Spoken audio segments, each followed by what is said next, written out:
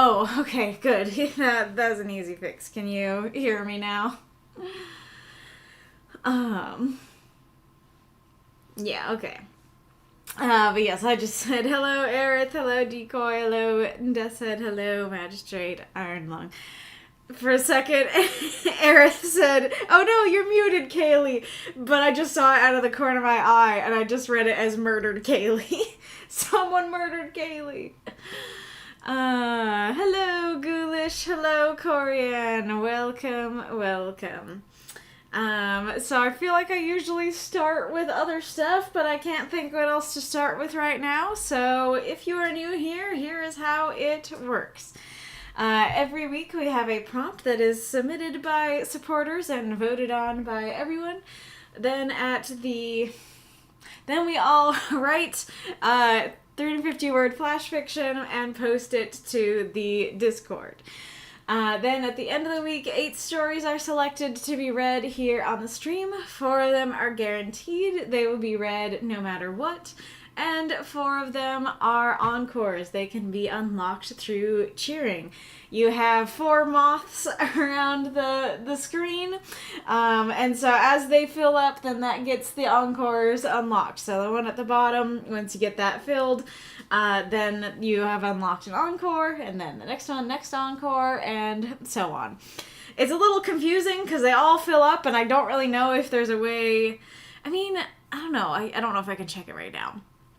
I don't know if I could make it go, "Thank you for the cheer, Norman. Thank you for the demonstration." I don't know if I could make it go like 6,000 to 8,000. But I just realized that might be the way to do it, so I should check that. But yeah, they all fill up a little bit, but they fill up at varying rates because some have a lot higher goal. But yes, so those can be unlocked through cheering, and it's deeply appreciated when you cheer. I really appreciate your support, and the folks who get their stories read appreciate it as well. If you'd like to be a guaranteed person, then head over to the server shop here in Discord, and there you have the $3 tier. The bookworm tier, that gives you access to the secret supporter chat. You can submit prompts, and you can submit 2 submissions, and then you get some emojis. And then the $5 tier gives you access to all of those things. You will also be in the guaranteed when your story is selected to be read on stream. You can submit 3 submissions, and you can submit 6-word prompts to the prompt area. Why does it sound like the play area? And then for $10 a month, then you have access to all of those things, and then you can submit 4 submissions, 7-word prompts, and the first prompt that you submit in the secret supporter chat, provided there are no issues with it, goes directly to the poll. And then you can have a universe tag for your ongoing universe if you so desire. Thank you for the big cheer, Marks. Really appreciate it. I'm sorry you're just in a headache, Ghoulish. These tiers, well, not the bookworm one, but the cocooned and the transformed are also in the Twitch. So you can also use Twitch to get those perks if you so desire. Thank you for the cheer, Deathshead. I really appreciate it. Let's see. Was there anything else to say? Thank you for the cheer, Norman. Have we figured out why some of the cheer announcements are big and some are small? Is it literally just like the cheers are bigger and smaller and stuff?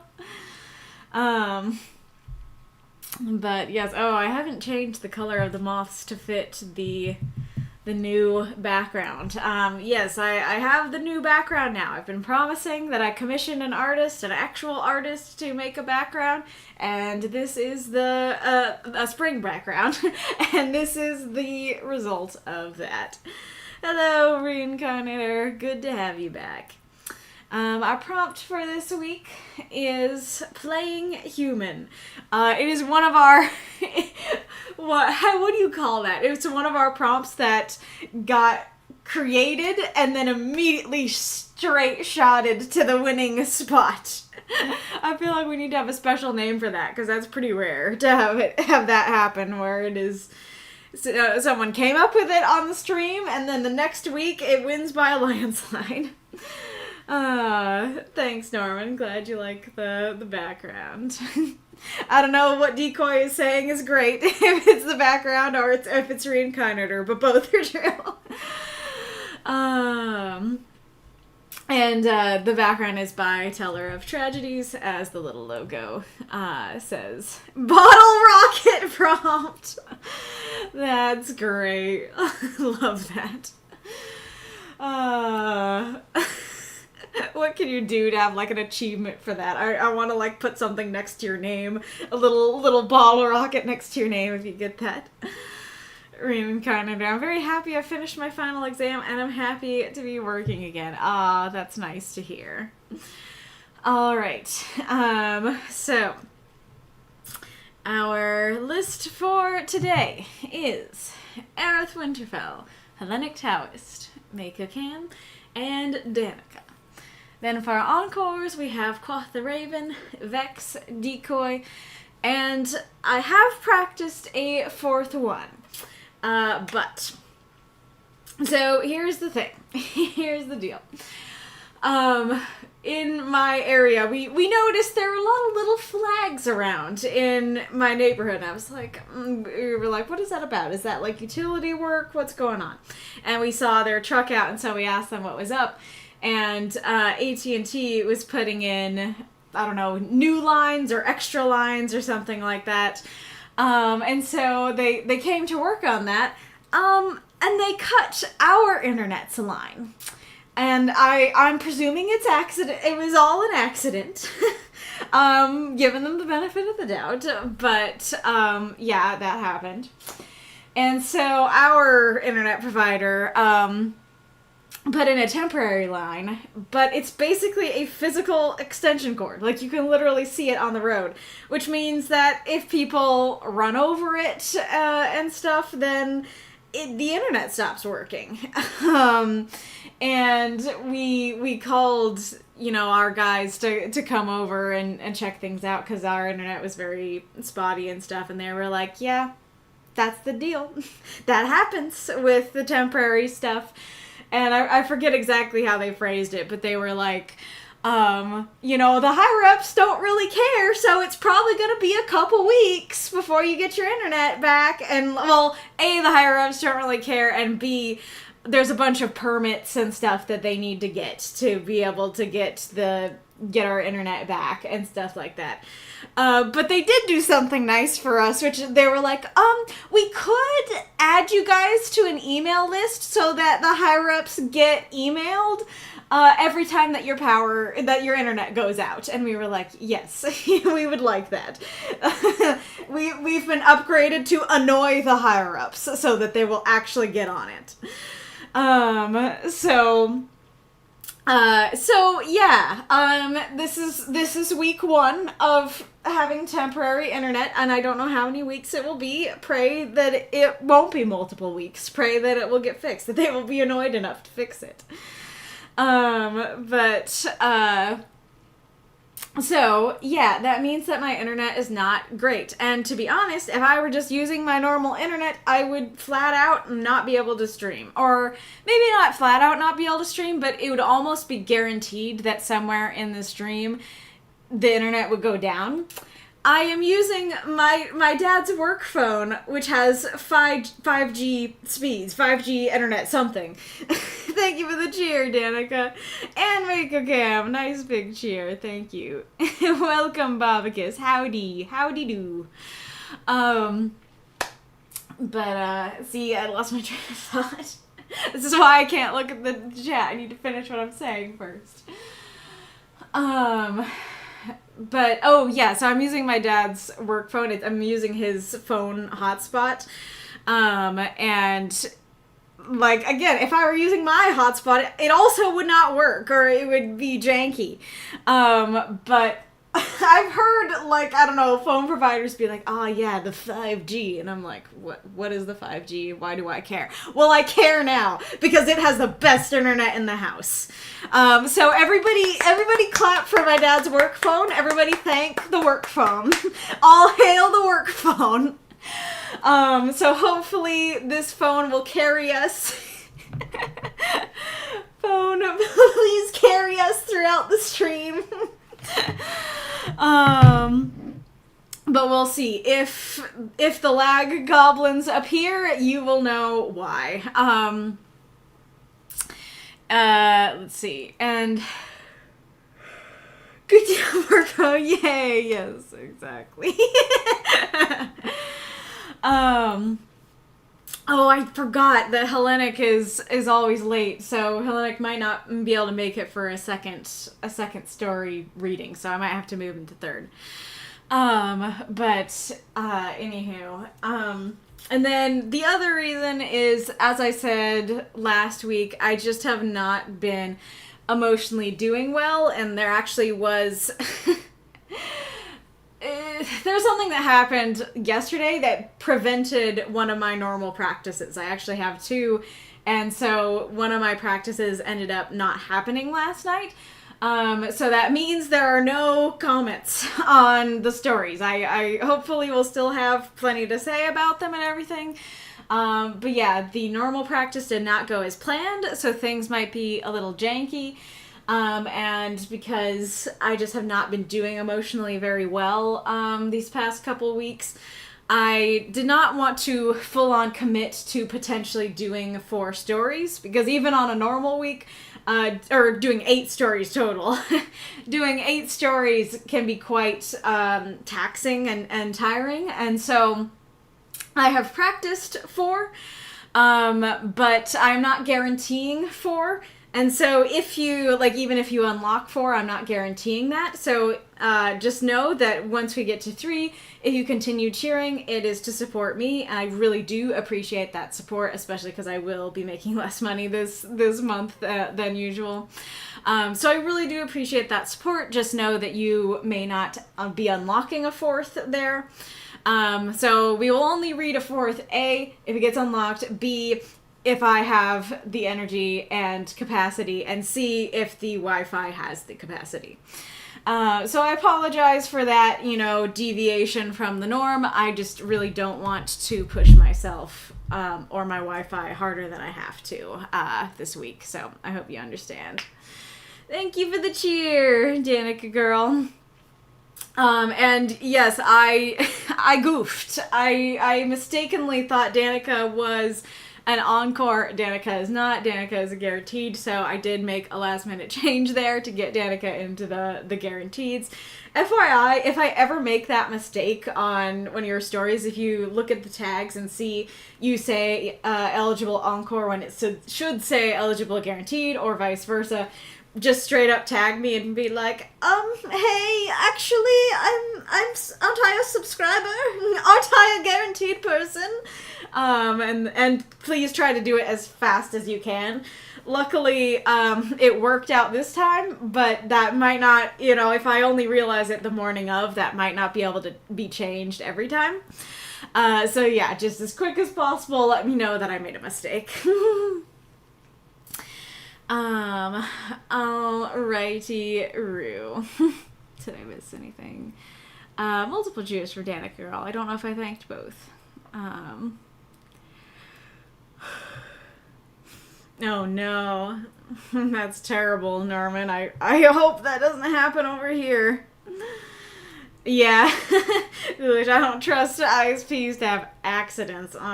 Fair.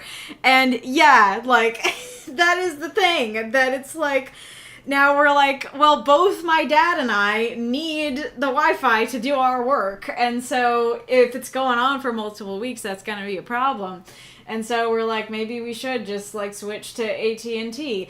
And, like, if they did that on purpose, like, that's exactly what they wanted, is to get people to switch. All right, but let us begin. Can you go away, top bar? Yes, you can. Okay. I think that I'm going to try a timer this time again, just in the hopes of not overextending myself. And you are in it, Danika. Thank you for the cheer, Ghoulish. Getting the battle station up and running. I appreciate it. The battle station against the lag goblins. Nice. Looks like we already have 2 Encores unlocked. That is awesome. Thank you guys so much. Really appreciate that. Alrighty, let's begin. A Servant's Life. Nimere setting. By Arith Winterfell. 346 words. My name is Tristan, and I'm not dead. Sure, I work for a necromancer as a servant who cleans, washes laundry, and so forth, but that hardly means I'm some shuffling zombie. Living with a wizard does mean some strange things happen around me, though. For example, I tried to add a bit of plants to the house, and they all just wilt in his presence. The dog I tried to adopt was terrified of him, even though he acted gentle. I haven't seen my own reflection in, well, longer than I can recall. No, I'm not a vampire. I don't do anything as disgusting as drinking blood. Master Arith has cautioned me the lack of reflection is just a side effect of living here, though the mirrors here reflect him just fine. I mean, sometimes it just feels like life here is so dreary. I have these daydreams of a family somewhere else, but it feels so far away. I can almost recall names. Speaking of strange effects, Master Arith has set up quite an amazing trick. He simply calls to me and poof, I'm there. Isn't that handy? And I think he even enchanted the doors and walls here. I can walk right through them with ease. Magic is quite astounding, really. Recently, an old woman visited Master Arith, and she seemed familiar, though I felt like she should look much younger than she did. Alas, she and Master Arith retired to a study to talk, where wards on the door prevent me from entering, so I didn't really get a chance to speak with her. On her way out, she did pause oddly in the front hall. She looked around as if looking for something, and rather rudely just stared right past me with an odd expression. I was about to ask if she needed help, but before I could, she turned away, like she didn't see me at all. Suppose servants are supposed to be invisible after a fashion, but it was rather rude. Ah well, a servant's work is never done.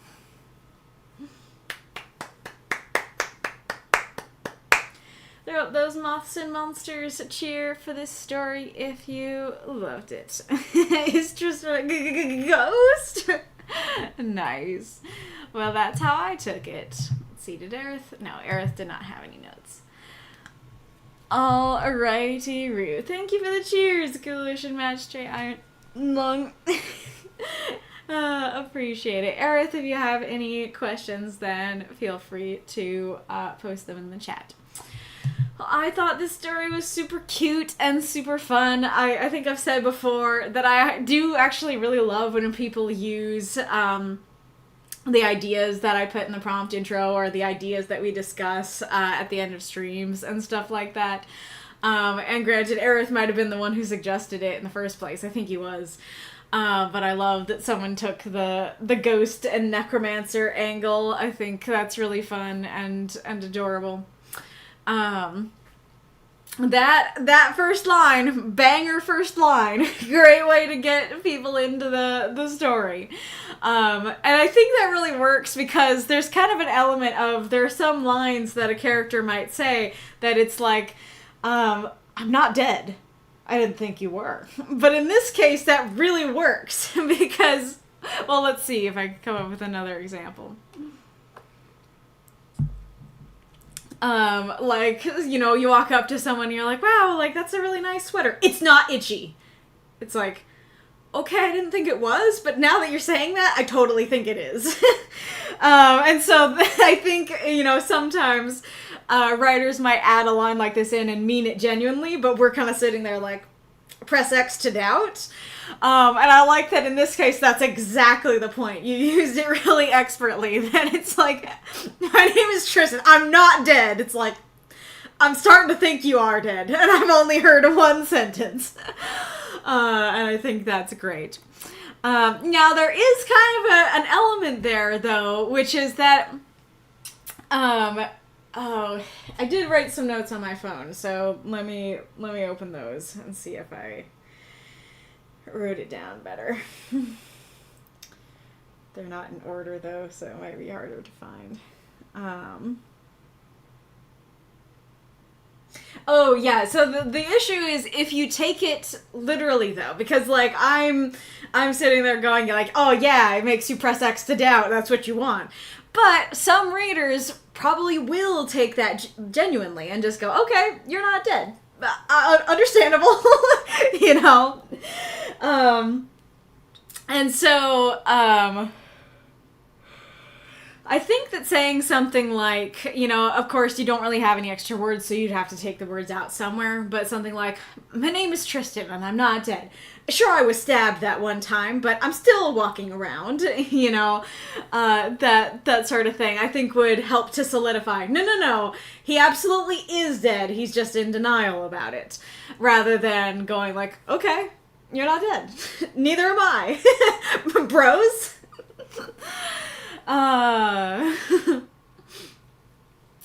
I'm curious how he can wash laundry and clean. Because, I mean, granted, yeah, no. Because you do talk about the walls, and granted, maybe it is just the walls that he can go through, but most of the time I think ghosts can go through most things. They can only just, like, affect the lights and stuff like that. And of course it depends on the ghost, but you do kind of need to clarify what kind of ghost this is. Because if this is a laundry doing ghost, then how is it also a ghost who can go through the walls and stuff like that? You know, why can he touch the laundry and not the walls? Sort of thing. And then similar question with the dog, that it's like, how could you adopt the dog, presuming the dog couldn't hear you and you couldn't touch the dog? Because I totally get that what's going on here is that it's like, oh yeah, I mean, I guess the plants too are a question. But I guess with the plants, it's just like, oh yeah, like they wilt because you're there, not because Master Arith is there. And then same with the dog, that it's like, Master Arith is good with the dog, you're the problem. Because you're a ghost and the dog is scared. So then how, especially in the dog's case, how could Homie get the dog to, you know, to Master Arith's place in the first place?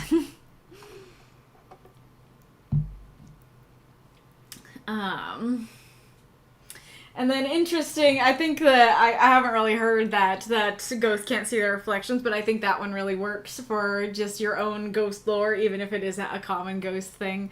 And I do like that, of course, like when we hear, oh, you can't see your reflection, and we immediately go, ah, so you're a vampire, and it's like, I know what you're thinking. No, I'm not a vampire. I think that's great. And I really like the structure of that it's like, okay, you say you're not dead, that makes me think you're dead. You work for a necromancer. Alright, you're probably something dead, you know? And so then we're going, alright, what's the checklist of things that you could be? Zombie? No, I'm not some shuffling zombie. Okay. Vampire. We have a clue that you're a vampire. No, I'm not a vampire. I think that's really neat. And I do think it's kind of fun that they're like, ew, gross, drinking blood.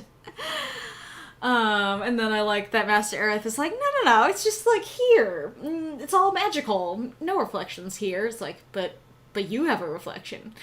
Oh, gee, I think the meatloaf is burning, you know?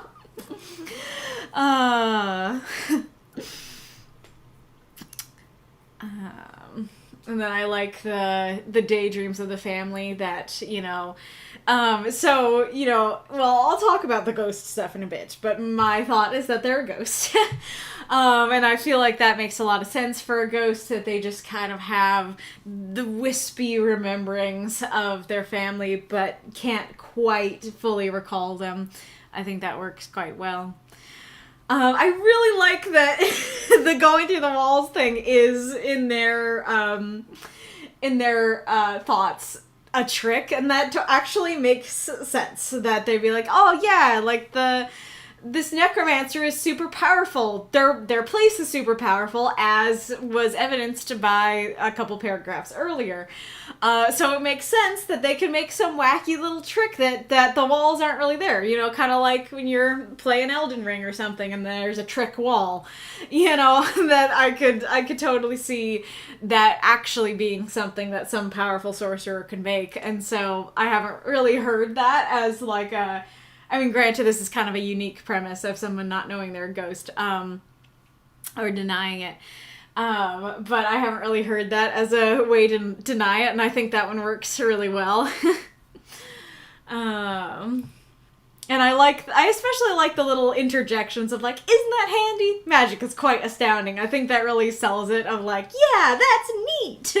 Rather than like, just, oh yeah, I can go through the walls. Moving on, you know. I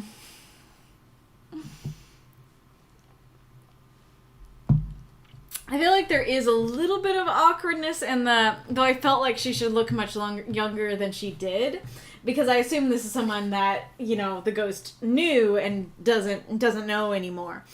And so it's been long enough that that they have grown old, you know, and Tristan hasn't.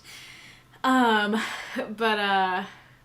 yeah, so there's a little bit of clunk to the phrasing, but I'm trying to figure out how you could fix that phrasing. I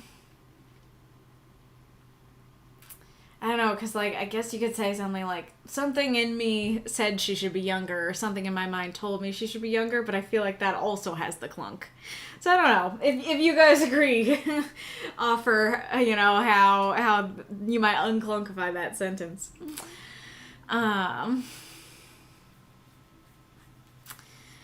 And then it makes sense. It makes sense about the wards on the door, and then that both is like, yeah, there's wards there, so the ghost can't go through, but also corroborates the idea of like, oh yeah, he put some special wards on the other doors to make them see-through, to make me go through them.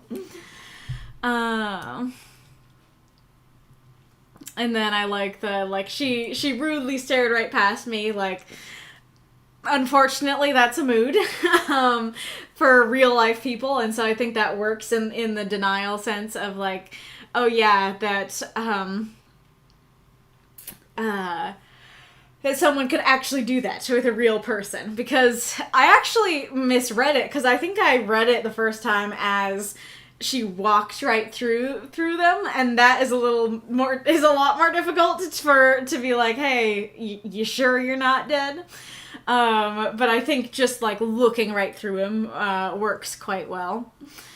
And then I do like I guess servants are supposed to be invisible, but that's still rude. It makes sense and works.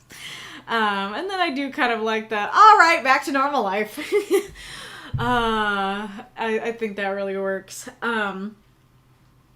So yeah, and something that overall I really enjoy about this story is the fact that you never say that the main character is a ghost, but you put some really good clues in there so the audience can get it. I think for me as an audience member, it feels really satisfying to be like, I got it. You know, I got the answer. Of course, as long as I actually did get the correct answer. But like I said, I really like the structure of like, okay, I think you are dead. Okay, you work for a necromancer. There's a lot of things you could be. What are you? Okay, you're not a zombie. Okay, you're not a vampire. What else? What other dead things are there that you could be? And then you get to like, you know, they're going through the walls and it's like, that's a ghost right there. And I think that works super well. And this is such a great way to do an unreliable narrator. I think I've talked before about how, at least in the past, I've struggled with what it means to be or have an unreliable narrator, because I'm like, well, this is the story that I'm being told, and so if the narrator is like, there's a tree there, I'm not going to doubt that there's a tree there. But I think this really works and you know, helps me understand the concept more, where it's like, yeah, the narrator is saying, oh wow, Arith is doing some neat little tricks with the walls, but you as the reader can see, oh, you don't know. Like, I'm gonna tell him. Don't you dare. Oh yeah, I didn't even note this thing. I like this too, that it's like, oh yeah, he... Oh, I mistakenly went from trick to the walls, but yeah, this is a much more trick-like. But I like that too. It's like, oh yeah, he can call for me and I'm right there. It's good that homie's cool with it, because I feel like that could easily be something that it's like, I was reading, I was into it. Why'd you call me? So nice that our Tristan is into that. And again, it's like, okay, you're clearly under the necromancer's power. What are you? You know, kind of thing. So yeah, like you could have done something at the end where it's like super obvious that, you know, they're a ghost. And honestly, even if you had done she like walks right through him, that would have been fine. I would not have complained about that. The only thing I would have complained about if you did that is if, you know, he goes back to work. Because that's kind of the kind of thing to be like, Master Arith? Like, am I actually dead? But anyway, so like, I don't know exactly what it would be, but you could like use the word ghost or just say something super obvious. And I really like that you didn't. I really like that, you know, you made the audience you know, figure it out themselves and let them feel satisfied with that reveal. And I did not get it immediately. I only got it when I got to the walls, and I liked that journey as well. I just see Mako. I was pooping. Oh man, so my first thought was, well, the homie's a ghost. Homie doesn't poop. And then I'm like, well, that should have been something that you were concerned about. Just imagine if the first paragraph was like, yeah, I don't really eat anymore or sleep. I also don't poop, but I'm not dead, you know? I think ghost poop is so hard to clean up. Is that what ectoplasm is? Is that ghost poop? So honestly, maybe minus the poop, but the eating and stuff may have been a bit better way to begin, because as I said when I started the beginning, I'm like, how can you do laundry? The second time I started the beginning, how can you do laundry? How can you do plants? How can you do dog? How can you adopt dog? So if you did do something like, I mean, you could kind of change the whole structure of the paragraph to what I was saying of like, sure, I was stabbed that one time, but I'm still walking around. So you could also do like, sure, I don't eat or drink or sleep anymore, but I'm obviously alive because like I'm here, kind of thing.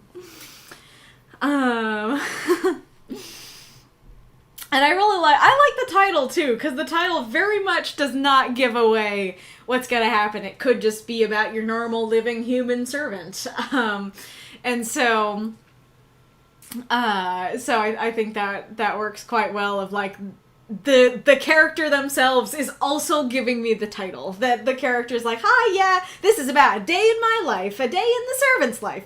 Totally not a ghost's life, that kind of thing. What else was I gonna say? So I do have a question regarding the prompt. Do you guys feel like this fulfills the prompt, period, well, or does it not fulfill it? Because I'm kind of two minds of it. On the one hand, of course it fulfills the prompt. This is a ghost who's pretending to be a human, is playing at being a servant, a normal human. But at the same time, does the fact that the servant doesn't know mean that they're not playing? Because they're not playing human, they just think that they are human. And so does that mean that it doesn't really fulfill the prompt? I'm a little bit torn on that. I want to hear what you guys think in that regard.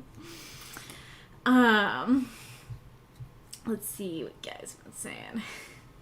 I'm not dead. Are you sure about that? I'm not mad, I tell you. Alternatively, maybe he was never alive. I mean, considering the memories and the person arriving at the end, I feel like he was, but I could be wrong. I'm not mad, I tell you. Goes on rant why he had to kill an old man because of his evil eye. It was good enough for Poe, it's good enough for me, indeed. Imagine being dead and having to do laundry. Bummer, totally. Maybe the poltergeist the clothes from the washer to the dryer. What, like, woo? But wouldn't, I don't know. If he's basically telekinesising the clothes over, wouldn't he recognize that he's not a normal dude? Step 1 of not being a normal dude, you can telekinesis your laundry. Go on, kitty.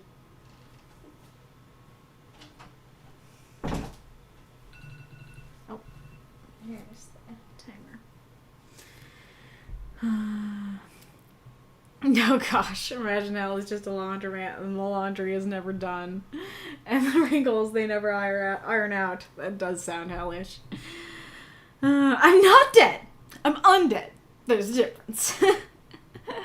Now I'm imagining a posh vampire or something like that it's like, yeah, well, Frank's dead. Excuse me. I am undead. Thank you very much. Arith, is also fun to try my hand at a voice and personality that's different from the standard adventure types and play with an upbeat servant. The plants and the dog is actually Arith being present, but the mirror thing is all Tristan. Wait, so why is it that, I tried to add a bit of plants to the house, and I tried to adopt the dog? Because that very much to me is not, oh yeah, Arith is adopting the dog, but like I was there too. It very much is like, I went out and got a dog, and then Arith was okay with it. You know, that kind of thing. Or are you saying that like he took the ghost to Walmart and was like, do you want plants, Tristan? I'd love some plants. And then Arith carries them and stuff like that.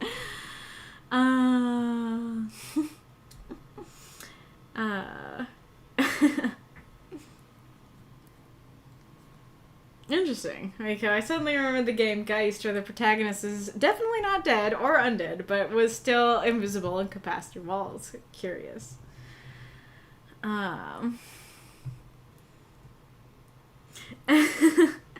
A funny game where it's like The Sims but with ghosts, and you just try to do household tasks by possessing things like the washing machine or the toaster. Totally. Oh, I'm trying to remember what he's called. Is it like Chris Hallbeck or something like that? He had he makes little animated shorts, and he had one about 2 ghosts, and then one's a new ghost and the other one's sitting there reading, and the reading one is like telling him about being a ghost, and he's like, yeah, we don't have clearance to touch anything. Well, why can you touch the book? Well, the books are my special item. And there's like a whole journey of them eventually getting clearance to eat and stuff like that.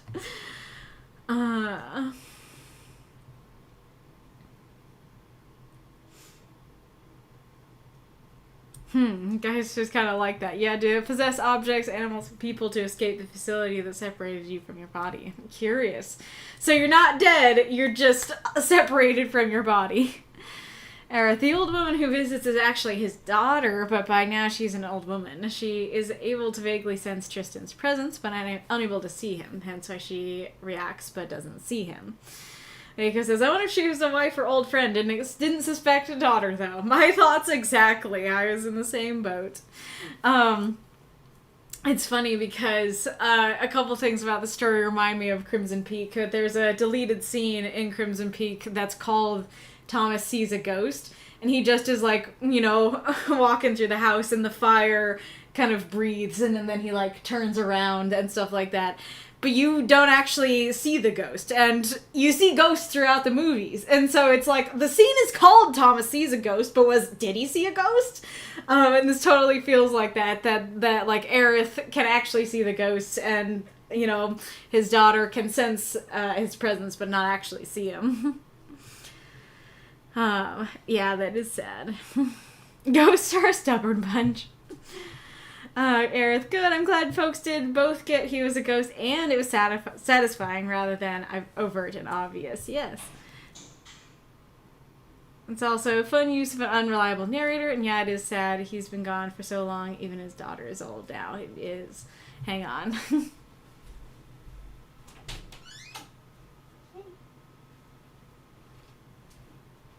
to come in, kitty?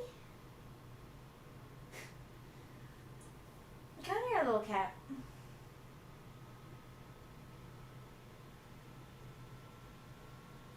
Here, let me get your box.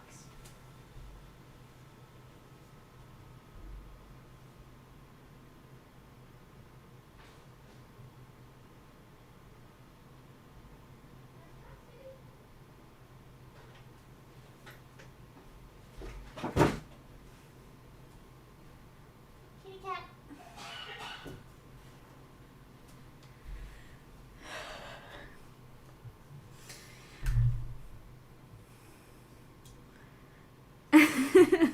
Master Arith, what is my purpose? You do laundry. Oh God. Arith, but seriously, yeah, he doesn't poop. Just in denial. Beautiful sentence. Yeah, seriously. Yeah, he doesn't poop. Just in denial. And Norman, I was about to have questions about ghost poop, and then I was like, no, actually, I don't want to know. Yeah, what was the daughter asking the necromancer about? Deathshead says, I think it fulfills the prompt. Arith says, I don't know yet. Still deciding on the background plot. That could be a fun sequel to this story if you did the daughter's perspective. I haven't seen the Casper movie. Magistrate, I'm okay with this interpretation of the prompt. Norman, I think it does fulfill the prompt because there's a hint of denial, like they do know. Yeah, that is interesting, that it's like there's a little bit of they know and they're purposely denying. Maybe he's picking up the clothes, not realizing he's using telekinesis. Like he sees his hands picking them up, but everyone else just sees the clothes moving themselves. He would definitely react that way to being called dead. New story idea just dropped. Oh, could you do that for the next prompt somehow? I guess you could, and I did say the prompt in the last stream, so I'll still just say it. Because, like, Ibrahim could be... Miguel could be like, How did you die, master? And then Ibrahim's like, oh, Miguel, I am not dead. I never died. And if I died, this wouldn't be how I died, or something like that. Tristan was out getting plants and a dog, but the wilting plants and terrified dog is Arith's necromancy aura. Oh, so it literally was Arith. The question still remains how Tristan got the plants and the dog. But interesting. Just many people will believe things that are patently false by mentally massaging all evidence to the contrary position. Oh, I love that image. Mentally massaging evidence to the contrary. Shopping with a ghost.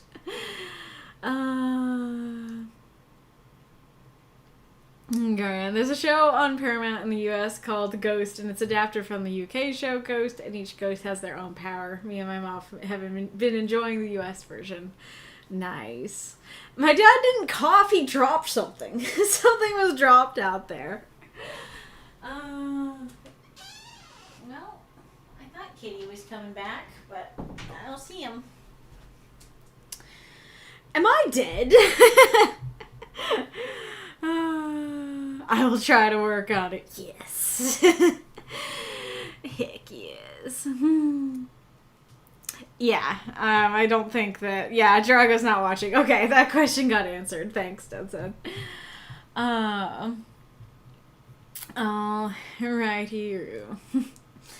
It didn't sound like glass, but will do. Is there anything...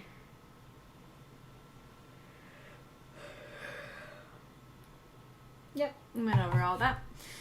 Okie dokie. I don't think Hellenic's here yet, so let's do... Let's do Mako.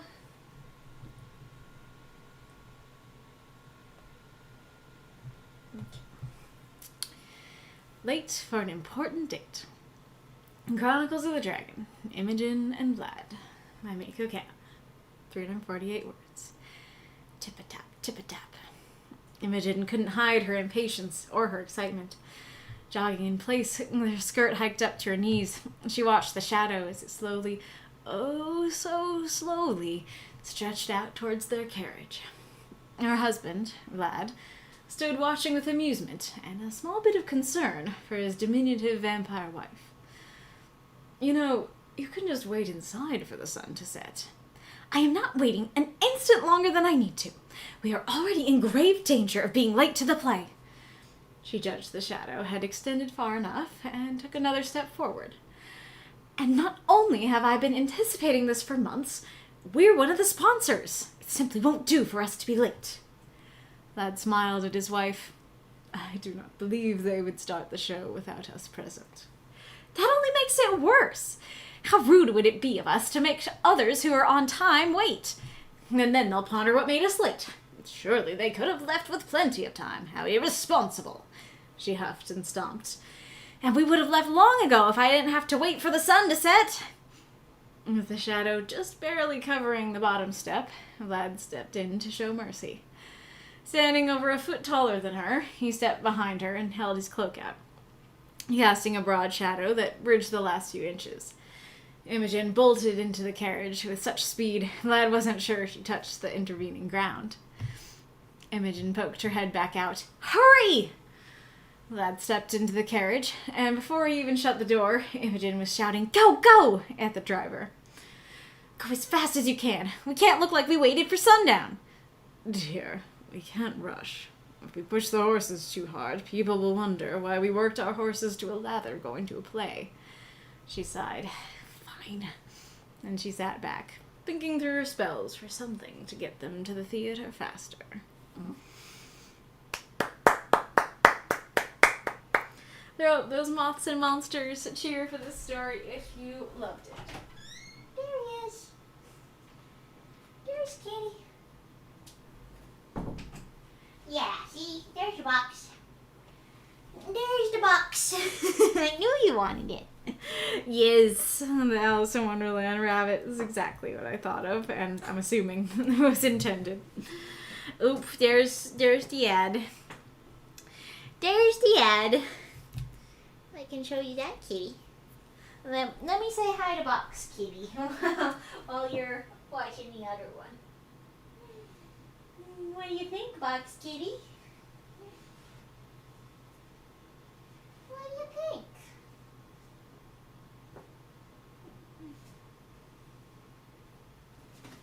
Yeah.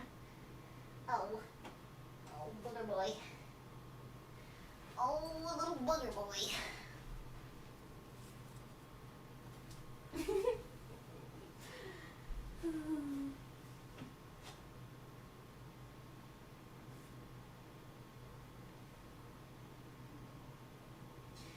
What do you think, Bella? Should I wake you up? Are you already awake? Yeah, I think she's already awake. You're so cute. So pretty.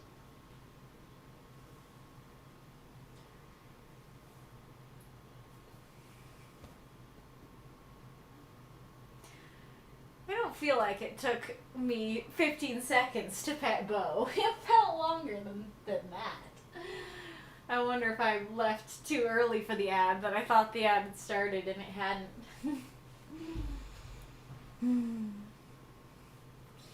Kitty cat, kitty cat, kitty, kitty, kitty cat.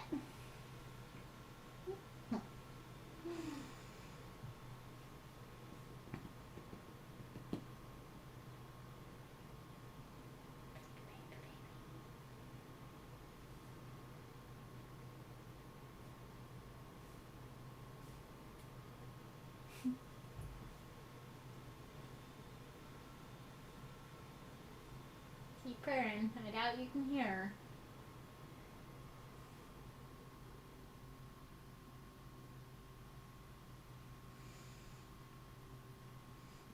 Trying to think what we can talk about. I wish I'd grabbed Hollow Knight. I feel like that's a fun idea to do during the ads. Just like do 3 minutes of Hollow Knight every time an ad comes up instead of sitting here. We're just waiting for him. Kill the cat.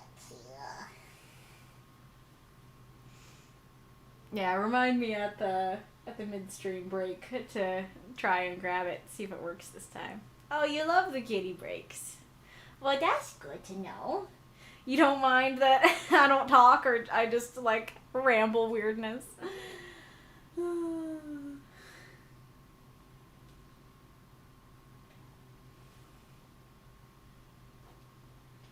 Precious cat.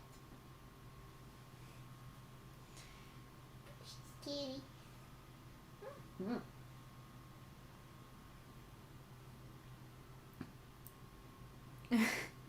It's fun and it helps us get to know you better.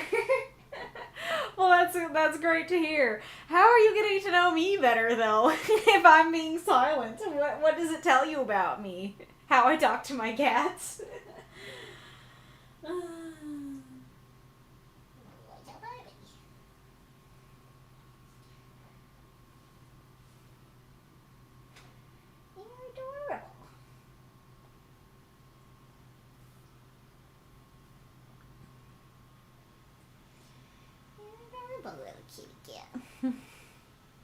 Mako, kitty breaks are good. Game breaks are good too, whichever you're feeling. Fair. If I could get the game on the actual screen, because last time it wasn't working, but if I could get it up there, then maybe I could just have camera on cat and then the game playing up there. Oh, you biscuit making? Oh, you making little biscuits? Little biscuit making Bella. Yeah, when you talk about things during the break, the kind of stuff in general. Fair. Yeah, I could also do like I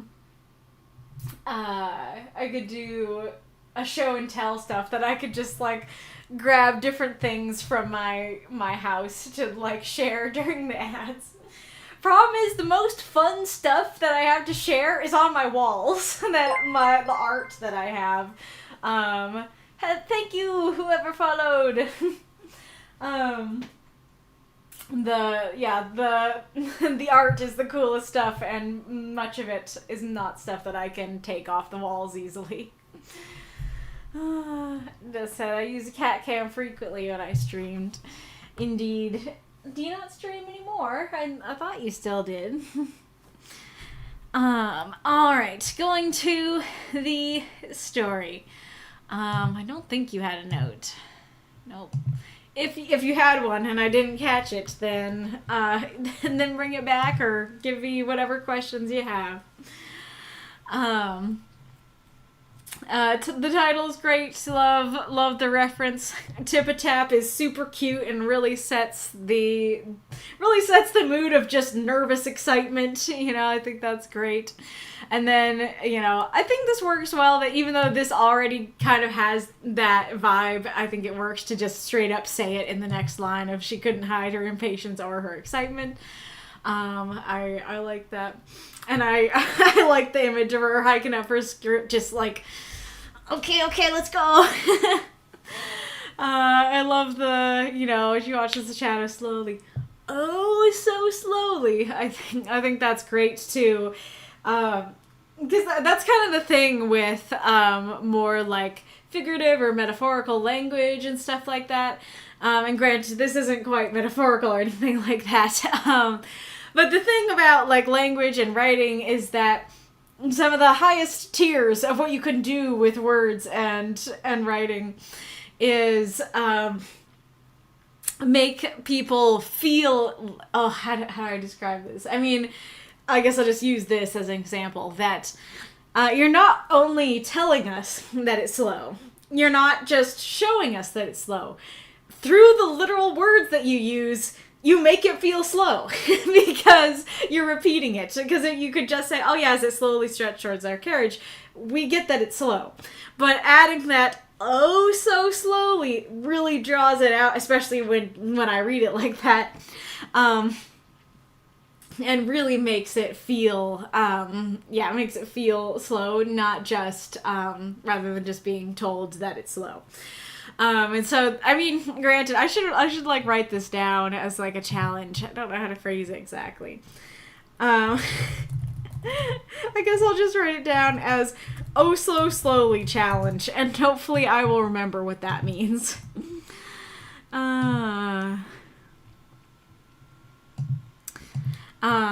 Yeah, so like that's kind of the highest tier. What you can do with your writing is not just tell someone something, not just show something, but literally through the words convey what is conveyed in the story. So I think that is great. All right. I don't know why my nose is deciding to act up again. It doesn't like the stream. I did not know, I mean, I don't know how spoilery this is, so my sincerest apologies if this is a spoiler. I did not know that they were married before he became a vampire. I very much thought that they, that they were like boyfriend, girlfriend at most. Old, I don't know what the era was. It probably wasn't medieval, but time period, boyfriend, girlfriend, suitors, lovers, whatever you want to call it. And only got married after he was vampirized. But I do really like this. I really like this. I like, and I think that really adds to having read the scene where, I mean, I think I've read the scene where she makes him into a vampire, that, it adds to that, because it's not just, oh, my darling boyfriend is going to die. It's like, no, my actual husband, who I've been married to for years and, like, don't know how to live without, is going to die. That makes it make even more sense. I do really like the, I like his attitude that he's both amused and concerned. I think diminutive vampire wife is a great, very simple way to describe her, that you already get a pretty strong image of she little, just from that single word.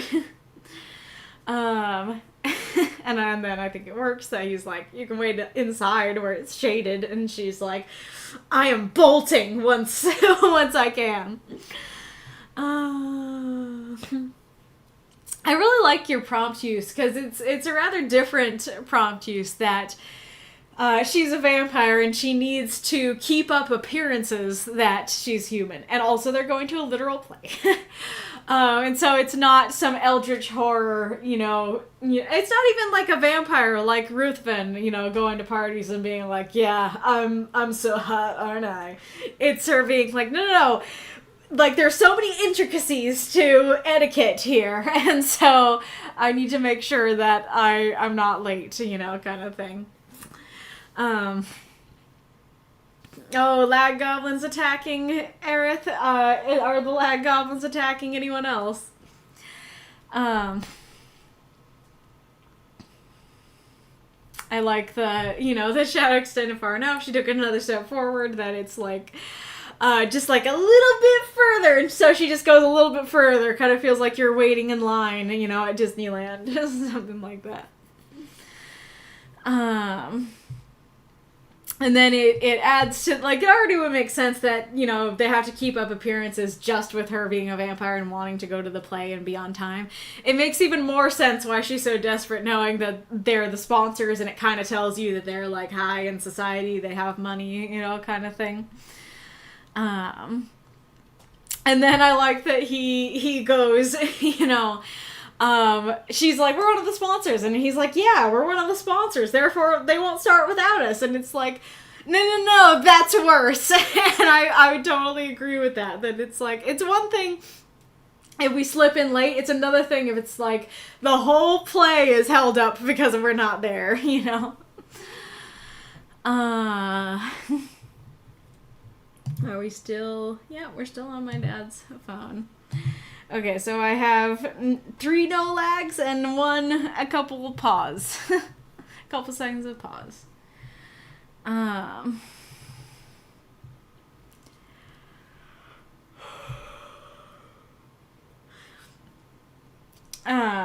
then I like her, you know, mimicking what people might say. And I like how her huffing and stomping can both read as, like, her mimicking what other people would do and her literally doing that now.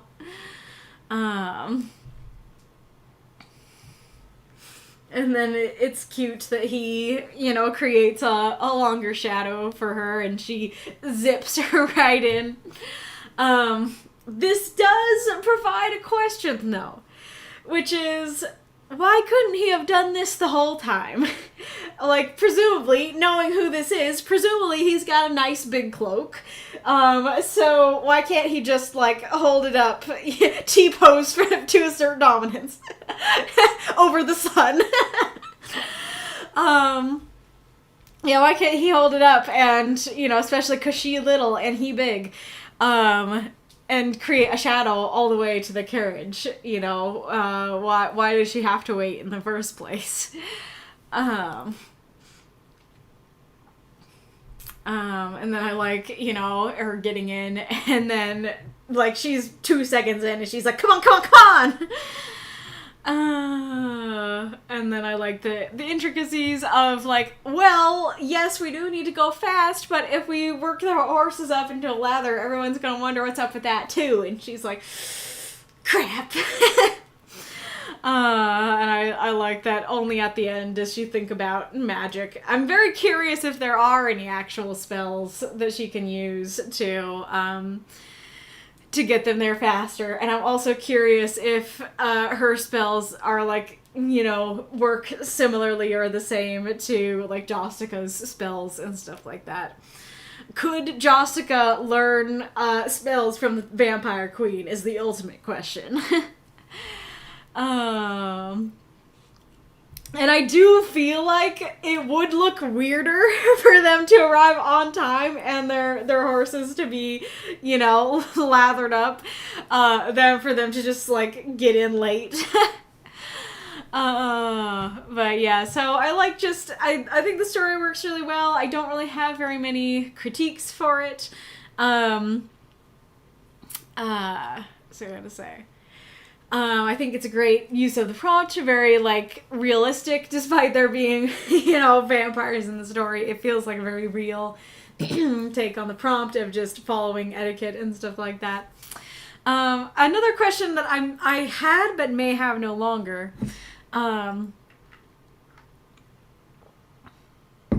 is, doesn't the carriage have curtains? So couldn't, even if it was in the sun, couldn't, you know, Vlad T-pose and shield her and kind of walk with her to shadow her, and then they get in the carriage and then they curtain it up so that, you know, no sun's getting in. That sort of thing. Okay, what have folks been saying? Applause will make a story, yes. Thank you for the cheers, Magistrate and Ghoulish. Really appreciate it.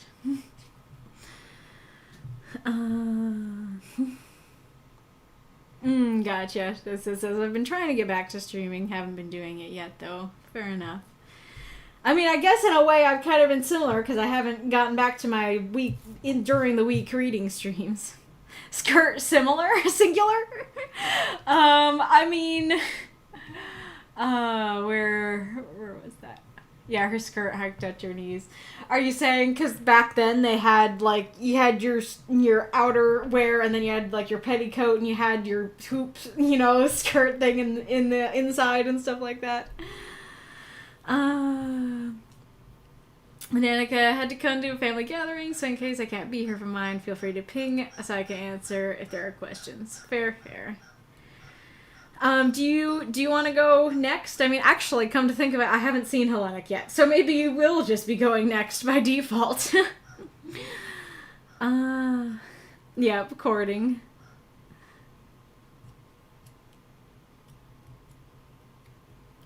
I've not watched enough One Piece to know about that. Praise the sun versus impose dominance on the sun. Yeah. Oh, amazing. The Virgin Sun Worshipper versus the Chad Solar Dominator. Why is Solar Dominator such a great phrase? The star in my hand. And T-posing would look suspicious in public. They're not in public yet, as far as I know. They're just on the steps to their mansion/castle. And so he can T-pose at his own castle all he wants. Unless there's like a human driver. Well, no, if there's a human driver, they would be hearing her talk. So,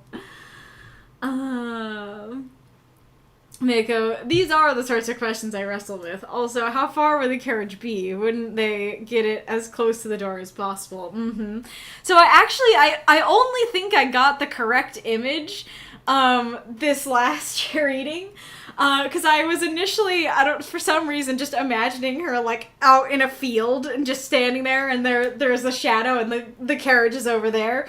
But you do say steps, and so, like I said, I think the image you were going for is that they are, on the steps to the castle. And it's just like, yep, you have the big castle door, and you have some steps down, and the carriage is here. So you can't exactly get the carriage up the steps, and so that I can understand that one. The staff are aware of her condition. Gotcha. Yeah, so he can T-pose. He can T-pose around the staff. It's fine. She piggybacks him underneath his cloak. Yep, that might potentially work as well, especially if she little and he big. I feel like in the past, Arith stories were the ones that I got like the most jokes out of, but lately it seems like it's your stories I'm getting the most jokes out of. Put your dadgum pants on was from one of your stories. The boob thing was from one of your stories. T-pose to assert dominance over the sun is from your story. Oh my gosh. But yes, I think this story was super cute. I love their relationship. I think you did a great job. Happy to provide, yes. That one really can't be made into a prompt. Like, I'm trying to think how you could do that, but T-pose to assert dominance over the sun is too many words and is too specific. I'm imagining her running with her skirt hiked up and accidentally getting wicked ankle burn. Did you know that a wicked ankle burn is called a wickled? Ooh, dominate the light. See, you're good at this. That does work. That does work as a prop.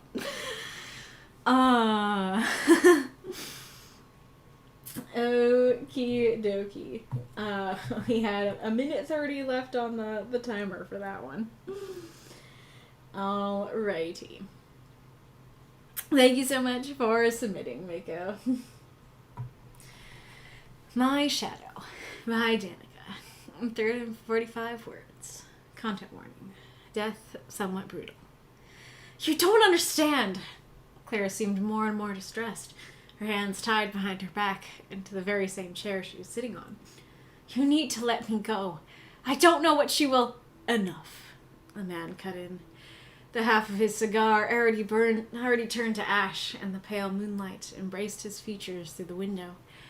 He had a stubby nose, thick bushes as eyebrows, and, most prominently, a large scar across his face. I've heard enough of your tales, of your boogeymen. If you want to scare me, you'll have to think of something more concrete. 2 other men had filled the room with their laughter, standing next to the girl. One of them said, I'm not too fond of spiders, boss. The other scratched his head. I think I'm afraid of dying. Maybe being an outlaw was not the best choice then, eh? Said the man with the scar. Well, what's your idea of concrete, then? The boss took a moment, contemplating, really thinking about it. As he opened his mouth to speak, a thick and heavy cinder block smashed through the window, breaking his jaw and quite possibly caving his skull in and knocking him to the ground. The single light bulb hanging from the ceiling cracked and exploded, setting shards of glass like a buckshot into the faces of the other 2. The shadows seemed to turn to thick fog in the corner. The darkness glared at the men, rage boiling inside. Boss! One shouted, before appendages of darkness whipped around the duo's throats, crushing their windpipe and dropping them to the floor. The fog dispersed and took the form of the woman Claire loved so much, smiling, waiting for affirmation. Yes, love, you are much more humane than ever before. I'm quite surprised there are no limbs detached. Now please untie me. Only if we can get ice cream, she responded sheepishly. That's a lovely idea. There's an amazing place a few minutes' walk from here. Walk? Part of being human, darling. Fine.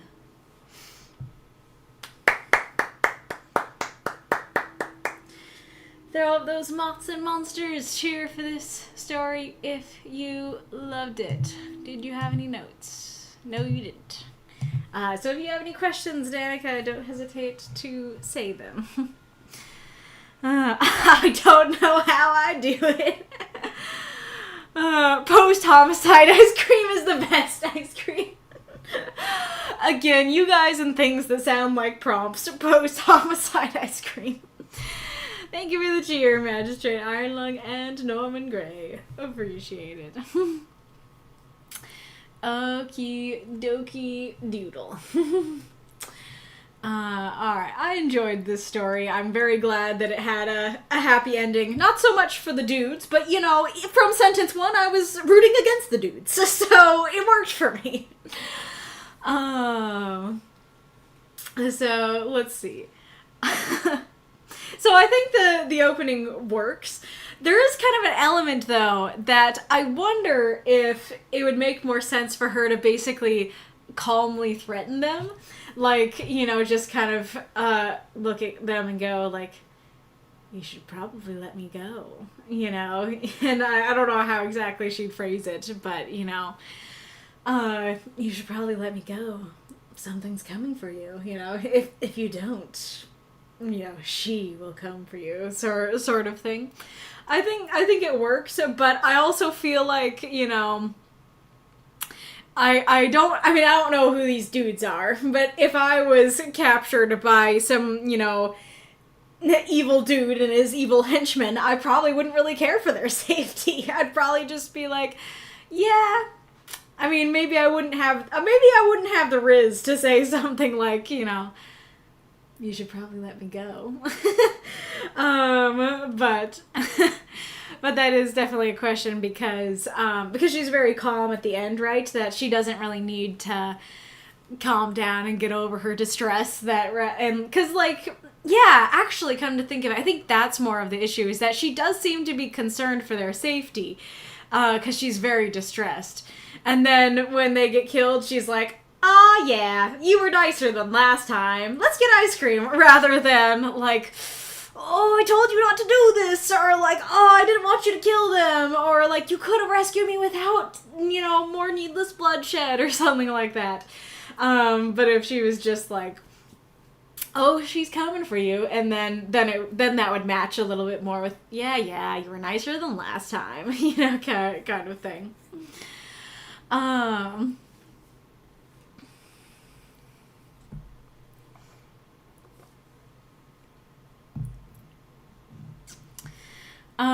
I don't know if we need a very same here. I think just saying her hands tied behind her back into the chair she was sitting on, I think would go a little bit more smoothly.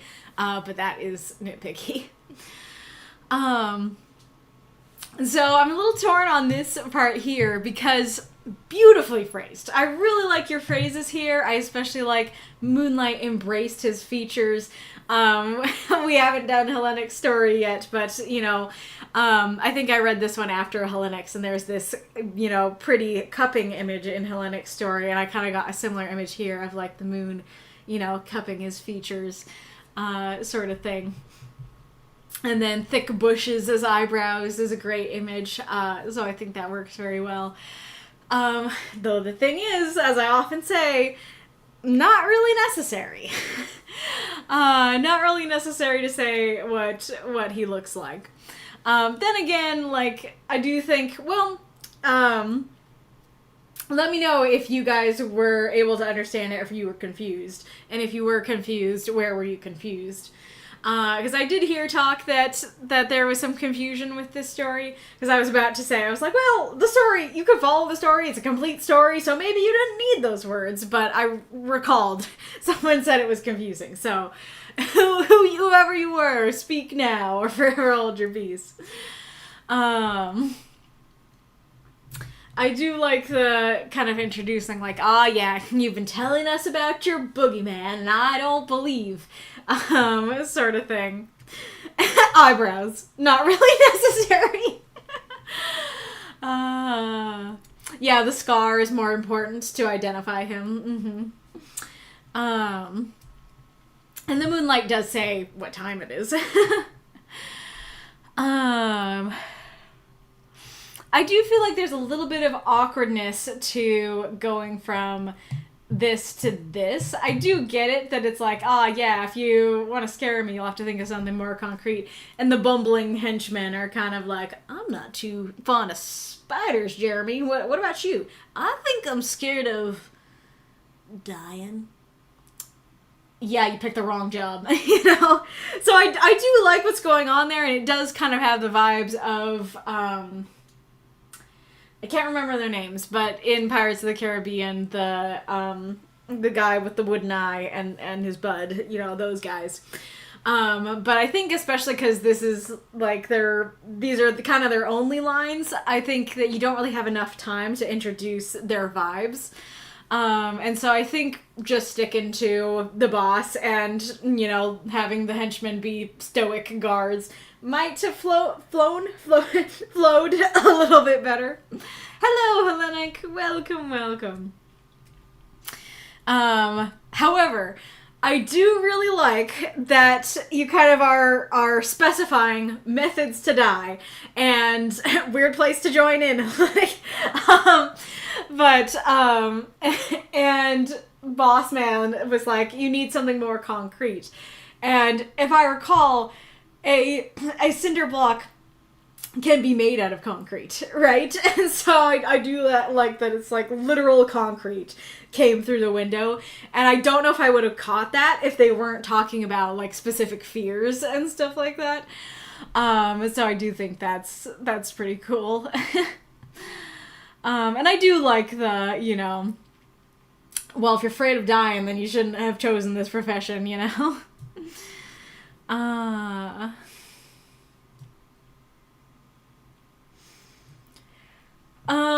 I don't know how I feel about the quite possibly caving in his skull.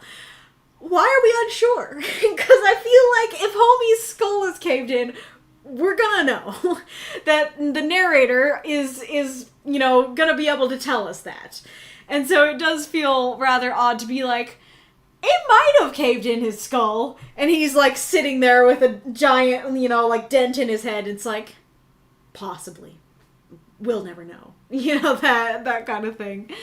So I think just saying, breaking his jaw, caving in his skull, and knocking him to the ground. Well, like, knocking him to the ground sounds weird after that. So, like, smash through the window, breaking his jaw, knocking him to the ground, and caving him in his skull is probably what I would have done.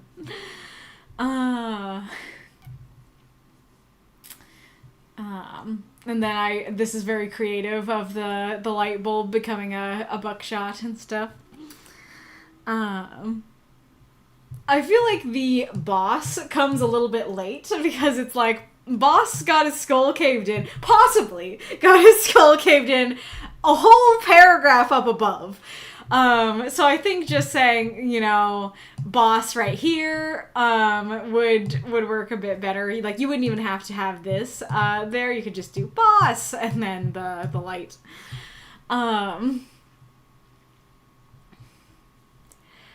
And I really like the intro of the fog dispersed and took the form of the woman Claire loved so much. I think that's a really good use of telling that I'll have to talk about telling versus showing and how telling does have its uses.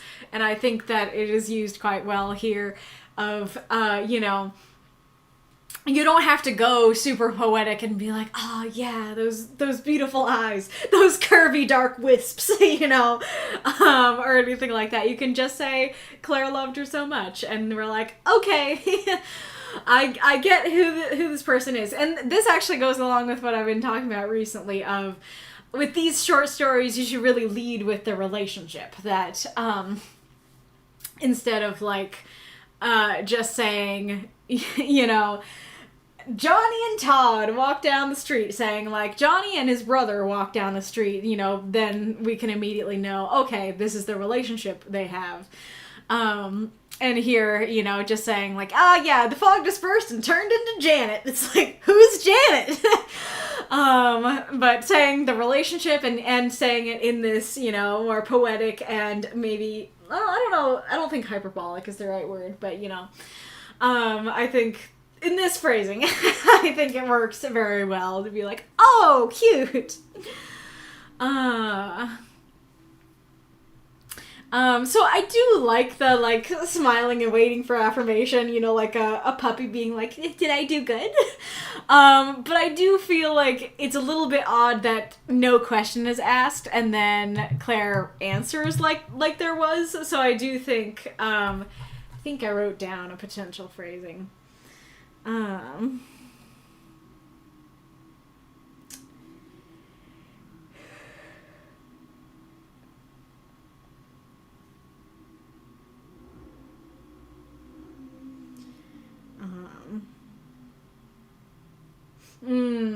don't know if this works either.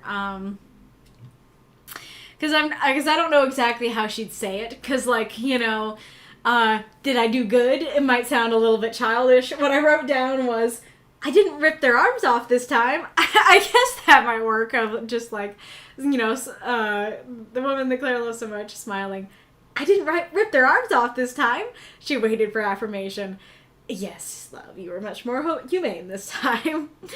Maybe that would work. It depends on her personality if she would do that kind of puppy dog sort of like, did I do good? I didn't do the bad thing. Kind of thing. But yeah, so maybe not those examples specifically, but I think some way asking a question. I guess you could do something like, you know, is this more to your taste? You know, is that what you were looking for? Might sound a little more proper, sort of thing. I do like this though. Despite it feeling a little awkward that she's answering something that wasn't asked, I do really like the answer here of like, especially because you have that content warning of death somewhat brutal, and then it's like, hey, it could have been a lot worse, and it's like, oh, knowing that, it doesn't seem so brutal, you know? I think that works, and it does start to show that Boogeyman Girl is trying to be more human, or, you know, trying to be more humane at least. The ice cream is super cute. I love that it's like, yeah, let's go on a date, you know, post homicide ice cream.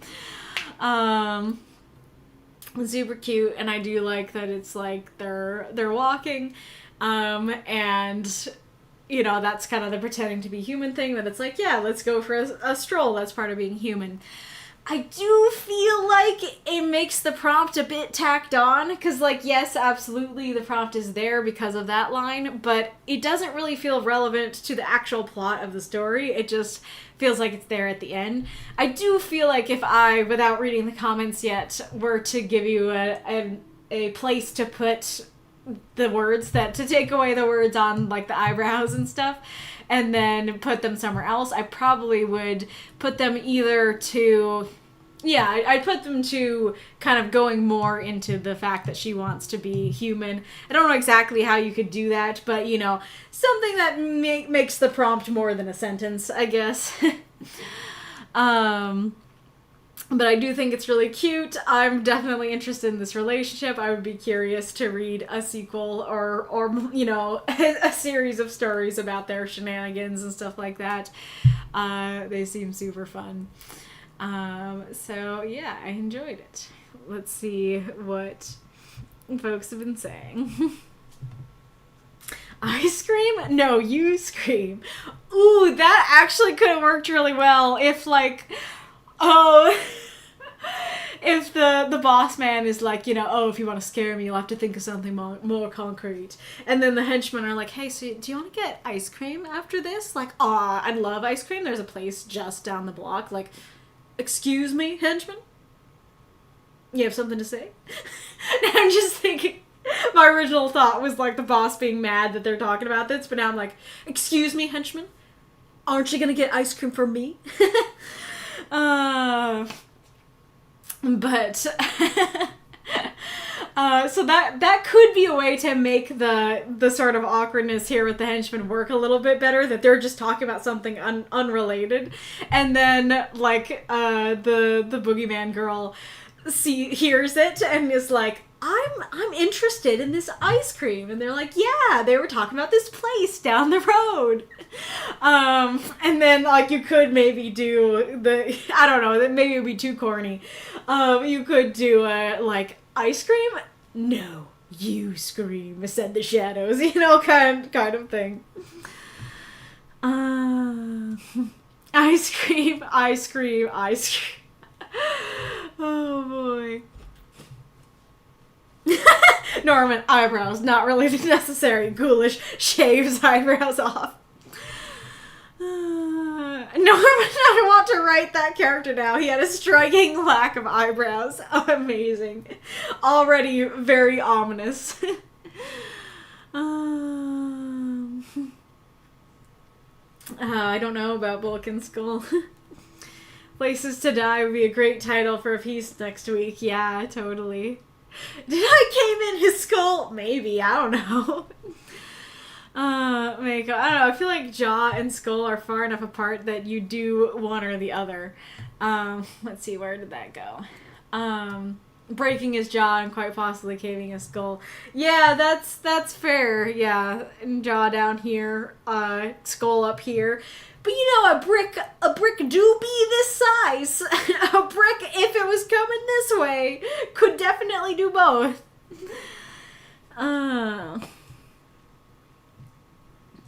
Or, no, it's a cinder block. A cinder block is way bigger, yeah.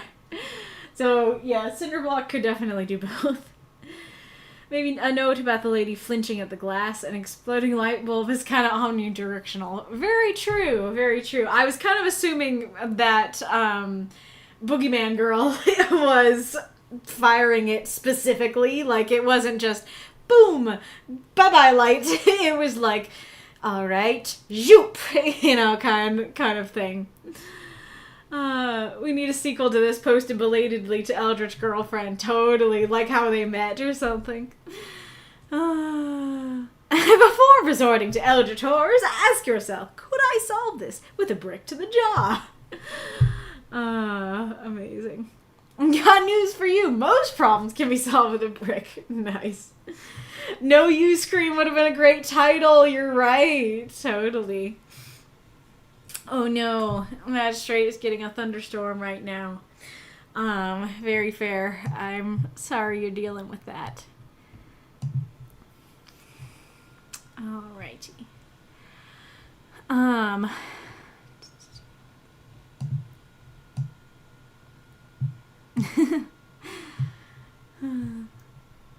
These two enjoying their post-homicide ice cream. You got red on you. Yeah, I don't know what that's from, but it seems cute. You were just thinking about the ice cream date. Oh, as the Eldritch girlfriend thing. Yeah, that works too. Alrighty. I eat popcorn now. Thanks for the update. Oh, that's great. Alrighty. Let us go on to Hellenic's story.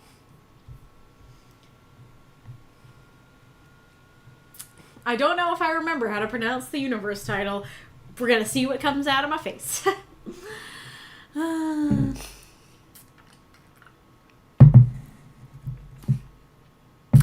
It's from Shaun of the Dead. Gotcha. Sensory Overload. Schutzteuful. By Hellenic Taoist. 333 words. I tried not to feel assaulted by the clamor of the tavern. I tried to eat the stew Spald had bought for me. I tried to pretend nobody noticed my worn, homespun clothes. I tried to look like I enjoyed the song that the bard was singing. At least, I didn't have to try to find Spald's smile charming.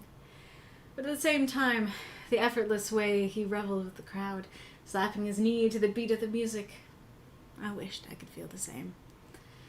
I lifted the tankard to my lips, but there was only a swallow of beer left. Maybe another pint will help me relax.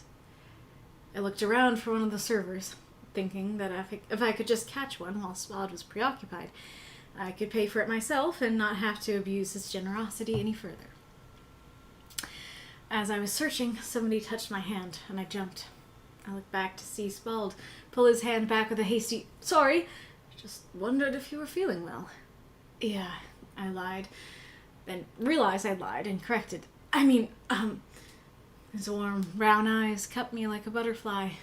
"It's just..." He noticed my bowl of stew, nearly full, while his was a few bites from empty. "Are you not hungry?" "I don't know," I answered, both because it was true and I couldn't think of anything more artful to say. I clenched my eyes shut. Beer and noise clogged my thoughts. I wanted to stay with Spald, but I felt a scrape of wood through the floor and felt his knee brush against mine and opened my eyes to see his reassuring smile looming close. "Awful crowded here, huh? I have a room upstairs, if you'd like to finish your meal somewhere quieter." I went in for a kiss before remembering myself and pressed my forehead against his shoulder instead. Fuck, I've been living with incubi too long. "Yes, I'd like that, please."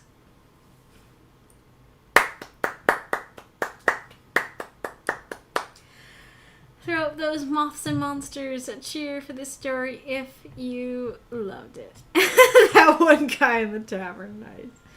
This is the second time you accidentally left the stream. How's that happening? Alright. Very good story, Hellenic. Here's a note from Hellenic. Yay! I get to introduce Spald. It's ironic, really. The Schutzteuful universe is about a decade old in my head now, but Spald is such a recent addition to it that I only came up with a name for him a couple weeks ago. He's a church knight and a potential rival for Orosio's affection. I started this piece a good while before the event/challenge was posted, and the first draft was pretty bare bones, so cutting down on adverbs wasn't a big hassle. As it is, I think there's still 2 left. Man, it'll do. The last paragraph went through the most revision, I think, but it was well worth the effort. I'm pleased with the end result. Similarly, I'm fond of the phrase, "His brown eyes cut me like a butterfly." I've talked about this before, but when I'm writing in first person, I like to write with a highly subjective point of view. That is, I like to write how the character feels about/reacts to a particular tone or expression, and let the reader fill in the blanks themselves. Last of my bits. Thank you for the cheers, Ghoulish and Norman. How'd that happen trying to open Discord? That is weird. Alrighty, Rue. I find this story super relatable. I'm very into the story, as I very much relate to it. I do really like the repetition of the I tried at the beginning, that it's like, you know, I'm pretty sure that that's intended to be the prompt. We'll talk more about the prompt in a bit, but that they're like, okay, I'm trying to be normal. I'm trying to pretend to be human. Yeah, this is great. I hate it, you know. But I do really like, I try not to feel assaulted by the clamor of the tavern, but he does. I tried to eat the stew Spald had bought for me, but he doesn't. I tried to pretend nobody noticed my worn homespun clothes, but he's sure that people do. I tried to look like I enjoyed the song the bard was singing, but he doesn't. You know, kind of similar to what we were talking about with Arith's story, that it's like, I'm not dead. Well, that makes us think you are. You know, it's like, I tried to do these things, which means that the opposite is what's happening. Which means that you're not those things, you know. And so I think that really works, as the introduction feels very relatable to someone like myself. I do really like the going down to, at least I didn't have to try to find Spald's smile charming. I think the romance is integrated really well. Yeah. I like the transition from the I tried but it's not working, I tried but it's not working, to like, I don't even have to try with this part, you know. I really like the image of, you know, that he's effortlessly reveling in the crowd. It kind of has this image of him like swaying very naturally with the flow. The image of him slapping his knee is really evocative, works really well. Slight awkwardness to the I lifted the tankard to my lips. This is what we talked about a while ago, of the thes, because the refers to something that we as the reader know about. And so we go, the tankard. Aha, so we have heard about this tankard. When did we last hear about something tankard-like? Oh yes, the homie was bought stew. All right, this is beer though. You know, so I think that, you know, either, yeah, you had words, so saying something like, you know, I tried to eat the stew and drink the beer that Spald had bought for me. You know, I think that would fix that right quick. I like swallow as the word for that, to like, not even like a drop or a swig, but like one swallow of beer. I think that works really well. Makes a lot of sense that, that they're like, I'm not really doing so hot. Maybe I should have another pint. So that works super well. I think... I didn't even catch this the first time I read it, but there's something very sad on what'd you say, Orosio's?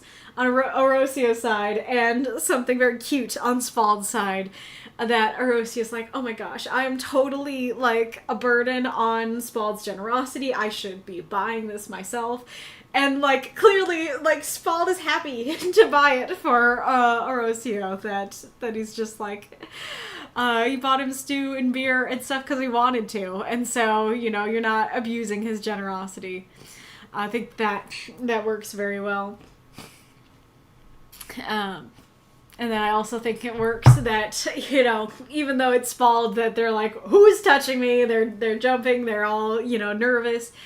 I think that works very well. There is kind of an element, though, of, like, Spald was slapping his knee to the music here, and so it does seem a little odd that he is so quickly, you know, sitting here with homie.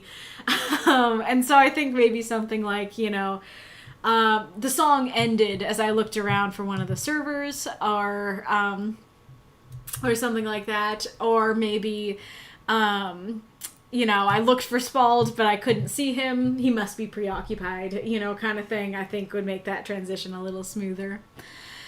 And then Spald just seems like a sweetheart. I don't know if he has some horrifying dark side yet. I've only met him once. But so far, he seems like a really sweet dude that immediately he's checking in with Orosio and is like, are you feeling well? It's not even like, oh, hey, like, they're about to do another set. Dance with me. Like, immediately Spald is already on the ball with, I can recognize that you're not doing so hot. I think that's very sweet. I like the, you know, I lied, then realized I lied and corrected. I am curious why why he corrects, because it really depends on the person, both the person you're lying to and the person that you are, if you would correct something like that. Because it could be that, I can't remember what the incubus boyfriend's name is, but it could be that incubus boyfriend was like, oh, you're lying again, don't ever lie to me. And so he just like is really I don't know, on the ball with his lies, that whenever he lies he's like, wait, I'm not supposed to do that. It could be a little more innocent of just like, wait, just genuinely, I just lied, and I just morally feel like I shouldn't be doing that. So now I'm thinking, I just lied, he's a church boy, I should not be lying in front of a church man, you know? But so I kind of want to know more about that, but it's not necessary to understand the story, and I do like that of just like, I can totally vibe with that of, and I guess the thing that I would relate to with that is that, you know, it's kind of this thing of people all the time are like, how are you? And like, you're just gonna say fine even when you're not fine, because they don't want to hear the horrors of your life right now, you know? And so you just say you're fine. So this is kind of similar to that, where it's like, hey, how you doing? Yeah, I'm fine. And then you realize, wait, no, this is actually somebody who's safe, and or this is actually somebody who cares how I'm feeling. And so he's like, oh, wait a second, I was on autopilot. I lied. I said I was okay. I'm not. That's what, I don't know if that was what you were going for, but that's what I would relate to most there. And I think that works very well if that was the intent. I like the stammering. I can, again, super relate to that. And I love, maybe that's part of why I'm so endeared to Spald, because I really see myself in, Orosio. Maybe it's Orogio? I don't know. But then I'm like, oh, how I would love for, you know, my friend at a party to be like, hey, you doing okay? Like, you haven't eaten anything? And then, like, even when I can't speak, when I'm just stammering, when I'm just like, I don't know, then he's like, you want to get out of here? It's very sweet. Very, very endearing. And then I do like his warm brown eyes cut me like a butterfly.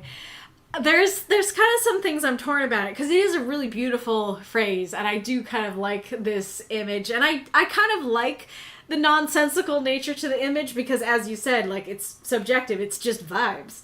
But there also is kind of an element of like, what am I supposed to be imagining here? Because like, butterflies don't really be cupping things. Is it meant to be that Orosio is the butterfly that is being cupped, you know, kind of thing?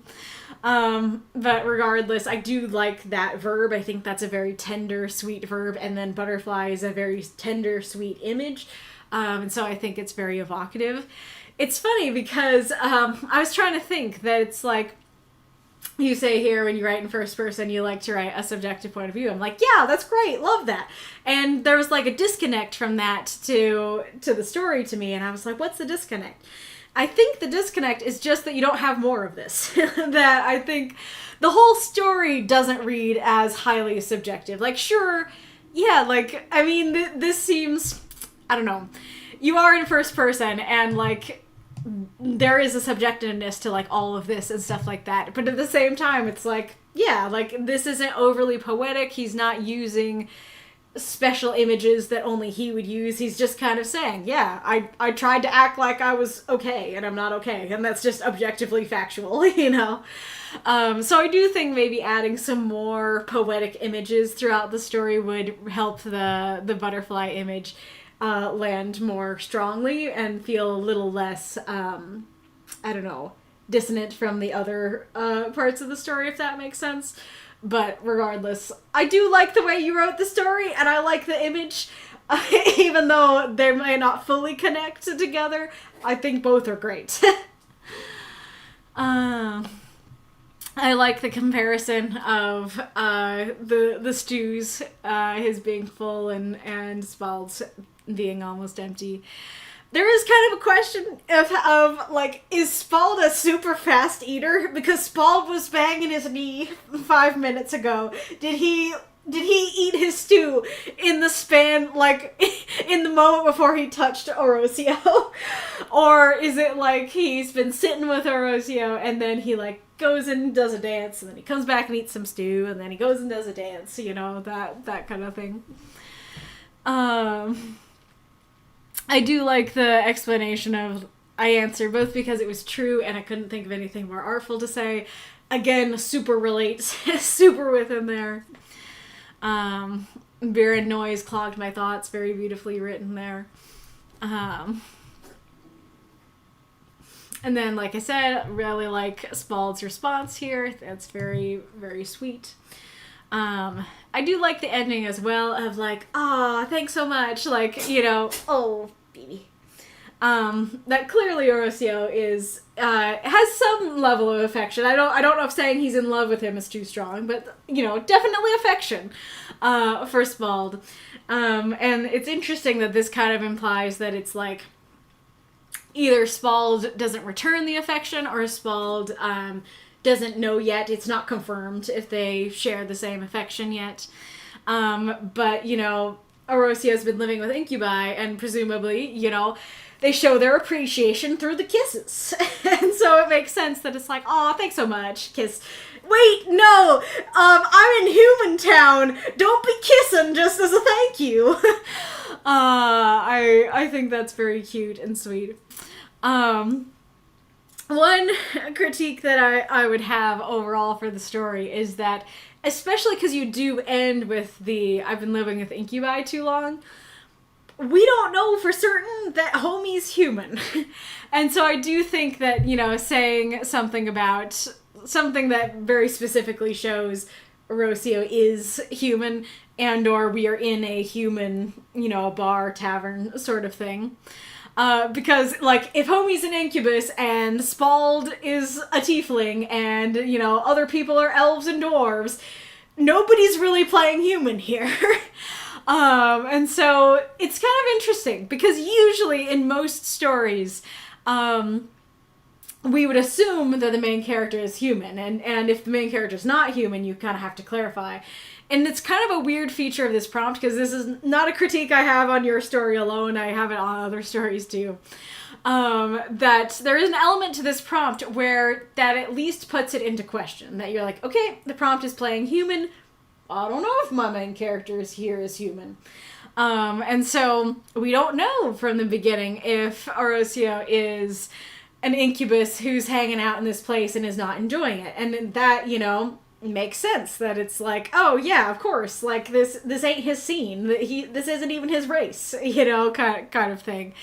I think that your intention is that Orosio is human, but he feels like he has to play human because he's been living with incubi so long. He's not used to normal human life. And I do like that. I do think that works really well. And again, that's very relatable. And granted, there is an element in which it could work if it's like, oh yeah, I'm an incubus, but I have to try and pretend to be human too. It's just something that would be helpful to have clarified.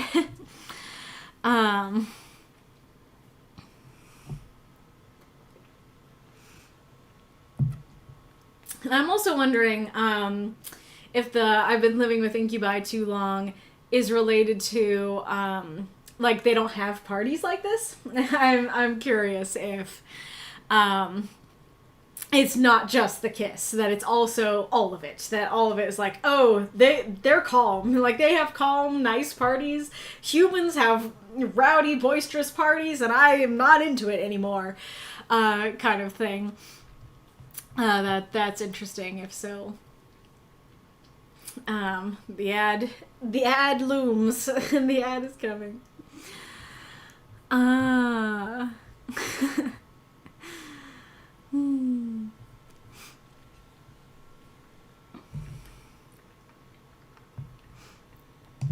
just see the "I'm fine" crying. They ask you how you are and you just have to say you're fine when you're not really fine. Exactly. This is just everyone with social anxiety. Oh, look, it me. Uh-huh. Exactly. There we go. In the shadow of the ad tree. Oh, incredible.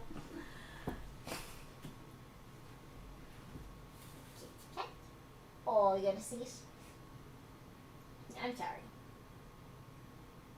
The people want to see your cuteness. This is the price of being on the Azure throne. You are seen by the stream.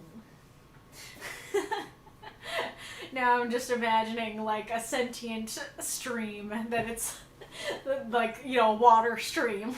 The stream, it sees all. I guess that's kind of like Atta Holland in Frozen 2.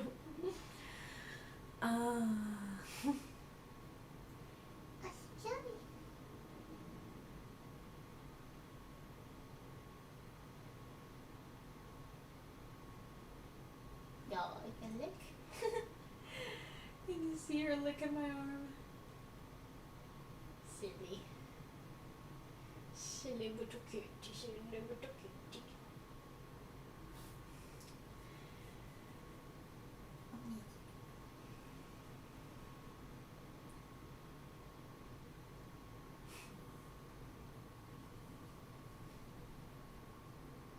Look at the prettiest eyes. You know that? Very pretty.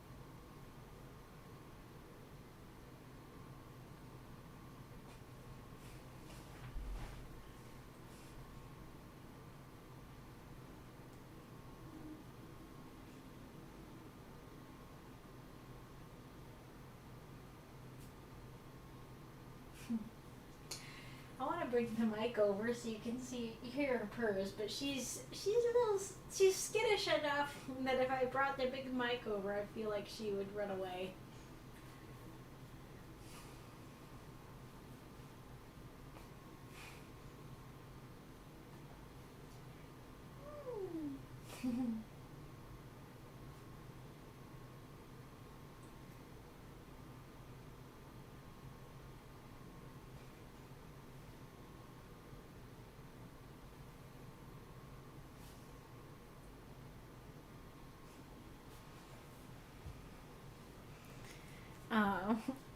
Transform could suggest it. It's 7 words. In the shadow of the great tree. In the shadow of the great tree. Yep, that's 7.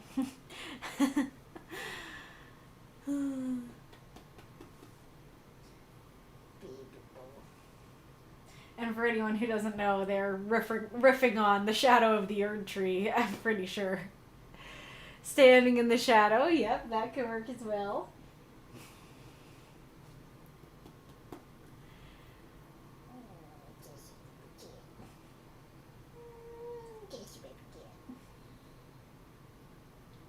Oh, your ear folded.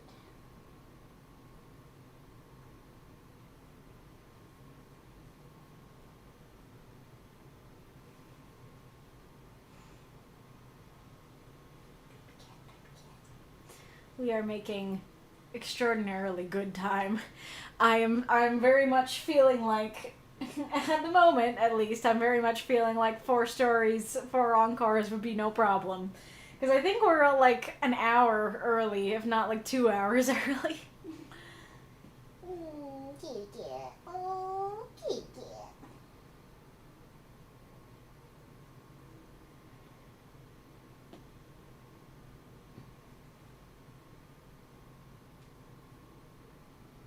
The great tree's shadow. Mm-hmm. This is a highlighted message. It is indeed. Why are we... Why?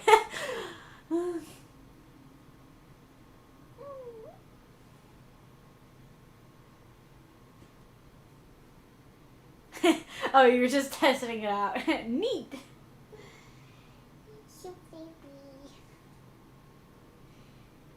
You're so cute.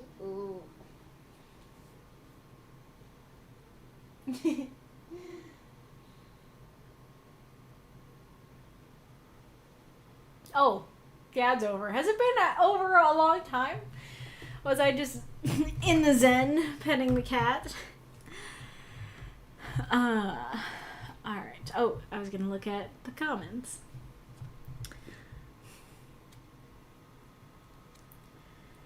I'm in mobile, instead of going picture in picture, it just left the app. Weird. My tankard?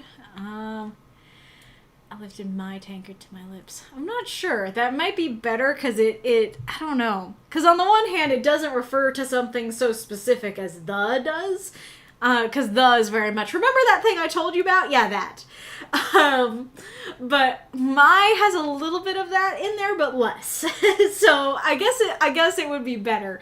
But it might still have the issue of like, your tankard, when did you get one of those? You know?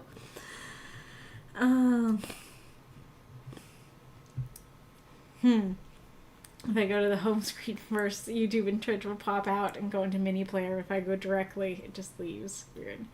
Incubus's name is Volzek. Gotcha. And you had Arosios' name right the first time. You can also shorten it to Ari if you like. Aw, fair. I do like Ari.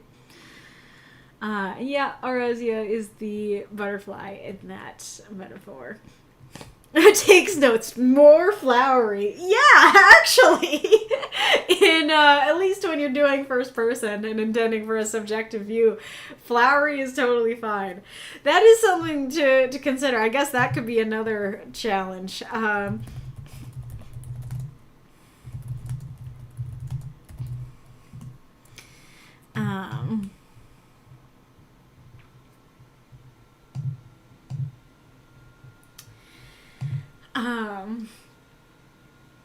But yeah, like if your character be flowery in their own head, then go ahead. When you're right in their head, be super flowery. Oh, the ADHD special. Do a thing, come back and eat, repeat until food gone or forgotten. Amazing. Yeah, incubi tend to go for more quiet, intimate dives where they can get to know their next meal. A noisy tavern like this wouldn't normally be chosen as a hunting ground if there were better options available. Interesting. There's something creepy about the phrasing of like, yeah, they can quietly and intimately get to know their next meal. But also, like, maybe that's sweet because, like, that's a lot nicer than just, like, grabbing your next meal and doing that without getting to know them. So, yeah.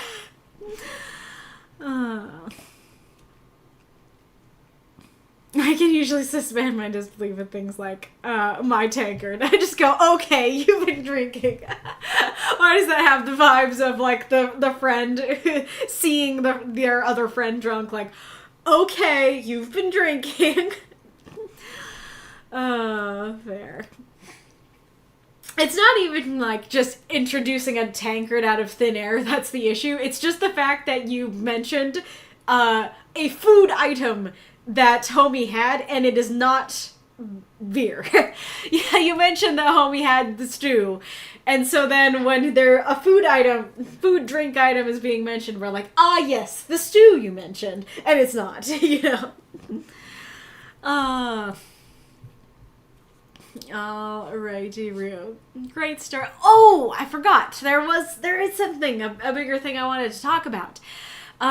So the story is called Sensory Overload. And as far as I know, I don't know, the first time I heard the word is like in regards to like autism, when there is something, I don't want to like say too much about something I'm not super familiar with, but it can just be like, for, you know, a neurotypical person, like, I don't know, a noisy subway might be fine. But to someone with autism, then maybe, like, that can induce a sensory overload. That it's like, this is too much. This overwhelms, this literally overloads the senses. I don't recall if that's like something that everybody can get. I feel like I haven't gotten checked. I don't think I have autism. But I feel like I have felt that before, where it's just like, you know, the noise, I think especially with noise, that it's like, the noise is so loud that there comes a point where it like tips over the edge, where it's like, okay, I encountered like this really loud situation, and now even quiet situations are bothering me, you know, that kind of thing. Like now, even though it's calmed down, like every noise, you know, is like a gong in my ear kind of thing. And so that's very much like, as far as I understand it, like this extreme overwhelmed place where it's like I cannot like talk or think properly because I'm completely overwhelmed and overloaded sort of thing. And of course, correct me if I'm wrong. This definitely reads as like, okay, it's a little much, but it doesn't read like a sensory overload to me. It doesn't read like homie is so deeply overwhelmed that it's like, I can't think, I can't talk, I cannot function, I'm completely overloaded. Instead, it reads more as like, I don't enjoy being here. It's like, I'm not having a good time. I'm trying to have a good time, but I'm not, you know. Because, you know, as far as I understand it, once you get to that point of sensory overload, it's like, get me out, or like, something's gonna happen. Like, get me out, or like, I'm gonna scream, or hurt somebody, or hurt myself, or at least cry. Like, something really bad's gonna happen if I don't exit this situation. And like, yes, of course, Orocio wants to exit this situation, but again, it doesn't read as like I am bursting. Like something like tears or yells or punches are gonna come out of me if I don't exit. It doesn't read as that. It just reads as like, I am not having a good time. You know, that kind of thing. So like, obviously I almost forgot, so it's not like a huge problem with the story, but it's definitely a question that I ended up having, that were you intending for this to be a full-on sensory overload, they're overwhelmed completely, or was it more of what I got of the like, I can function, but I'm not having a good time, you know, that sort of thing. For me, it just creates panic attacks in crowded places. Very fair. Arith says, I get sensory overload at times, but that's mostly because I'm introverted, so I don't like loud crowds at parties, for example. It can overwhelm me. But I'm not autistic, just introverted. Okay, so you seem to be saying that even people who aren't autistic can get that. Alright, it feels like a build-up leading to a meltdown, for lack of better wording. Mm-hmm. Or like the trigger for a meltdown or something like that. Mm-hmm. Very fair. Yeah, you can still feel free to answer that. But yeah, I think the story was great. I found it very relatable. I think you did a great job with this. But I think we have a question pinned beneath all my challenges.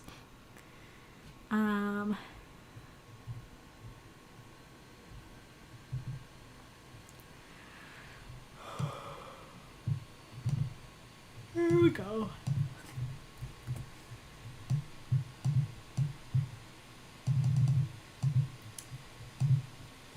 Oh, you're Warren, aren't you, computer?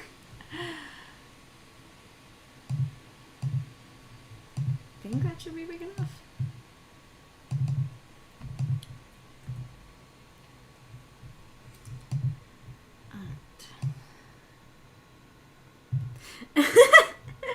Norman, mystery question. Does homicide enhance the flavor of ice cream?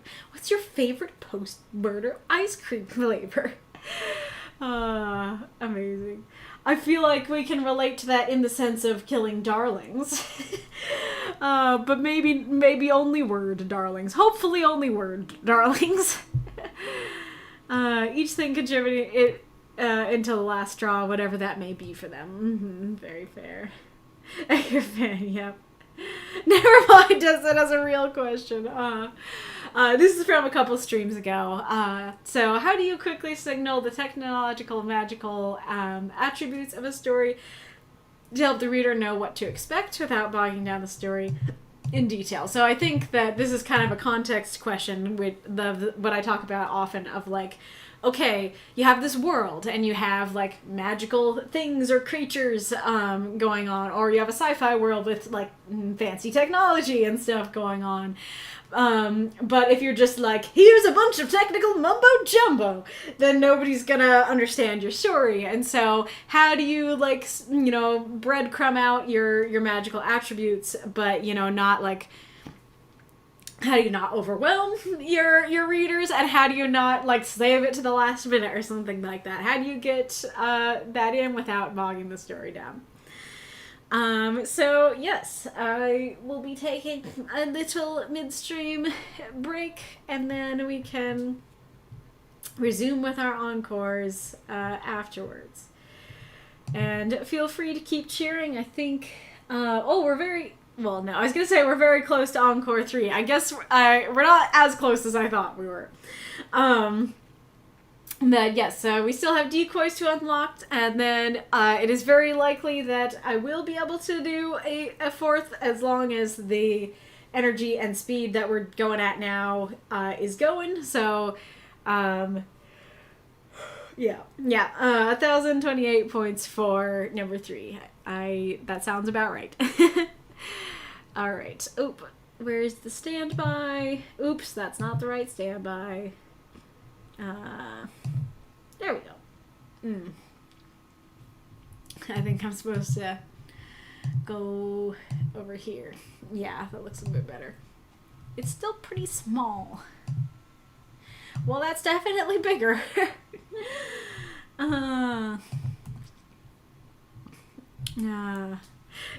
Wisteria, yep. I forget who suggested it, but when I asked for spring ideas, somebody said wisteria, and I was like, well, that's an idea. If you don't know, I have a character called Wisteria. Yes. Anyways, break time. We'll see you in a little bit. Hello, I'm back. Alrighty.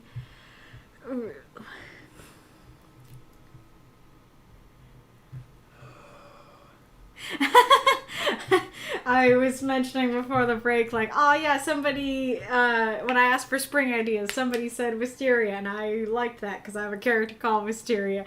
And Wolf was the one calling it out, and he was like, it was me!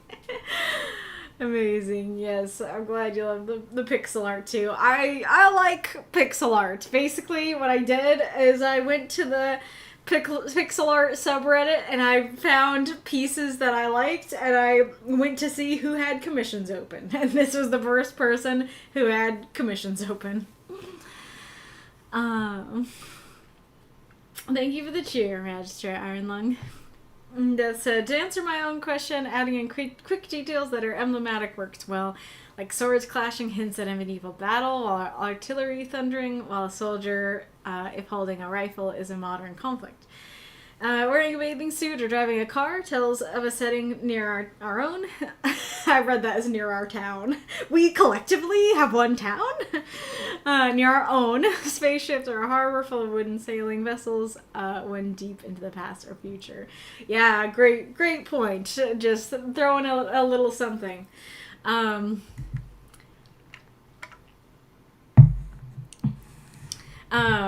Yeah, it reminds me of Corian's story last stream that it started and I was like, oh yes, like vacation on the beach, like this is something that we do in modern day. I'm reading this as modern day.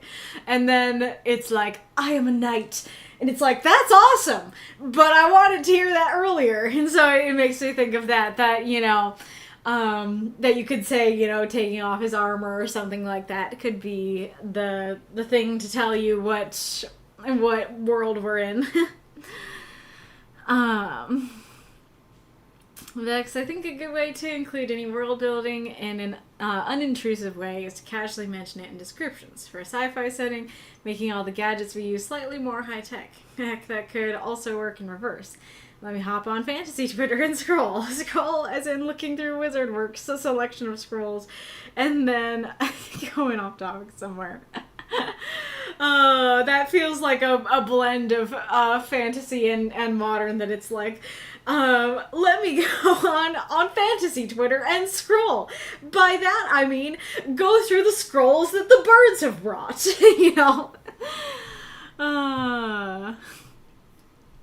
But yes, very, very fair. Mako, well, my word is, my world, not word, my world is complicated. So I just try to avoid mentioning any of that stuff unless it's necessary. But generally, getting a hint in as fast as possible is best. The wizard Jessica or the superhero runecaster give you the details pretty quick, and while both are the same person, they set up which aspect is important if you know her. Yeah, that's a really good point. Kind of goes along with what I say about introducing the relationship. You can also introduce the profession in a similar way. I'm now that I was drinking my coffee the whole time, and now that I've started drinking water, I'm super thirsty.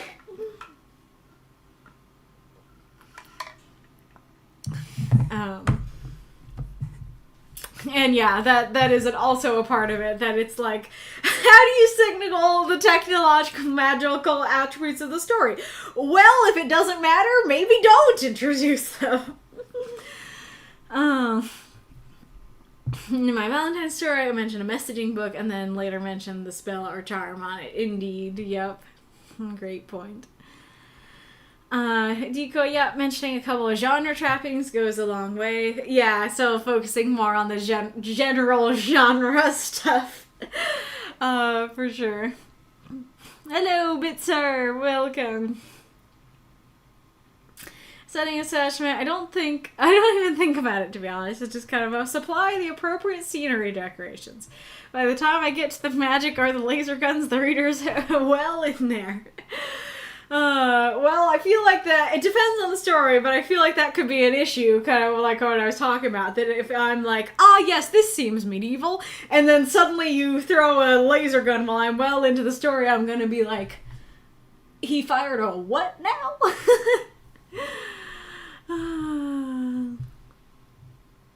He removed his armor, then ran into the surf in nothing but his small clothes. Mm-hmm. Just imagining a beach setting, kids making a sweet sandcastle, knights arrive, storm the castle, confused reader. That can happen. That is a cute prompt, to storm the sandcastle.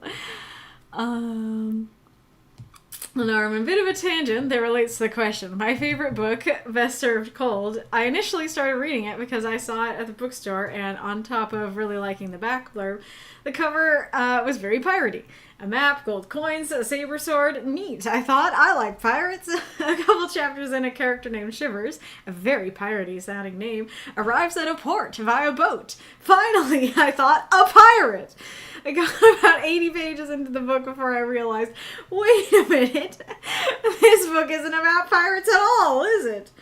By that point, it didn't matter. The story was interesting, and I was hooked. The point of my story, I don't know that you actually need to spell out the themes of the story for people, so long as the story is good. That's a really fun story. I just love the, like, finally, a pirate to this pirate story. And then, what is it, like 50 pages later? Wait a minute. Who are you? Wait a minute. Where's the pirates? I do love that it took you that long to realize, and that is a great point, that if the story is good enough, then it's your reader will forget. I mean, I guess that's kind of like how I'll sometimes talk about, if I forget what the prompt is while I'm reading a story, like, that's a really high praise, a really good sign, because the prompt is like in the forefront of my mind usually. And so if you can write a story where I forget I forget about the prompt and just enjoy the story. You did a good job. I do feel like it's not a very good idea to, like, falsely advertise, though. I would not recommend having a piratey cover if your book ain't about pirates. So I wouldn't exactly recommend that. But I do agree with your conclusion that if the story is good enough, then it won't necessarily matter. But I also think, like, this is kind of one of those things that can be different on, like, novels versus short stories. Because I feel like it's weird. Because I feel like in these short stories, it's kind of more grievous to be like, this seems medieval. There was a laser gun. There was what now? Than to, like, have a full novel and you read, like, the first couple chapters and it seems medieval and then you see a laser gun. You might still be like, he fired a what now? But you're still gonna be like, okay, I'm sure the author will explain it in the coming chapters. Or like, okay, laser gun fantasy. All right, you know?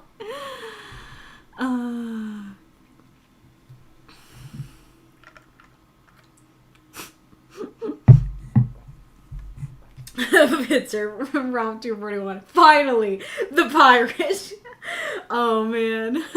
You know I love pirates, so, you know, I'd enjoy that. Well, if I think the best way to do this is to have a definite cause and effect that the audience and or the characters can understand. You don't have to explain how the switch puts a mirror into place that creates a chain reaction to unleash an energy blast. All the audience needs to know is that the switch activates a sky laser. However, if you absolutely must explain, for example, I have oaths in Finveld, which are basically promises enforced by the magic of the world, then the TLDR version is the most world-efficient way. If you can't get around it, like when I wrote about inter-objects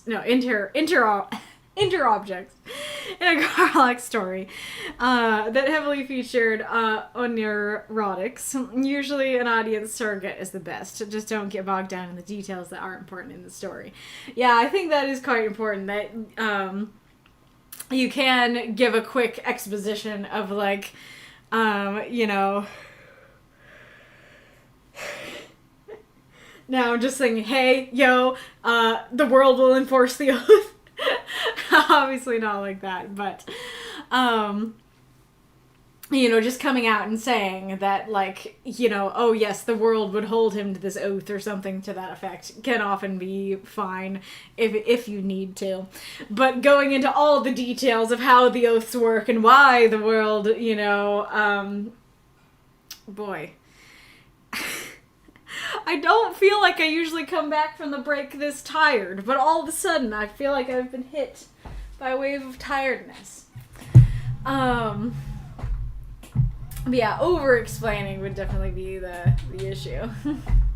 Come on.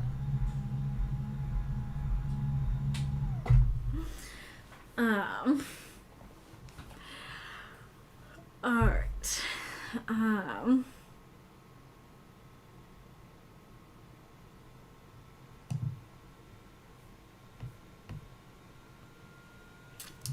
Massa, so I do try, how successfully I don't know, to at least give hints before I start dropping magic or high-tech into the narrative. The benefit I have is that most of the settings I have are basically like our world, only not. So if I suddenly introduce magic, most of the characters don't understand what's going on either, so hopefully the audience just bears with it, knowing something will get explained appropriately at a later point.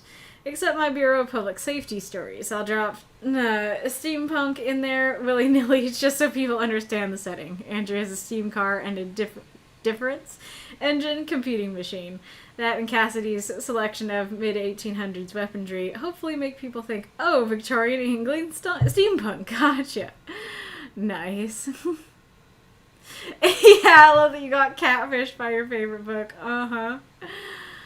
And each extreme question looks at own stories about Zeus and our absurdist noir detectives. Beats me, honestly.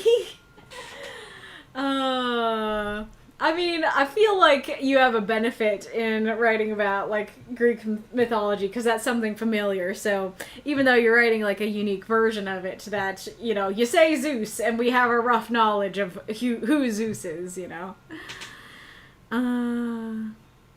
The way I establish my themes is, wait, what are my stories about? What are these themes you speak of? Amitaberg, Amitopolis. Amazing.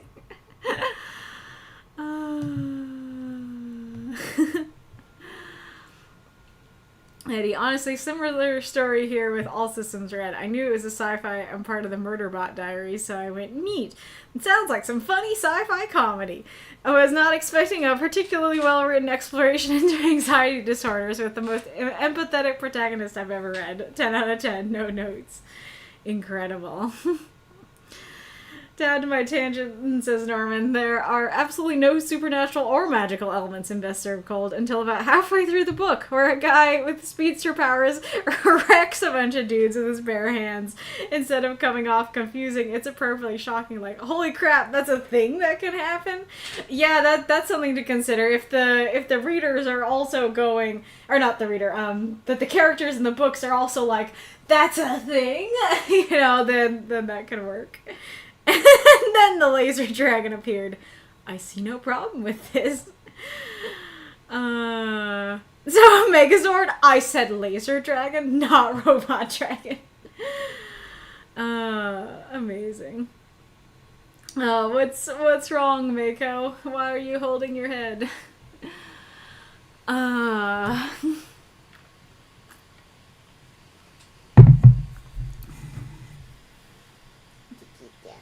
I do think that there's, like I was talking about novels versus these short stories, that, like in many cases, it can be more difficult with the short stories, because you have 350 words both to tell the story and to introduce the world, whereas with a novel, you can use a chapter as kind of an introduce the world chapter and then continue to tell your story, I don't know that I have anything really to add to what you guys have been saying. I think you had some good answers in there.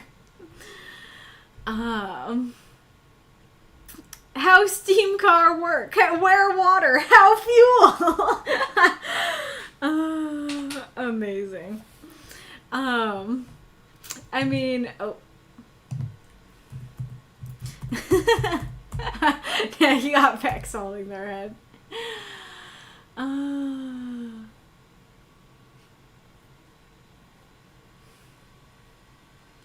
Alrighty, Rue. Speaking of a little more like futuristic sci-fi stories, let's go on to Quoth's story. Somebody please tag them. Massa, Eddie, Zeus, me, okay, totally with ya. Eddie, he's an obnoxious dude, bro. Me, yeah, that makes sense. Absolutely. Absolutely. Alright. Project Humanity by QuothTheRaven, 344 words. Welcome, Mira, to Project Humanity. I grumble at the screen. Here I'd assumed that an actual person would be talking to me. I mean, the whole point of this new organization was to store and protect humans. My head hits the back of my seat as the video keeps rolling, unaware of my grumpy attitude. Because of your approaching passing, you qualified for and accepted for your memories to be extracted and stored in our facility.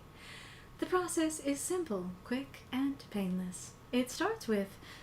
I begin to tune out the corporate babble. Of course I wanted to upload my memories. Who wouldn't? After this procedure, anyone who knew me could pull up and talk to a holographic image of me. After I'm gone, I can still share stories with grandchildren. My kids can still ask for advice. I can be there for the people I love and continue to help them. The biogel then absorbs and preserves the neurons, allowing them to be artificially activated. The neuron-filled biogel is then added to our ever-growing library of humanity. Say hello to eternal life, and thank you for choosing Project Humanity. I blink at the screen, then shrug. At least it was short. The screen is frozen on the picture of the biogel. That's all that will be left of me. Neither the screen or the empty room answers me. My lips go from a smile to a frown. It won't really be me, will it? A hologram and a pile of goo. Will I be able to cry, to laugh? Nobody ever said anything about it capturing emotion. I hadn't thought to ask. What about touch? A hologram can't give a hug to or cradle a newborn in its arms. All my plans no longer seem to make sense. How can I comfort anyone without warmth or touch? How can I tell stories without a smile? How can I help without really being there? I scowl at the goo on the screen. That thing will pretend to be me.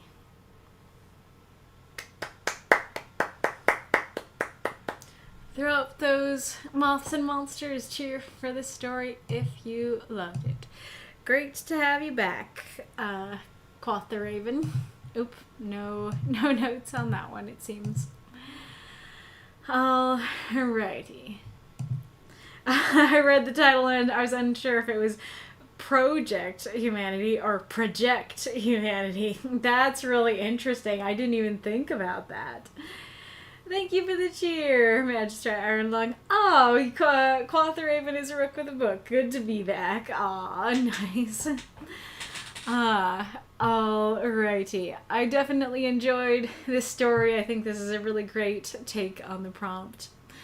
I think the title works very well. Good, just all around, like, you know, Project Humanity. I think part of what I especially like about it is because immediately seeing the title, I was like, this seems sus. Without even reading the story yet. The intro works very well. You know, I can totally see that as, you know, the screen with the emotionless person or robot doing the ad, like, welcome to Project Humanity. It's beautiful. It's glorious. It's not actually, you know.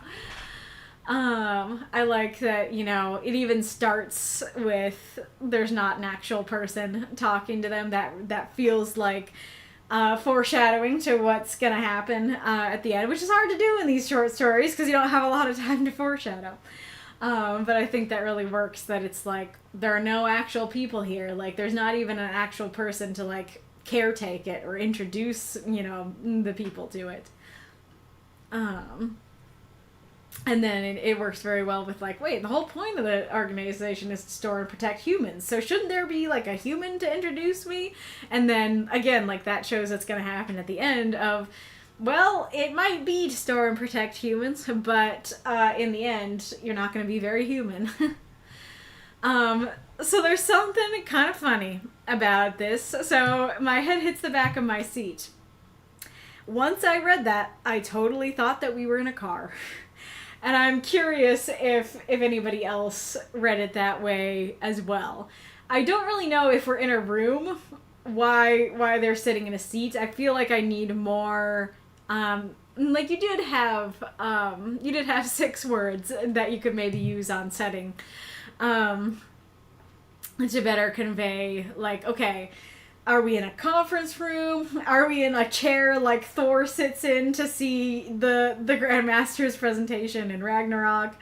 You know, I don't really know what the chairs are, because I can picture much better, like, okay, like we're in like a big white room and there's biogel and holograms everywhere, and I walk up to the screen or the hologram screen or something like that.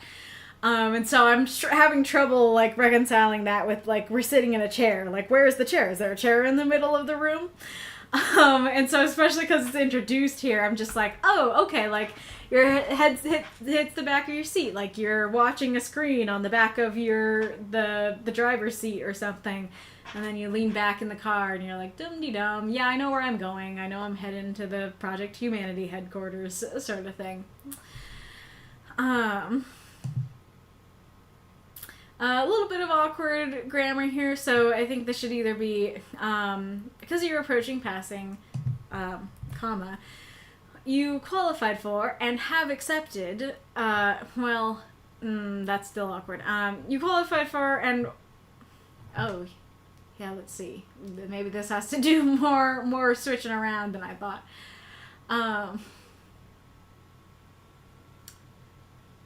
I mean, you could say something like, you know, you qualified and were accepted for Project Humanity, you know, or something like that.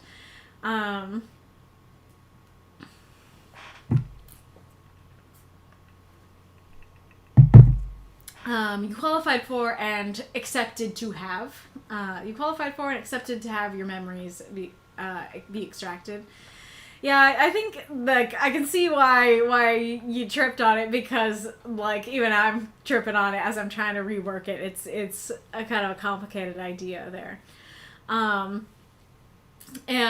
the accepted part, because I would actually, to unclunk that sentence, I would just recommend going, you qualified for your memories to be extracted and stored in our facility. Like, I think that would be,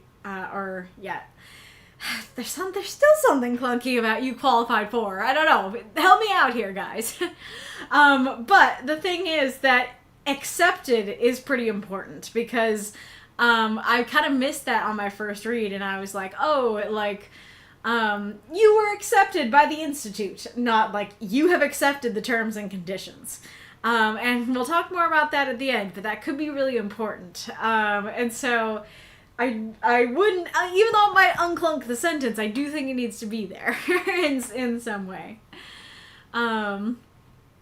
Maybe you could break it up into two sentences, something like, because of your approaching passing, you qualified for our program, and then you have accepted to have your memories extracted, or something like that.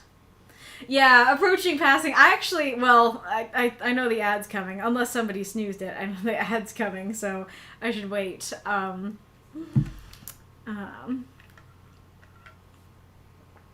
it is. I see Kitty, but she is licking herself, so I don't know if I should interrupt that. And I definitely did not grab the switch.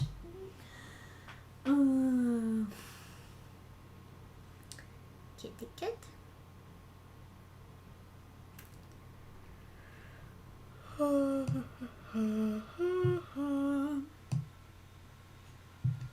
There we go. Did you hear that? I think I scared her. Oh, you want on the table? Okay.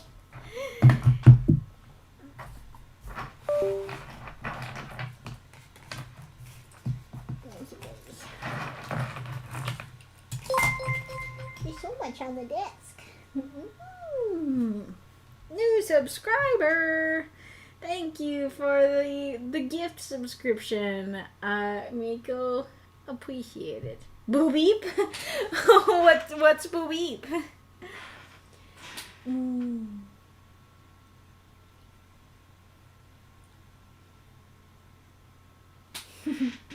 Too bad you couldn't see that. She was licking my head.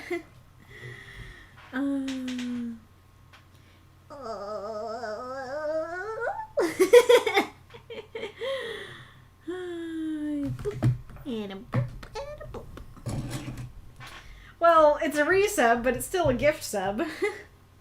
Yeah, exactly. Yeah, I know, your brother's in the box. You chose the throne, he chose the box. Them's the rules.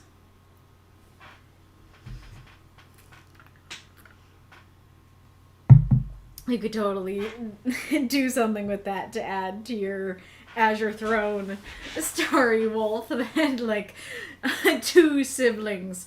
One had to go to the box, the other had the throne. Yep, the gift subs are 500 bits. Let's see, I closed Stream Elements, but let's see if I can get it back up and put that in there. Ah, not timer.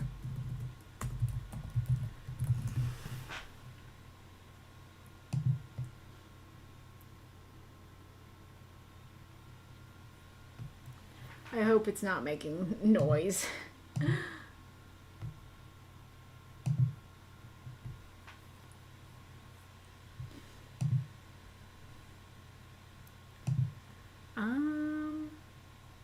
Excuse me. Oh, there you are. Hopefully if I do it on one, it'll do it on all of them.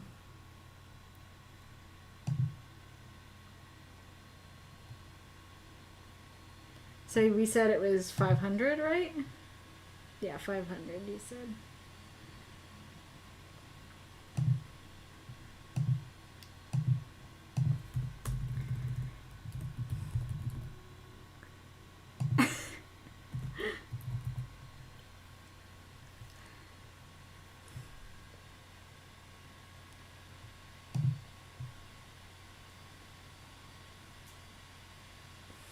Did that work? I didn't see it go off. Oh, there we go.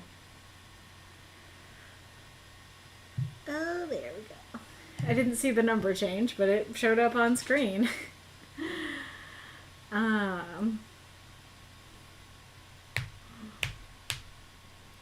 Oh, the ad's over. Rook says, yeah, 2 sentences would probably be better. Struggle so much with the video orientation because I was like, I need to use positive language, so passing instead of death and that sort of thing. Yeah, that does make sense for sure. But yeah, I missed it on my first. Oops, let's go back over. I missed it on my first read. It's like because I was thinking, I was like, wait, but like homie's just gonna die like right here and now, but they have their whole life ahead of them. And then I reread it and I was like, oh, they don't actually. But yeah.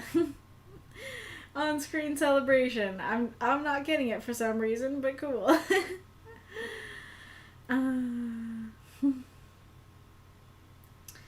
All right.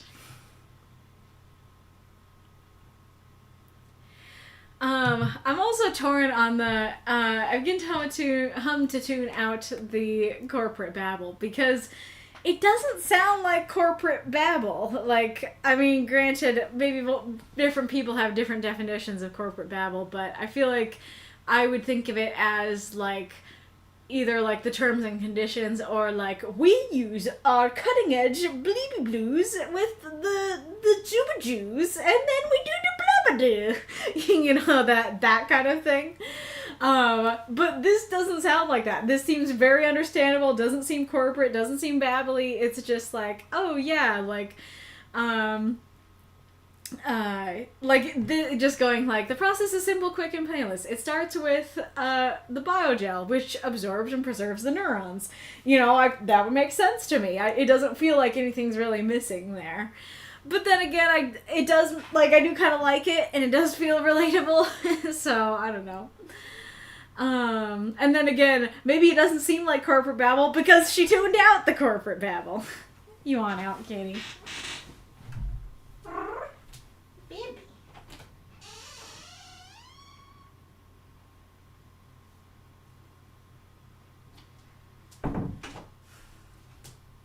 And the other thing about it is that, like, this is how you're going to die.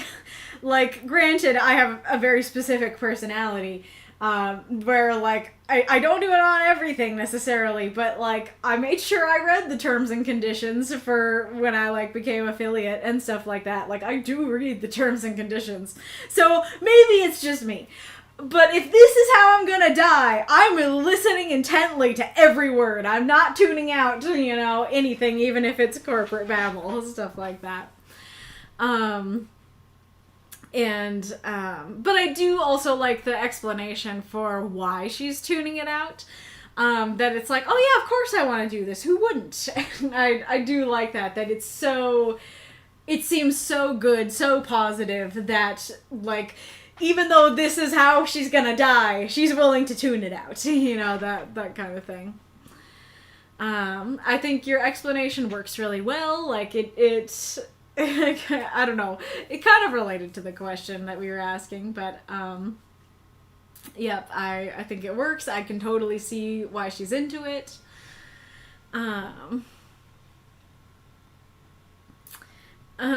So... The description here, the biogel then absorbs and preserves the neurons, allowing them to be artificially activated. I don't know if this is on me or this is on you, but I just kind of got the image of like, yeah, you put some biogel, squish it on your head, it absorbs some of your neurons, and then you put it in the thing, and then you go about your life. I definitely did not think from this description that homie's gonna die.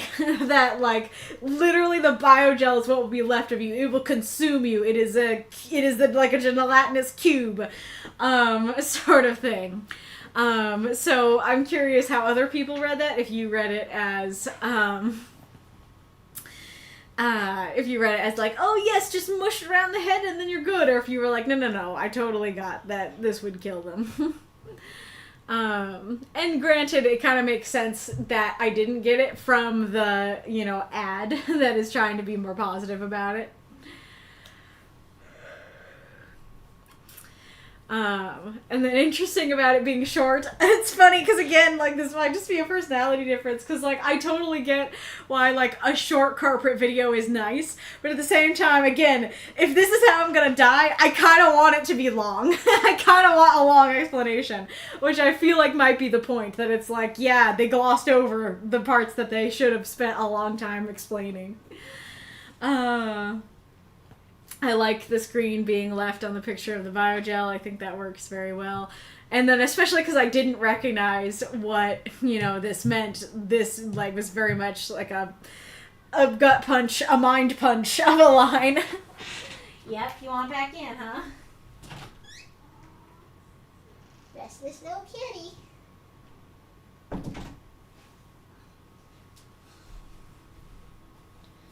Yes, you are.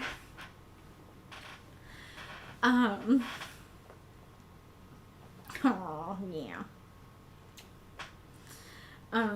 So, yeah, I do think that works, and, like, I guess, like, if that was intentional in the sense of, like, we're realizing at the same moment that she is, like, wait a second, this is all that will be left to me, I do think that works quite well. And I do like that she doesn't get any answers, that it's not even some dude who's like, it's still good, though. That instead there is no answer, because it is absolutely the case.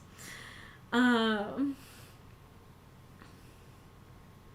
then I like the switch from, like, oh yeah, this is great, who wouldn't do this, to, like, wait a second, that's not gonna be me. Like, I was all excited to share advice with my kids and grandkids, but, I'm not going to have any emotion as I give that advice, because it's not really me.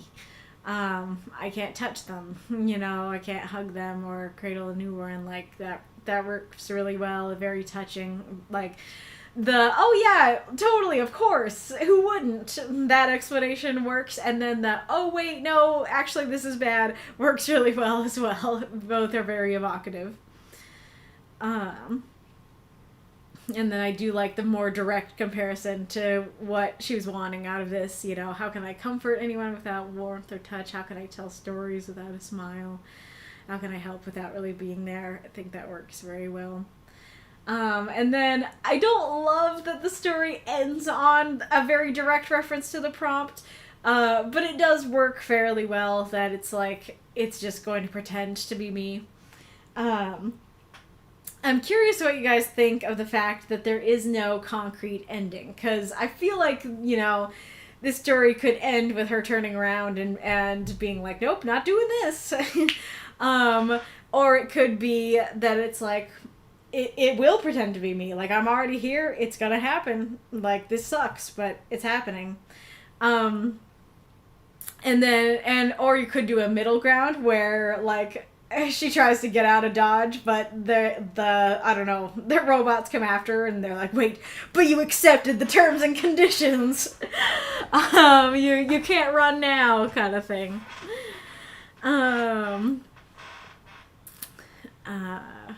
Let's say. I do feel like there could be a little bit more about the impending passing and the potential age of the character, because I'm kind of assuming that, this character is gonna die of old age.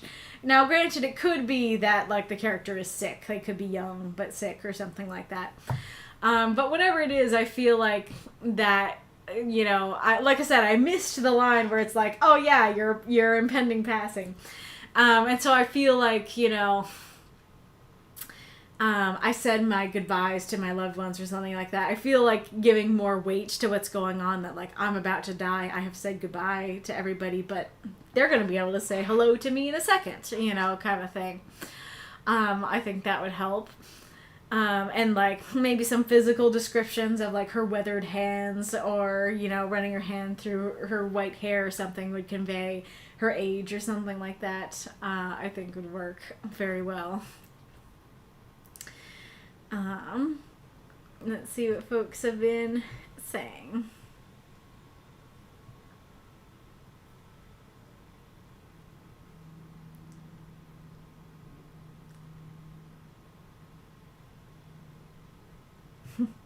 crows and rooks both be corvids. I think of rooks as the chess piece, and you gotta show me a picture of a rook. I'm sure I've heard of a rook bird, but I'm not picturing them.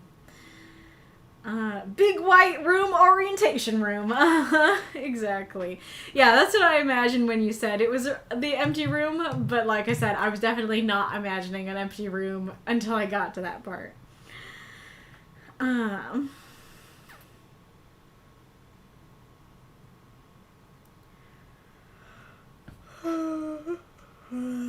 Like the whole idea came from a scene in a book where the main character talks to their dead mother's hologram, but holograms can't make new memories, so the main character has the same conversation with his mother over and over. But for the life of me, I can't remember the book. Interesting. Yeah, woof. Yeah, I'm reading all the terms and conditions for becoming brain goof, and Norman's with me. Arith, I totally got it would kill them. I assumed it was more like, we extract your brain and preserve it in the gel. There. They go, if it's actually killing them by preserving their brain, wouldn't it be them? They'd just be disembodied. Yeah, that's a fair point, that it's like, are you, is it actually you just disembodied, or is it not? But yeah, they couldn't hug them, and they would still see their grandkids and beyond. Don't hug the brain goop. Don't lick the goop. Nobody said anything about licking the goop. Oh gosh. Aha! It is a raven-like bird. I finally found where I'm supposed to chat. Now I have sub. But you don't need to be subbed to be here. It's now the unprivate chat. Yeah, the not-so-private chat. Fun fact in the day, they used to bake these guys into pies. Chess rooks or bird rooks? Alright. But great little story. Very, very interesting and, like, touching and intense at the same time. Preserves the memories, not your consciousness. That makes sense.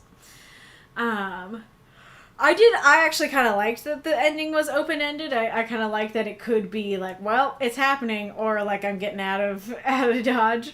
But I could also see that being a critique of like, I want a little more closure by the end, sort of thing. Nice. A rookity. Is that a rook and a chickadee combined? Alright, only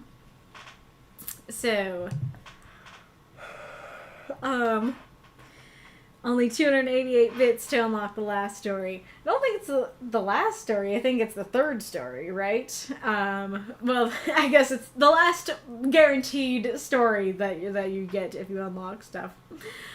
But yes, so 288 to unlock the third encore decoys. If you so desire, make sure you do so during the reading and praise and critique of this story. Alright. Family by Vex. 277 words. I've never understood funerals. You're just wasting a good amount of money on a corpse. I fail to see the value in that. A much better use of that money would be putting it towards paying off debts. My family thinks differently, so I have to respect it. Mom and Dad wouldn't have wanted us to fight, especially over them. It's been hard for my brothers and sister, but I am finding it more and more difficult to be around them. It's difficult to fake being sad for so long. I think they're noticing, but since I have the money, I will be paying for the funeral. That truly is enough to satisfy them. Well, my sister came over tonight to discuss the details of the funeral. We made good progress at first, but she kept on staring at me weirdly. Eventually, she came out and asked me why I wasn't sad, and if I cared about Mom and Dad and all. I pointed out how I was paying for the funeral instead of paying off my mortgage, but that only made her more hysterical. She left the house in tears. God, this funeral was going to be a mess. Of course, it went horribly, with me not being able to cry and all. It's kind of awkward to sit there stone-faced while the rest of my brothers and sisters are crying their eyes out. They asked me again why I wasn't sad. I was accused of being a horrible son. Can't they understand that I'm sad too? Can't they understand that I'm also suffering? Can't they understand that I'm their brother too?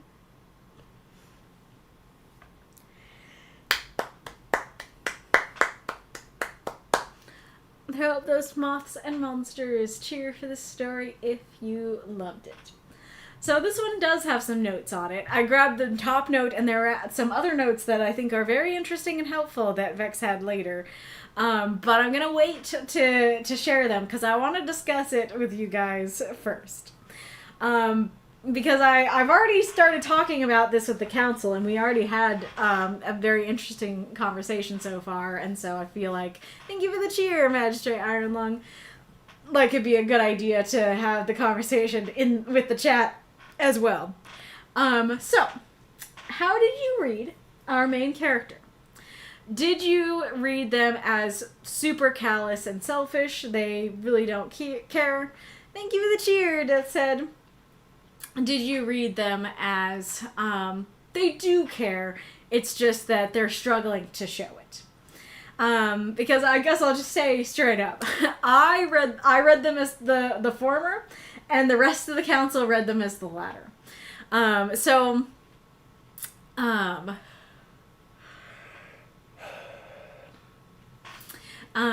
so to me, I kind of took your prompt use as what we talked about with like Philobar and Deathshead's story last week of like they're so callous they have to pretend to care, like they have to pretend to be human, you know, they have to play human but they don't actually care, kind of thing.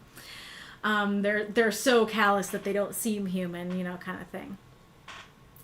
And so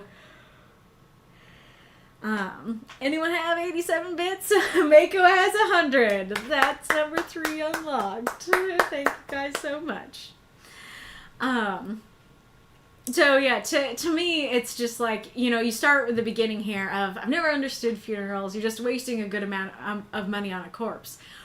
Oof. Like, that is an oofy first line. Like, sure, there are merits to that, like, especially when he's like, you know, you could use that money to pay off debts and stuff like that. Like, there could be a way to say this and not be, like, a totally callous asshole about it, that, like, okay, especially if it's a sense of, like, well, Mom and Dad wouldn't have wanted us to spend thousands of dollars on their funeral. Mom and Dad would have wanted us to spend money on, like, you know, paying off our debts or going on vacation or something useful to the living. Like, they weren't really about this.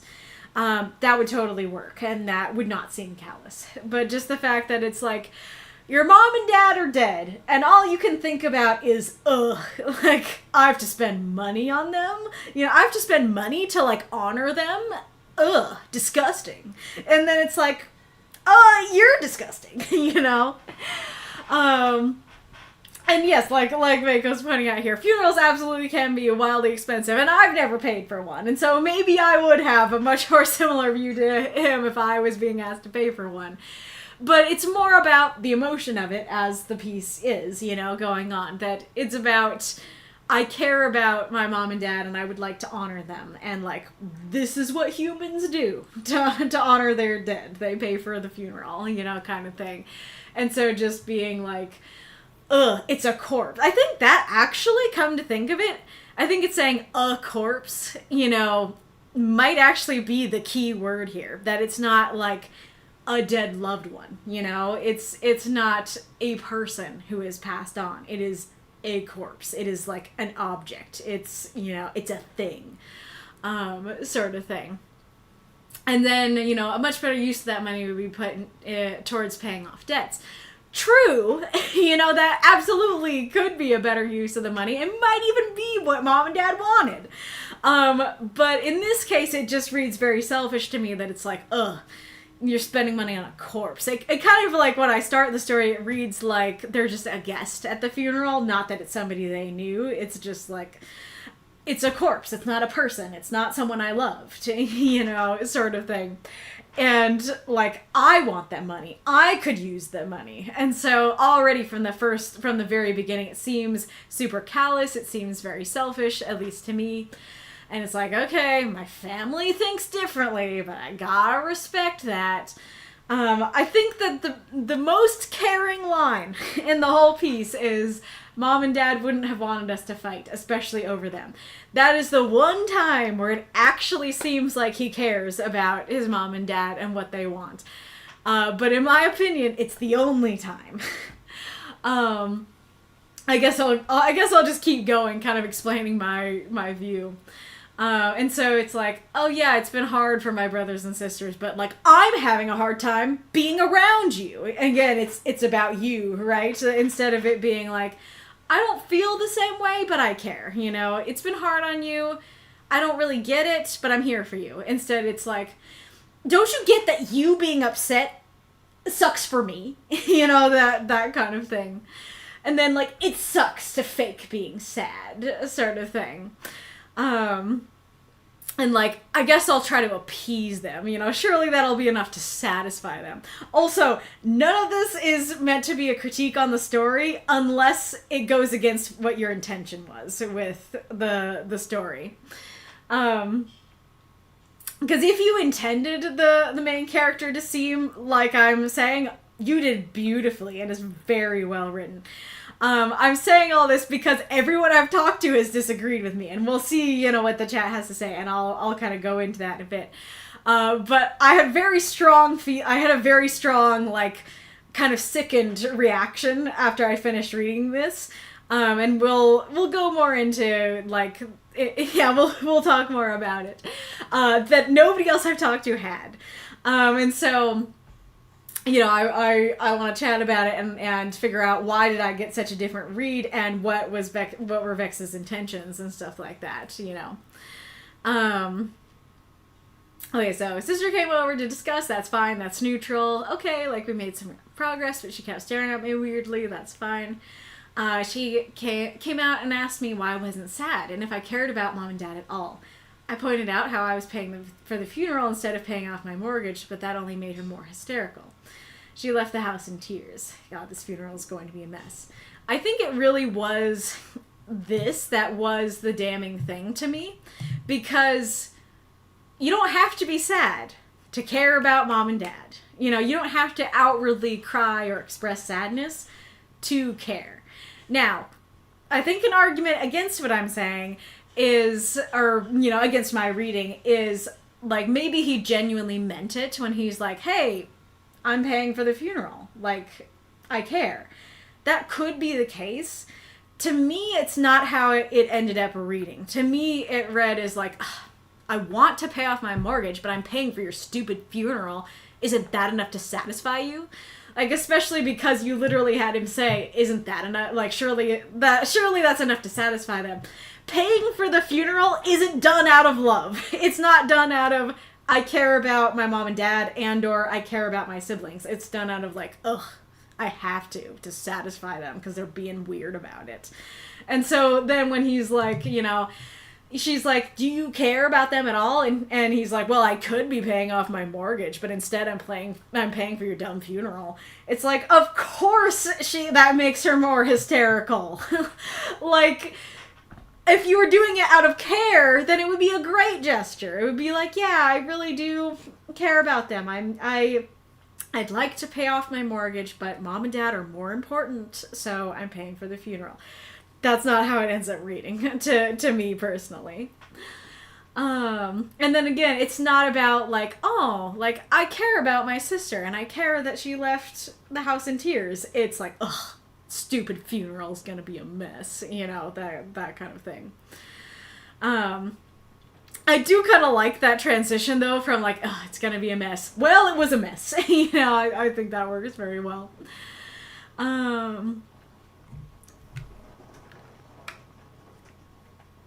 There's some rain. That's kind of rare. Rare on stream, at least. And then, like, it's kind of awkward to sit there stone-faced while the rest of my brothers and sisters are crying their eyes out. Awkward is a tamer word that he's been using. But it still is about him, right? It still is, like, instead of, like, okay, like, you know, I feel for them. I don't feel the same as them. I'm not, you know, in a crying mood. But I care about them and I care that they're crying. Instead, it's like, guys, it's awkward for me that you're all crying at this funeral. Can you shut up? You know? And then they asked me again why I wasn't sad. I was accused of being a horrible son. Can't they understand that I'm sad too? Can't they understand that I'm also suffering? Can't they understand that I'm their brother too? So these lines might be the quencher. These lines might be the difference. Why does it say welcome to the chat room? Did I get disconnected for a second? These lines could be the difference between our different readings, or could be a big contributor. Okay, nope. That's good. Because if you read these as genuine, like, hey, I am sad, I'm just not expressing it. I am suffering. I am their brother. You know, I could see how you might be able to read that as like, oh, he is sad. He just can't express it. But to me, like I've been saying throughout the story, everything reads selfish and callous and not sad. And so when I get to, can't they understand that I'm sad too, it ends up reading like a billionaire being like, don't you understand? I'm super sad about starving children too. Like, starving children across the world too. And it's like, you could spare some of your billions of dollars to help the starving children of the world. So, you know, if you were sad about them, I think you'd show it. You know, I think you'd do something about it. And that's kind of how I feel about this here, that it's like, you don't have to cry to be sad. You don't have to express sadness outwardly to be sad. But there should be something in the story, even if the brothers and sisters can't see it. There should be something that the reader can see that conveys, yeah, they're sad, you know. So I think like an example could be kind of what I was saying about paying for the funeral. If the main character was like, I will gladly pay for the funeral. I can't cry. I'm not sad in the way that you guys are, but I really cared about mom and dad, and I will happily pay. You know, then that would really work for me, because it would be like, okay, yeah, like they have to play human because it's weird that they're not crying. But they clearly care because they happily paid for the funeral, you know. But the fact that they're complaining the whole way and being like, oh, I have to pay for this stupid funeral instead of my debts, I have to pay for it to satisfy them, then it's like, you don't care. Like, it very much seems like you don't care about your mom and dad or your brothers and sisters. Because it ends with, you know, can't they see that I'm their brother too? It's like, they were your mom and dad.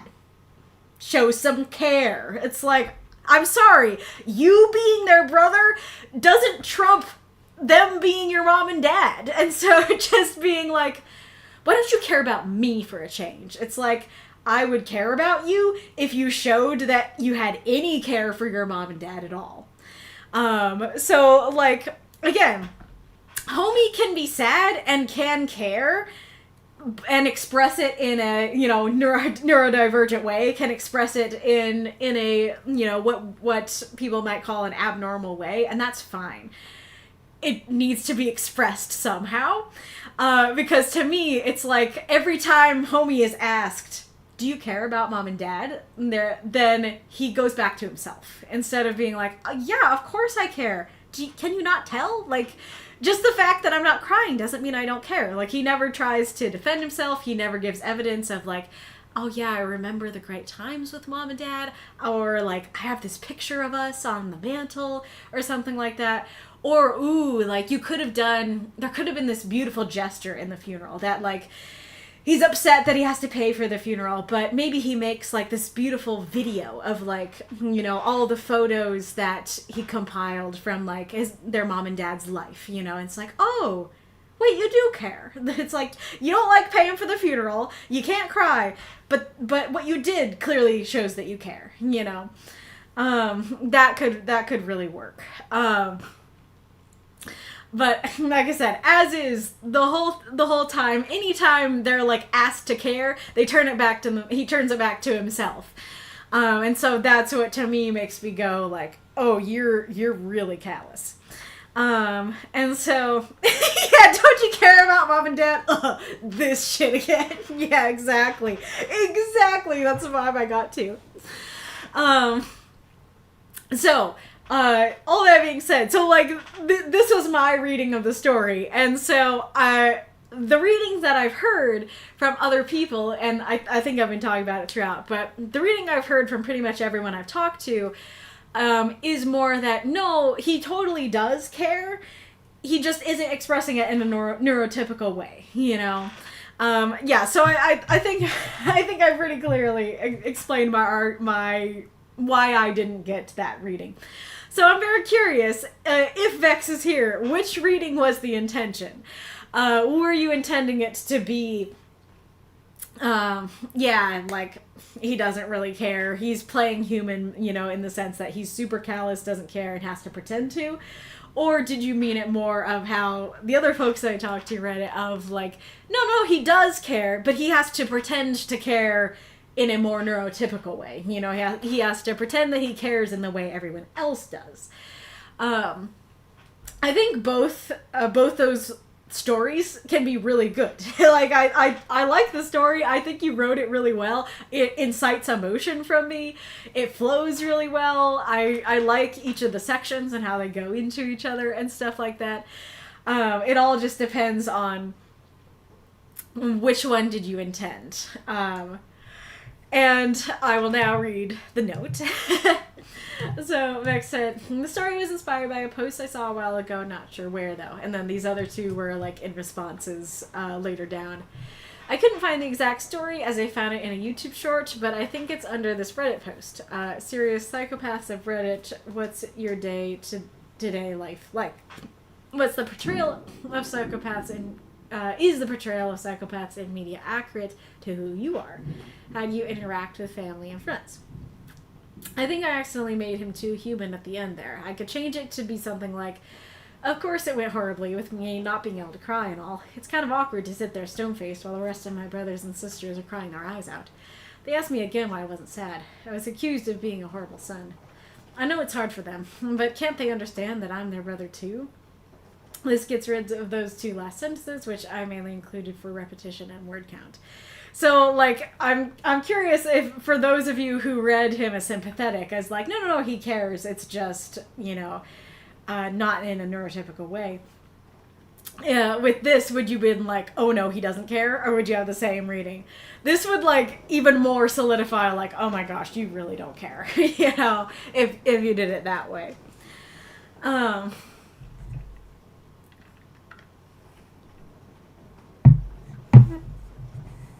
And there's also, like, knowing that you were intending to write it in terms of, like, oh, how would, like, a psychopath act in day-to-day life and stuff like that.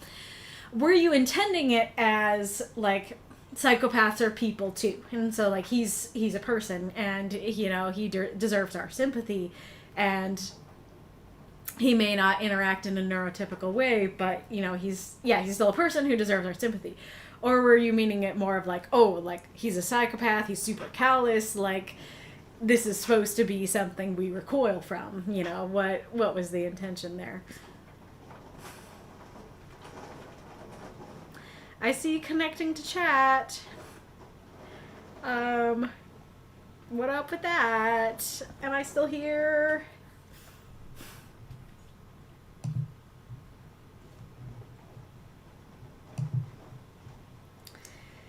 No.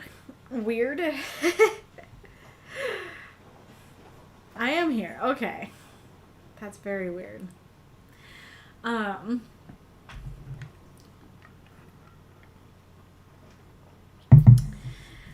Yeah, so this is kind of like a different sort of,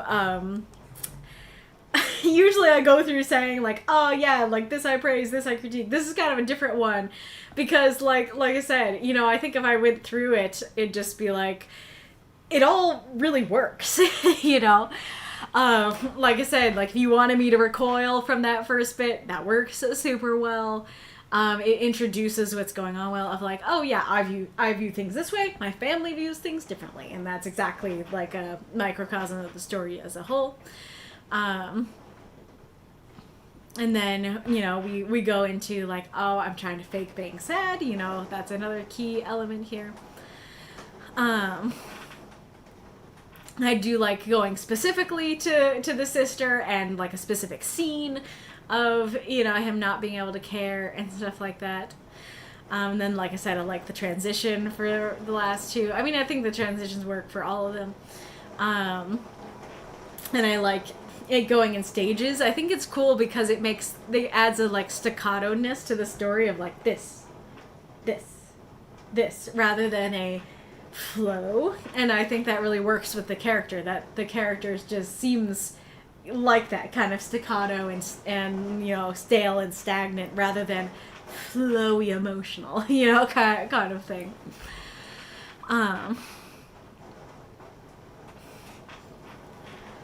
And the other thing, like, I don't know if I have a different perspective on this story, because I'm super emotional, like, as you can, you know, probably tell from lately.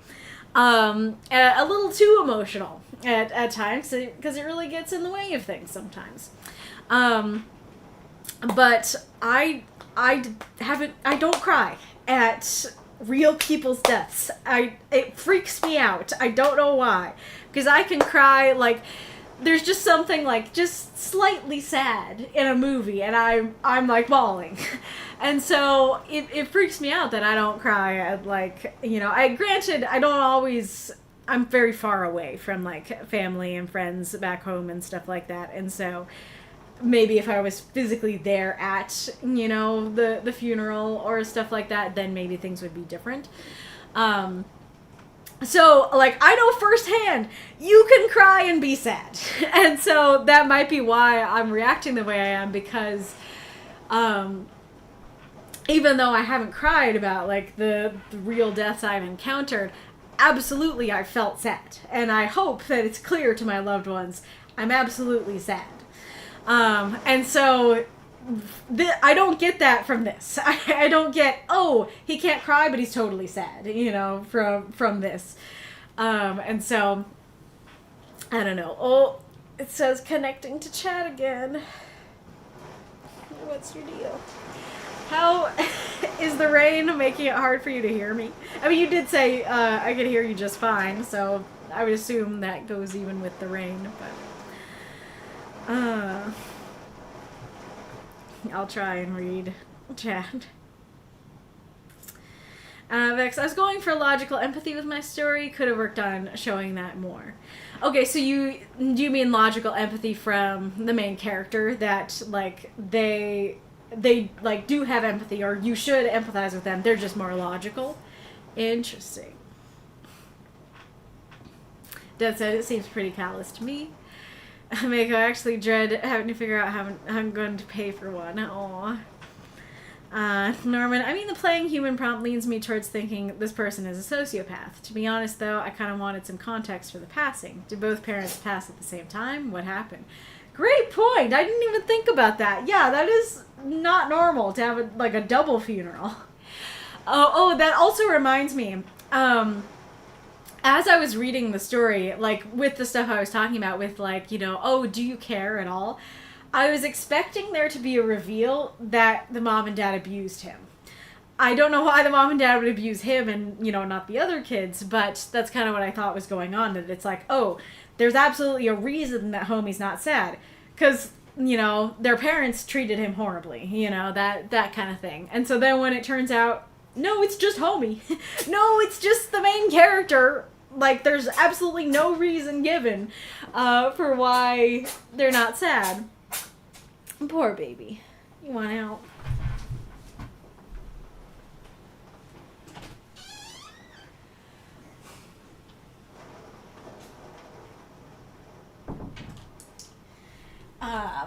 Then I'm like, okay, so you don't care because you don't care? I don't have much empathy for that, you know? That kind of thing. That is straight. Okay, but the funeral isn't for the benefit of the deceased. It's for the benefit of the people left behind. Unless the main character is there alone, his viewpoint is pretty callous. Yeah, great point. That it's more about the brothers and sisters, and so the fact that he's not able to be like, I don't like it, but I'll do it because I love my brothers and sisters, adds to the callousness.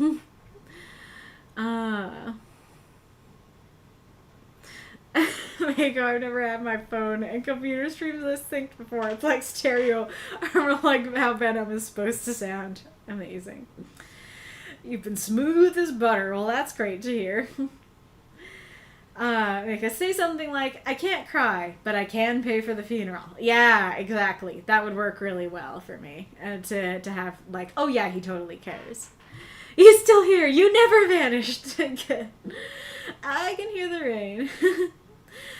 Oh, Magistrate. Oh, gee, we're kindred spirits, Kaylee. It's hard for me to express emotions to real-life tragedy, but I will cry at fictional crap a lot. I'm glad to hear I'm not alone in that. That's genuinely actually very comforting to me. What's Holy Mackerel about? I said only now can I can only just now hear the rain. So it must have been a really big surge there. Norman, this doesn't just feel ambiguous enough to almost feel like a personality test. I kind of feel like a person's reaction might actually depend on their own personal relationship with their parents. Well, it does read callous. As someone who had a really awful relationship with his parents, I don't know that I'd feel sad primarily. Instead, just relieved my parents wouldn't be able to hurt me ever again. Oh gosh, that's so sad. I'm so sorry to hear that. I don't know if you said that before or after I made the abusive comment, but that is kind of what I was saying. Like, I don't know if your parents were like full on abusive, but that last sentence sounds like it, and that's terrible. But yeah, like that makes sense that it's like, hey, your parents are terrible to you. It makes sense that you would not really care that they passed, you know. And so if that was explained here, I'd be like, I get you, homie.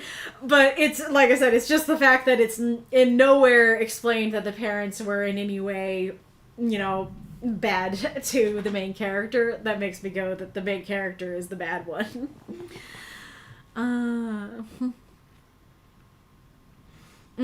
Yeah, documents are content warning. Abuse. I know in some cases of abuse, one sibling will take the front, so their siblings won't have to, but that's just in some instances. Yeah, so that could be, you know, the case. Vex, he has no empathy or care. He's trying to show care because he believes it's a logical thing to do, not because he can feel it. You're just seeing his callous thoughts. Gotcha. Okay, so it's... I'm not sure quite how that connects with your comment about the logical empathy thing, but that's definitely what I...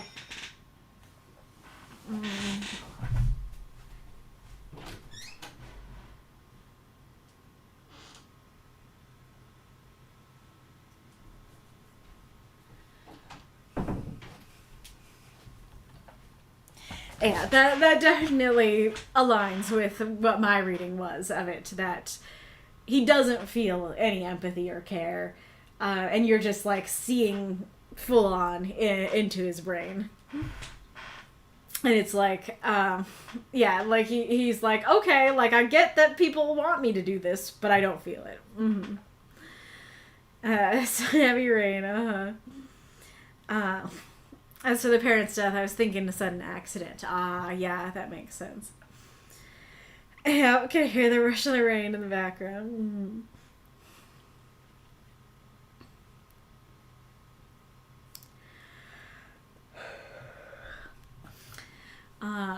Alrighty, Rue. I hope that you didn't feel like I was critiquing you too heavily. Like I said, none of this is meant to mean that it's a bad story or that, like... None of this is meant to be like, oh, it was badly written or anything like that. It is just all... It was well written, and it incited an emotional reaction from me that was different from the emotional reaction other people got from it. So I just felt like it would be interesting to discuss. But I enjoyed it, and I think you did a really good job at this. Oh, you must not have been here for a couple weeks ago. Oh. Yeah, it's not, to be clear, like, I'm not actually real life upset. I have feelings, but the feelings don't go, like, all the way into real life. Norman, I also just noticed the word count. Totally could have added more context at the end. Oh yeah, super true. That if you wanted to add more, like, he did care, you know, but doesn't know how to show it. Or if you wanted to add more context of the accident or anything like that, you know, those would totally work. I'm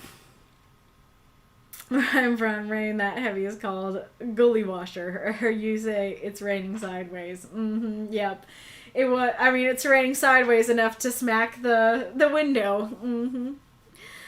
So psychopathy is an interesting topic. I'm running a mostly non-violent psychopath in a roleplay, and she's so self-absorbed and lacking in self-awareness. Taking things to an extreme with her, but it's funny how things that affect her only seem to affect her, and she doesn't even acknowledge how it may affect her friends too. Yeah, that makes sense. Yeah, it's a difficult topic with psychopathy and then like real life narcissism and stuff like that too, or narcissistic personality disorder, because like I've said before, I watch Psychology in Seattle, and I tend to watch his Love is Blind episodes, but I have seen a couple of his like deep dives into some disorders and stuff like that. And he always emphasizes like people who have psychopathy or narcissistic personality disorder, they're suffering. Like the reason that narcissistic personality disorder happens is because like, and I it's been a while since I listened to the deep dive, so I might not describe it very well, but it's like, as a kid, you know, you have some different, if your parents are, you know, being abusive or otherwise, like, not good to you, there are different ways that you can react, and I don't know if I can remember right, but it's like, the world is wrong, and I'm fine, I'm good. It could be, I'm good, the world is or not, I'm good. It could be, I'm bad, and the world is right. And it could be, like, I think it could be, like, a mix of the two. Oh, yeah, it could be, like, the world is bad, and I'm bad, sort of thing. And so, and I think, actually, as I'm saying that, I think this is his description of how, like, the different attachment styles get created. But I think the narcissistic personality disorder is one of the world is bad and I'm good kind of things, where it's like the narcissism is kind of a defense mechanism that it helps you deal with, you know, the pain and trauma that you're experiencing by puffing yourself up or going, I'm good, you know, kind of thing. But absolutely it ends up hurting them, and like, you know, what we you know, if they reconcile, like, wait, no, maybe I'm not actually as great as I think, it will destroy them. Like, it won't just be like, oh, like, that's okay. You know, I'm flawed. I'm human. That's fine. Like, everything they know and understand about themselves will come crumbling, and it will be horrible, and that's too painful to deal with. So they keep, you know, looking for people who are going to puff them up and stuff like that. And so, like, it's difficult because it's like, again, psychopaths are people too, and I don't remember exactly how he's described, you know, I guess it's kind of like, maybe in ways like this, that it's like, you know, that they might actually want to be able to experience empathy and emotion the way that other people do, and they can't, you know, and they get hurt, you know, by not expressing emotion and care the way that other people do. And so it's difficult because it's like not having empathy and emotion that we would call ordinary, like, it's not a great thing. It can make you, like, genuinely selfish and have a lot of qualities that are very, I don't know, uncomfortable, that are uncomfortable to be around, unpleasant for others to be around and stuff like that. And there's a reason that psychopaths end up being, like, you know, villains and stuff like that, because those traits can lead you down a genuinely evil path. But it doesn't mean that, like, all psychopaths are actually evil people. They're just people, and they have a disorder that makes these things difficult, and that does, you know, make them suffer too. But, like, as we see with the story, that, like, I don't doubt that he is suffering. Like, I don't doubt that he is, like, it would be better, you know, for him to pay off the debts and stuff like that. And that, like, I can relate to that. But at the same time, like, the selfishness and callousness makes me not like him, you know? So it really is this interesting and sad and terrible balance with these people. And so in that way, I do think you did a great job with that aspect of this story. But anywho, psychopathy tangent over. All right, thank you so much for submitting, Vex. It's great to have you back as well. Let us go on to Decoy. Roll the Bones by Decoy. 349 words. It was halfway through their first session of desktops and deadlines.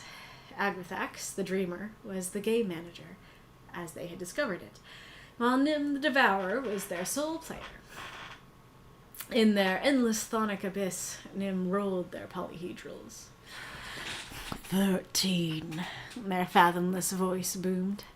Excellent. That's a success on your small talk roll. You discuss the weather with your manager in the break room. Agrithax flutters their galaxy-sized wings. What's weathers? Agrithax flicks through the rulebook with their writhing mass of feelers. Local atmospheric changes? Like in the plane of infinite despair? Essentially, yes. And you gain 1 sanity. I'll press the roll. We wish to discuss increasing our remuneration. Roll manipulation. 7. Your boss takes the opportunity to discuss how hard times are for the company. He further requests that you complete the TR-500 reports by the end of the day. Lose 1 morale. Nim harumphs. I take my coffee and stand by the window. I wish to calm myself by watching the avians. Perception roll. 2. He spits with distaste at the lackluster roll. You watch the birds flit around carefree in the sunlight. You curse the black screen that drains your life force day by day. You know you will never be as free as these birds. Lose 2 morale and 1 sanity. Your sense of self is in freefall. I curse the avians. Their scintillating skin pulses with colors that would drive mortals insane. A junior worker approaches you, holding out his phone. It plays music and shows images of primates cavorting. I engage with the junior. Roll culture. 17. Excellent. You recognize the song, one from your 2nd decade. This pleases you. Gain 1 sanity and 1 morale. I tell the junior that I know this song. He replies that he loves the classics and that modern sounds are not to his taste. You are reminded of your mortality, of how your youth has faded and will never return. You desire violence against this junior, but no doing so would forfeit the meager trappings you have acquired. I punch him anyway. Roll initiative.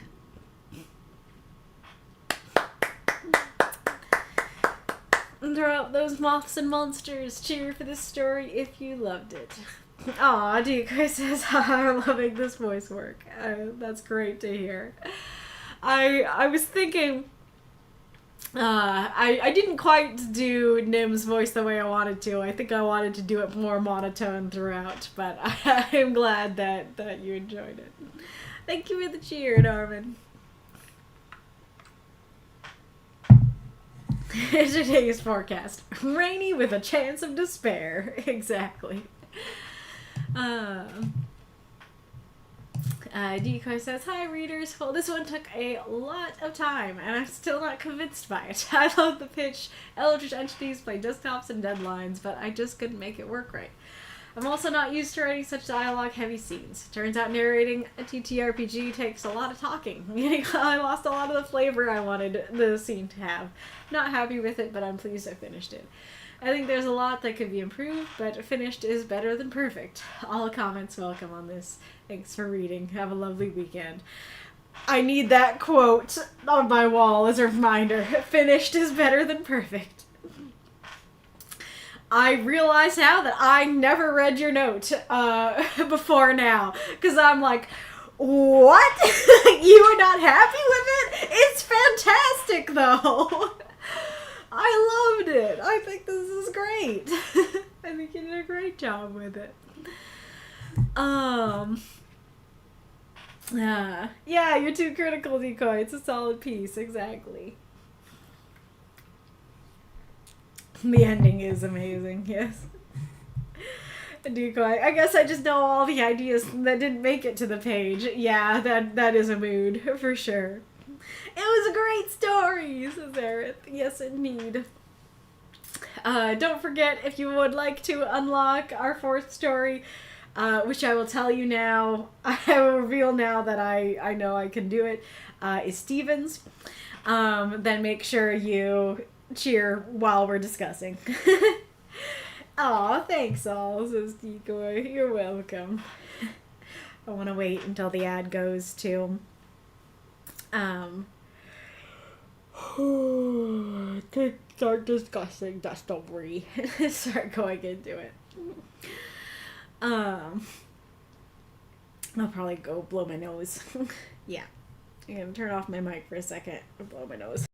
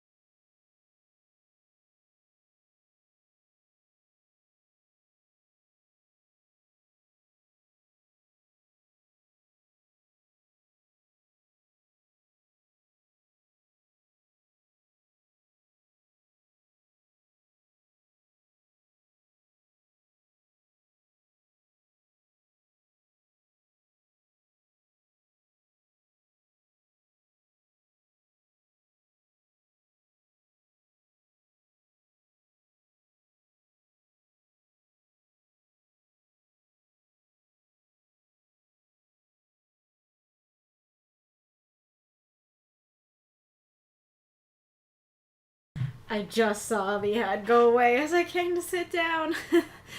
Alright,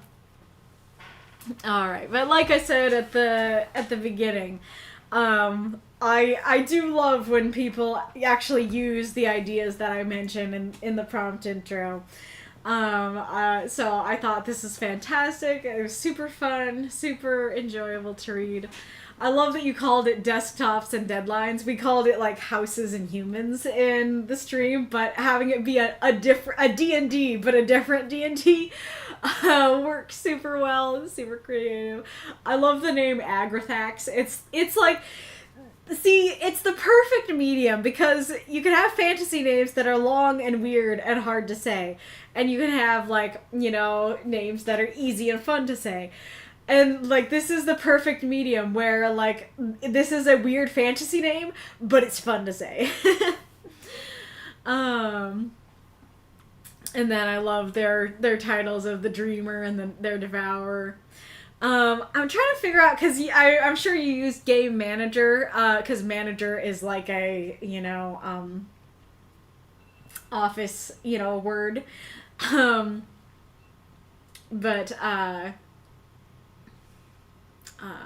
Lost my train of thought. But I do feel like Game Manager is a little too similar to, like, Game Master, like, what we have. And so but I can't figure out, like, other than, like, General Manager, which would be really funny, what you could use that has GM, because I want to say something like the boss, or the CEO, or something like that.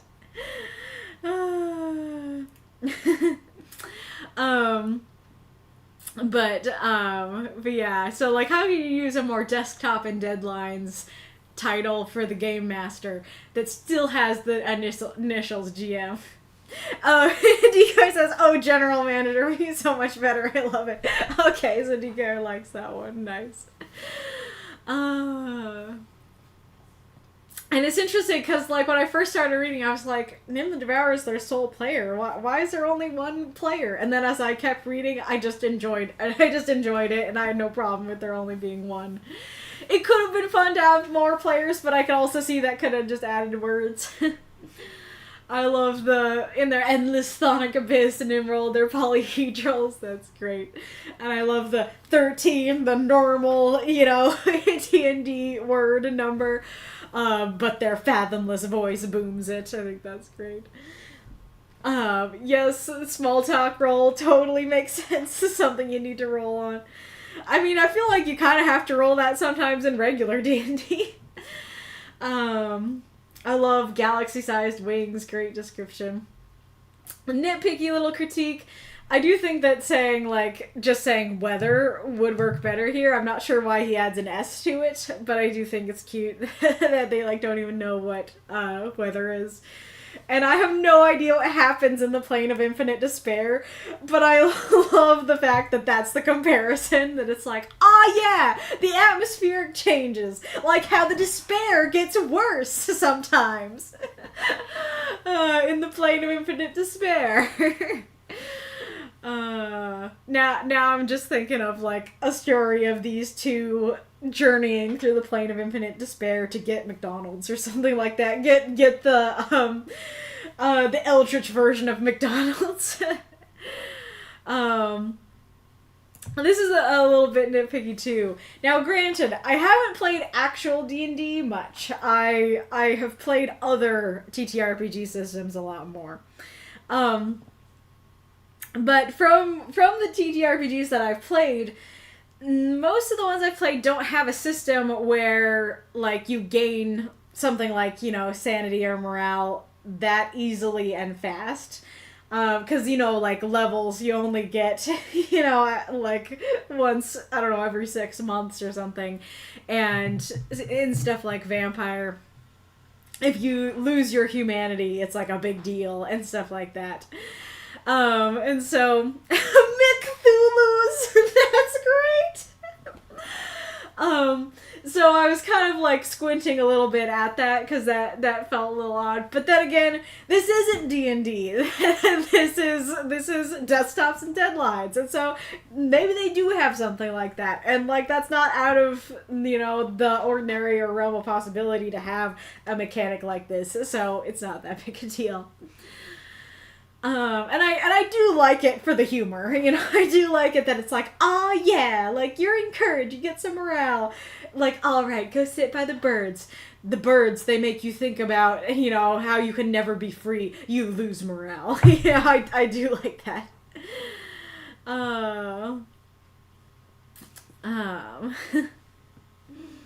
And I do especially like that part of like, okay, I want to calm myself by sitting by the avium. Totally something I could see someone in the office doing after their boss says something like this.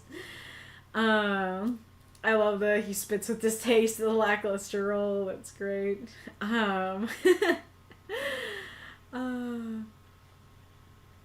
Their scintillating skin pulses with colors that would drive mortals insane. That's great. I love that the primate is, or the primate, that the junior is showing the video about primates that is showing basically a funny gorilla short, you know, a funny gorilla TikTok. That's so fun. And it's especially funny because as I was reading this with my dad, he was like, I just watched a video about gorillas yesterday. So it do be real. He loved this story, by the way. Role culture is great. I love that.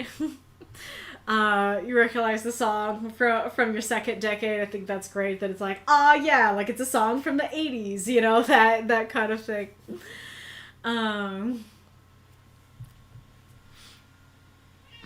And then I love that, like, everything just, like, reminds him of something sad. That it's like, yeah, like, you're doing your work. Your boss tells you, like, you know, that you need to work harder. You go watch the birds. The birds remind you that you can't be free. You listen to memes and TikToks with your junior. You're reminded that you can't have your youth back. It's like, oh no, it's too real. I love that. And I do love the, like, you want to hit him, but, you know, you worked hard to get this terrible job, so you probably shouldn't. And I do love, this is, like, the most D&D thing, this is the most TTRPG thing that happens in the piece, that you punch him anyway. And I love that it ends on roll initiative because that's the classic, you know, D&D phrase. And so that just puts a little bow on it. Works very well. Hi. You're so cute.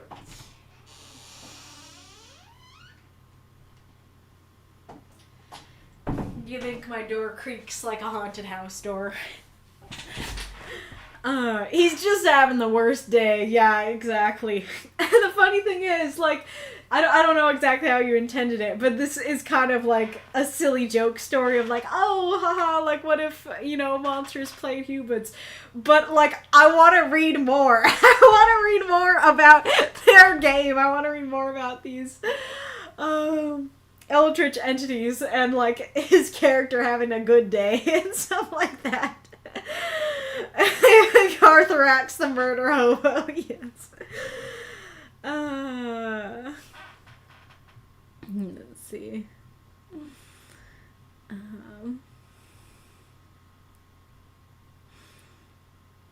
That would take almost 2,000 bits to unlock. Very fair. I mean, I totally understand. I was just saying, if you want to do it, if somebody wants to stop by and do it, they can. It completely happened upon the ending. I did not know how it would end until I was there. Nice. But roll initiative is one of my favorite things to say in D&D, so it worked out great. Nice. Mine is, are you sure you want to do that? Nice. Also exquisite, as is, how do you want to do this? I changed it to describe how you kill this thing. For copyright reasons, I changed it. Whoa, way to out your manager. I'm not sure what you're referring to there. Corporations and cubicles. Nice. The workers at McDonald's being impacted by the despair. Oh my god. Now I'm just imagining that they bring humans there. that they know about humans, you know, because of stuff like this game. And then they're like, oh yes, the humans, they have this very curious thing called McDonald's. It's everywhere. Like, they seem to really love it. And they're like, oh, let's bring a McDonald's to our world. And so they bring a McDonald's to the plane of infinite despair, and they like put a portal at the door or something like that. So the humans come to work. They think it's just normal McDonald's. They don't think that anything has changed, because even though they are oppressed by despair, they just think it's an average day and don't even recognize that everything's changed. Mako. I played maybe 2 games of real D&D. Self-destructive with astounding quickness. Wild. That's great. Ba-da-ba-ba. I'm lamenting it. That's great. Ironically, sanity is a stat in Call of Cthulhu. Interesting. Is that the, like, I played a Cthulhu Bloodborne-esque TTRPG. That sounds familiar, so I feel like it might have been that one, but I can't remember for sure. Because I do remember that there was like a table that you could roll for the sanity thing that, you know, that I forget, you know, what exactly the metric was, but some were like way worse than others. But I don't recall that being so like this, in the sense of like anything that you do could give or take away sanity. It was more like, oh yeah, if you get smacked by the sanity drainers, you get your sanity drained. You know, that kind of thing. Okay, Call of Cthulhu has sanity. I think some old versions of D&D have morale systems, but for the enemies. Interesting. Decoy, yep, Call of Cthulhu was an inspiration on that, alongside other TTRPGs played recently with sanity trackers. Gotcha. Norman, I literally posted a 100-man versus 1 gorilla video in the meme chat today. Nice. Finish him. You're promoted to assistant manager. Gain 1 sanity. You realize your workload is doubled, but your pay is only increased by 20%. Lose 2 sanity. Exactly. Their game manager. Oh, amazing. Yeah, Call of Cthulhu sanity is much more brutal, because you want to roll lower than your stat number, so as you lose sanity, you become more likely to lose sanity. Oh yeah, that does sound familiar. Just another day in the GMP! Yup, exactly, in the plane of despair. Oh, that's great. Very fun story, Decoy. Greatly enjoyed it.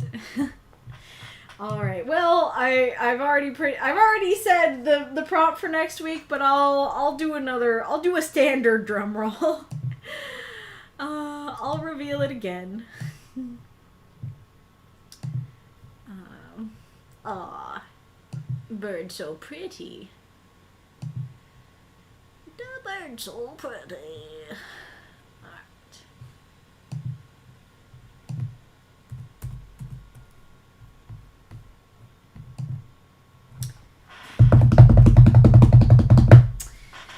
In 3rd place, with 17 votes, we have Smoke and Blood. A prompt that I submitted last minute at that, and was very surprised to see get so far so fast. So glad you guys enjoyed it. Came from something very specific. I'm not sure if I should reveal or save until it maybe one day actually wins. 2nd place, which I'm very happy to see in 2nd place, is Beauty is the Beast. It seems our discussion last stream bolstered its popularity, and I'm very happy to see that. But our winner with 22 votes is This Isn't How I Die. Misheard that as Milk and Blood. Oh, wild. Glad folks enjoyed, it says Decoy, yes. What creature is that? It says it's a dolphin, but I'm not sure I believe it.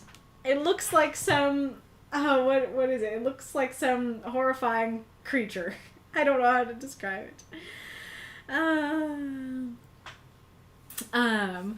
But yeah, so I don't know if I will like grab the discussion from last stream and stick it in this stream when it's posted to YouTube, or if I'll just like use whatever we discuss here. So I might just like retread the ground that I've already tread. We'll see. But hello world. I am here. Oh, thank you for the subscription, Deathshead. Thank you for the 10 months. I just realized I didn't close the door. Hold on.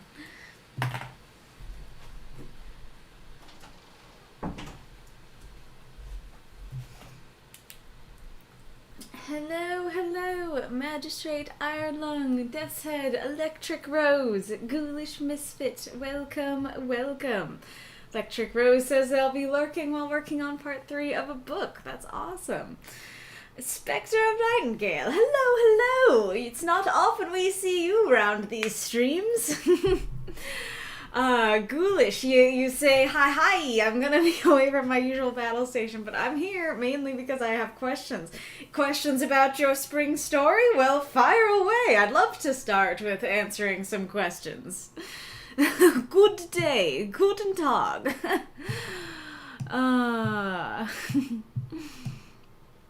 Alrighty, Roo. I channel my inner owl while I can. Fair. What time is it for you? Is it? Well, I was gonna say is it like 4 a.m., but I remember asking if it was 4 a.m. like at a time much later than now, at some point, and so it must not be 10:15. Okay, that's still reasonable. That's reasonable to be here watching streams. But of course I'll announce it again on like the next more official writing group stream. But look at the art. Look at the art I got. This is, I don't think I put the one without starting soon on here. But remember how I said I'd be commissioning an actual artist to do some spring art for the stream? This is that happened. Here it is. Non-AI art. Actual person art. I think it's very beautiful. So yeah, very, very happy about that. Where was I? I was here. Yeah, it is, isn't it? Hello, Corian. I'm glad you guys like the art. It'll just be the Heartbound soundtrack, but, one thing I'm a little disappointed with is that, the chat, it'd be looking weird, is that, well, I don't know, maybe I shouldn't be. I have not, like, bought new borders. I don't know if the borders are AI too, but they are from the Pookie Chips artist. And so I was gonna say I'm disappointed that the shade doesn't really work with the borders, but maybe that's a good thing, because maybe that'll encourage me to go buy, more frames faster, but it's just so expensive. I holds up wallet, crickets fly out,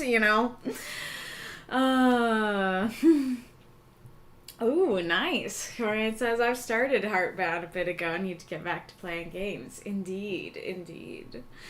Let's see. Magistrate Ironlung says, actually, I have a question about the current writing group prompt. I haven't written my reviews yet. Does this mean I still have time? Yes, you do. You have an extra week.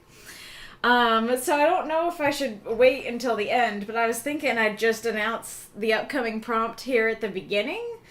But, I don't know, because there's not a whole lot of folks here, but I don't know if it'll dwindle more as we go on, or if it will get more viewers as we go on.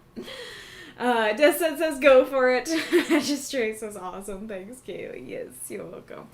Okay, well, I've got to go for it, so I think that might be enough for me. Okie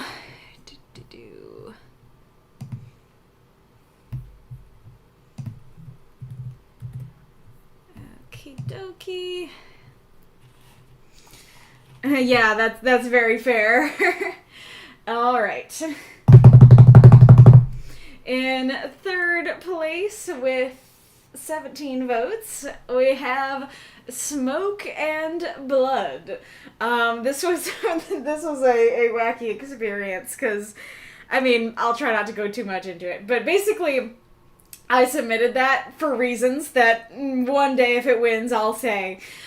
But I submitted it, like, what was it, Wednesday night? And usually prompts that get submitted that late don't get enough votes, like, don't get seen to go to the poll. And so I was very shocked to wake up the next morning and it's like, hi, you're in the poll. People loved it. So thanks for your love. And then in second place we have, with 18 votes, Beauty is the Beast. I'm really happy to see that one rise in the ranks. It seems that discussing it last week, I don't know, gave it some fire, made people more interested in it. So I'm very happy to see that. But our winner with 22 votes is going over here. This isn't how I die. Oh, it's so weird to be up in the corner. I used the brown because I thought the brown would look best, but now I'm second guessing myself. And the brown is like a full overlay, like it all comes together rather than being in pieces. The other ones are pieces that I put together. But anyways, okay, this isn't how I die. So my first thought with this prompt is that it was like a defiant statement, like, this isn't how I'm going out, you know, that our heroes are in this terrible situation where they might die and they're like, no, I'm not dying like this, you know, I'm not dying today, that kind of thing. And so I like that a lot. I think that those are great vibes. But I realize as I've been thinking about it, this is at the wonky setup. I mean, I think the other one's still there. Like, do you prefer this? Yeah, maybe. As I look at it, maybe that is better. I'll use this for a bit, and so tell me which one you like more. So my first thought was this defiant thing, but I realized as I thought about it that there's so many different emotions this could be said in that Norman graciously did not punctuate it. Though granted, I heard talk that this was actually C.M. Weller's prompt, so I don't know who we're supposed to credit. Maybe they both submitted it, but yes, it was one of them.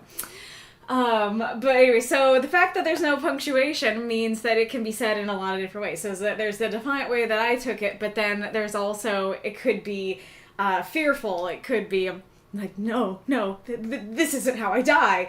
You know, that it's not this, I'm gonna get up and make sure I don't die like this. It's more of a like, what? No, I can't go out like this, kind of thing. It could be, it could be questioning. It could be, well, if this isn't how I die, how do I die? You know, that it could be, you know, somebody talking to, like, a fortune teller or something like that, and they're like, I work at a factory, I'm assuming I'm gonna die, you know, in a factory accident, and the fortune teller, it's like, okay, no, you're not actually. Well, I guess that's more of a that than a this. But, you know, if this isn't how I die, then how do I die? Oh man, I wish I had written it down. Let me think. I guess it could be angrily. Angrily could be a subset of the defiant, you know, this isn't how I die, you know, kind of thing. I guess the angry could be more of, like I said, I take the defiant more as you're gonna immediately take steps to make sure that you don't die. But the anger could be more of like a villain dying in a humiliating way, and it's like, no, this isn't how I die, you know, kind of thing. Oh, this is interesting, and granted, I'm in a different headspace because we're at the beginning, but usually I think of more specific examples, but in this case I'm thinking of more just general thoughts and emotions and stuff like that. But let's try and think of some specific, examples. So like I said, for the Defiant one, you could have your hero in a perilous situation, and then the villain is like, you die today, hero, and then the hero's like, no, this isn't how I die. You could have, maybe that's why I'm not thinking of specific examples, because then I'm like, well, then you can have the hero in that exact situation, but they're scared. But instead they're scared. But instead they're angry. But instead they're questioning.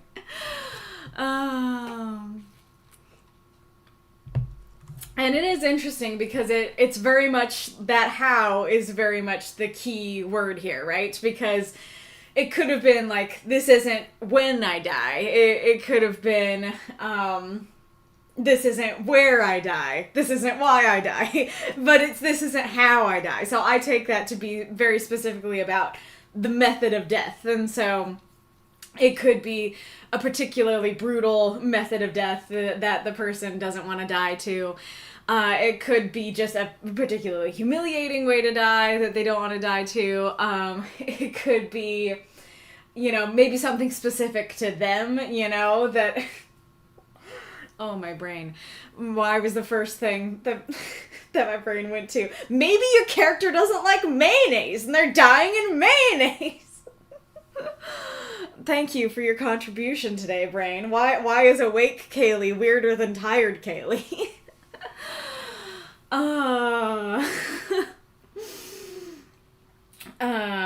Let's see. And you could also do, like, an immortal. You could have a character, like, somebody's like, wahaha, I'm gonna kill you. And then the immortal's like, yeah, no, this isn't how I die, Because they know they're not gonna die at all, no matter what you try to do to them. That isn't how they die, kind of thing.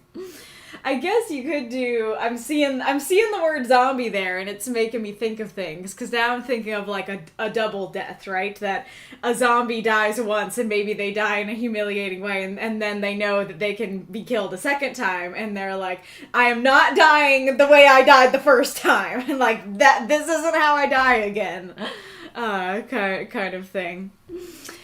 Let's see. I'll come back to that question, Wolf. Don't let me forget.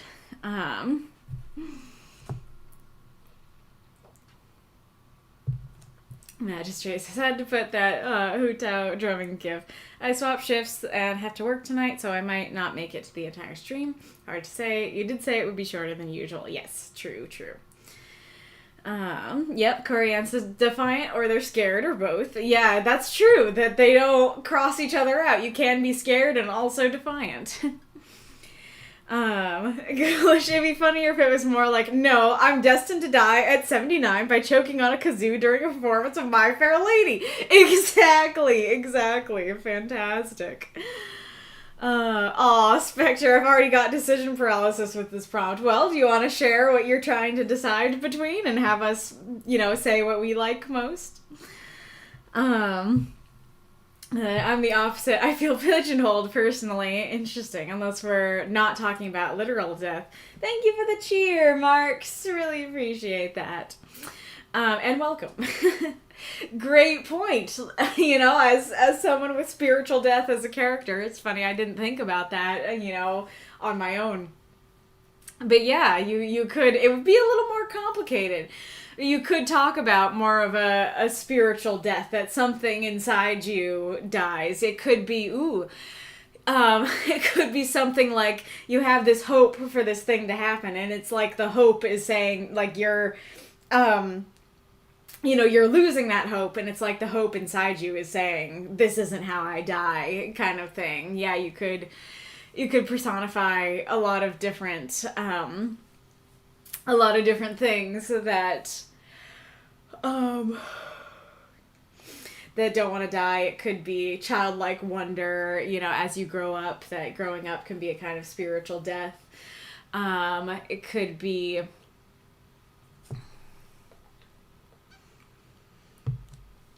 a relationship is dying. I think that might be part, now that I'm thinking about it, that might be part of why you feel pigeonholed by this prompt, and to be honest, I lean more towards the wolf side on my end too.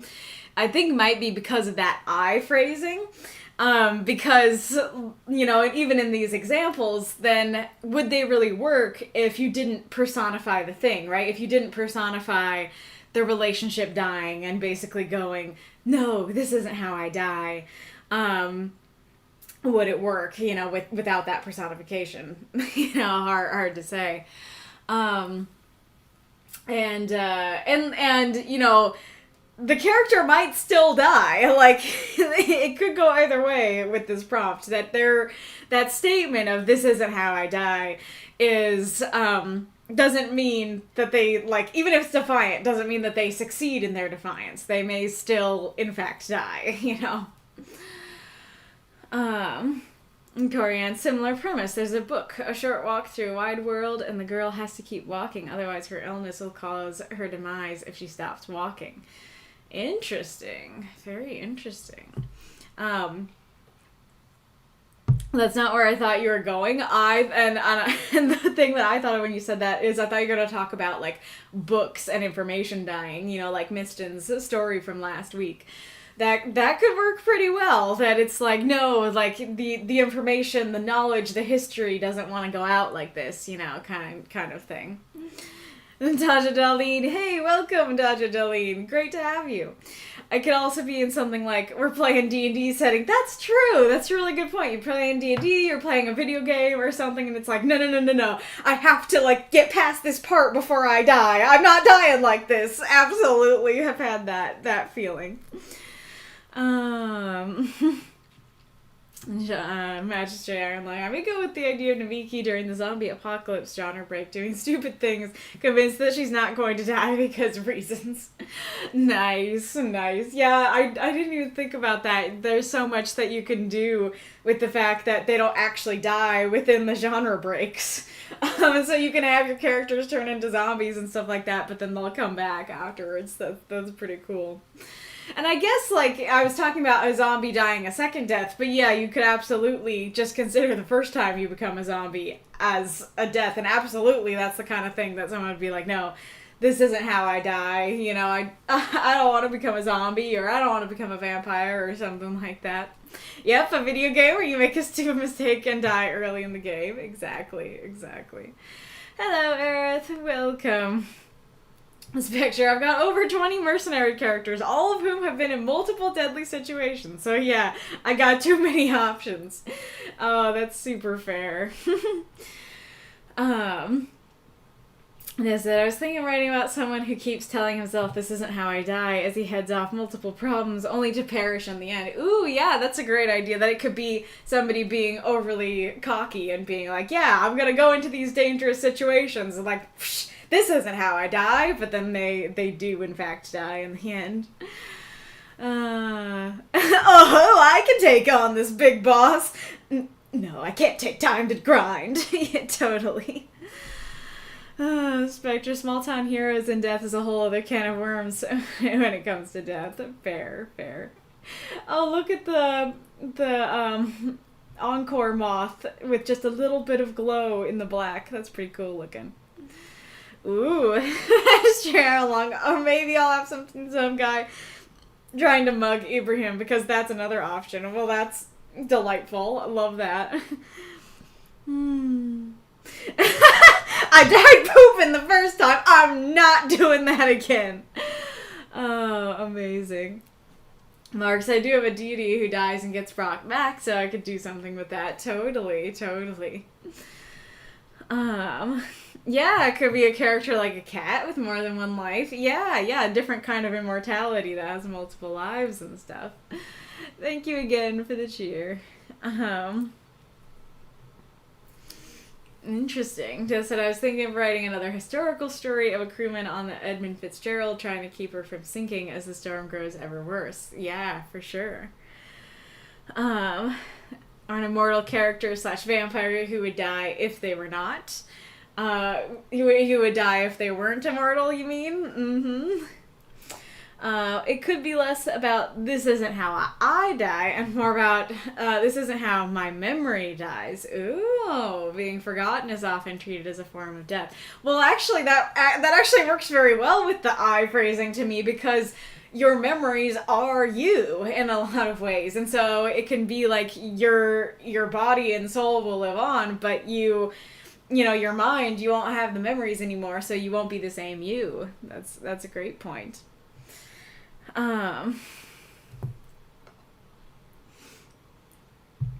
Arith also reminds me of the funny Punky Doodles bit where the princess gets foretold that she would die on midnight just before her 18th birthday, so she realizes it means she's immortal until then and takes up everything dangerous, cliff diving, hand gliding, over shark-infested waters while juggling chainsaws sort of stuff. Indeed, that it could be somebody knows exactly when they're gonna die, and so they get cocky and careless, before that. A vampire in a car crash. Well, I'll just heal. Exactly. Spectre, like a character fearing for their legacy being lost. Cop, Lucius Morningstar, cop. Would love that. Would love to see more of him. That'd be very interesting. And you could even do a prequel to the story that we saw a couple streams ago, or a stream ago. Why he's so obsessed with his legacy and doesn't want it to die. It could be an object on its last legs and somehow it keeps going or keeps being used. Yeah, totally. You have an old phone that, it gets really hot and is really slow and stuff like that, but it keeps trucking. It keeps going, no, this isn't how I die. Mark says, ooh, I really like this isn't how I die kind of applies. It's how you die! Oh, that's funny. I guess you must not have seen Witch Prompt 1 until now. Oh, that's very funny. I like this isn't how I die, because it implies that's in fact how you die. Spectre, probably the only two people here who will get this reference. I'm getting some Salem Delacroix vibes with this. Remind me how to say her names. Is it Delacroix or Delacroix? Oh, absolutely. Let me find the quote, because, even if people don't know the character, the quote is glorious for this prompt.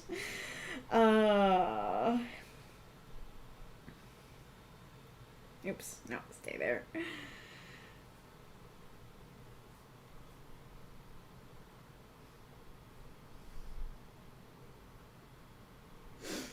Yes, okay, I found it. Don't try that again, or you might be judged more quicker than expected. Sally, I'm not scared of your judgment. I'm a witch. And I'm death.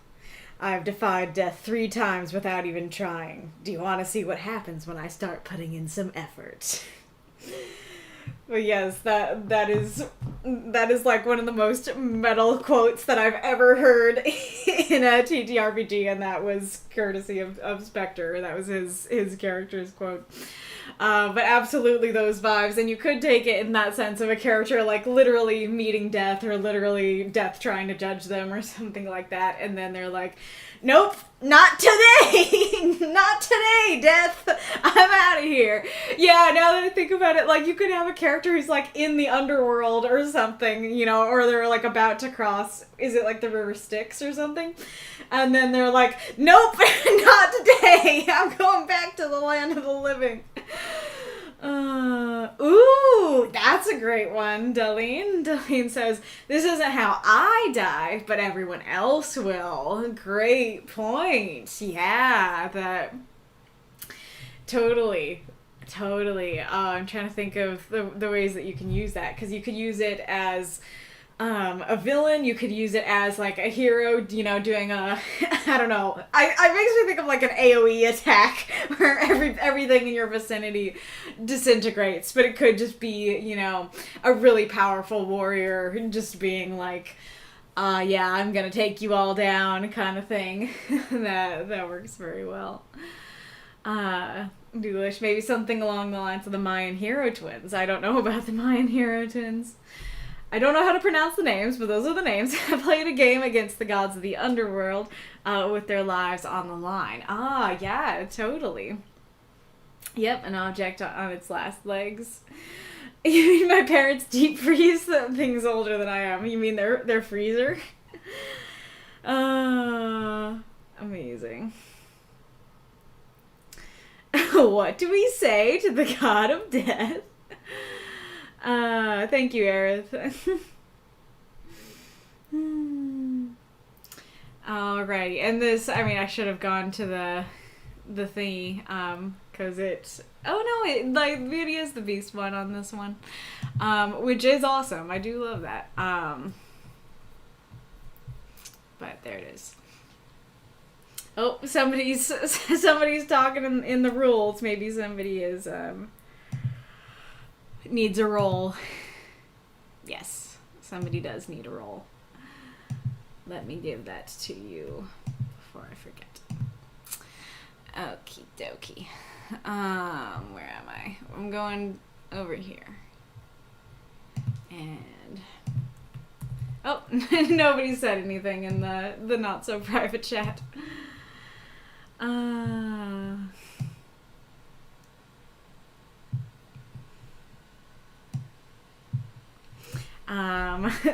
The Mayan twins played ball in the same court that their father and his brother had played in long before them.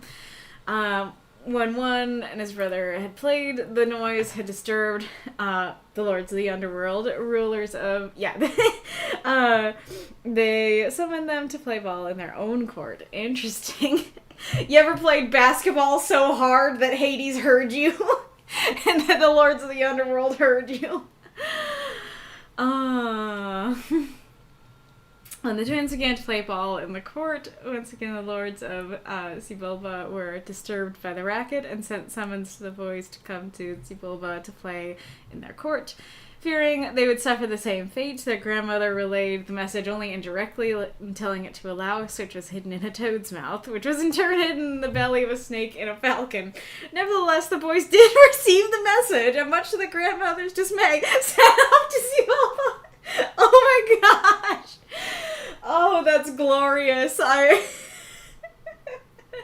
do not think that's in any way intended to be funny, but just reading that in summary form, that it's like, I'm really scared that, about the wrong people getting this message, that we gotta make it hidden. Like, oh, you're gonna, do it in code? No, I'm gonna send it in a more unorthodox way.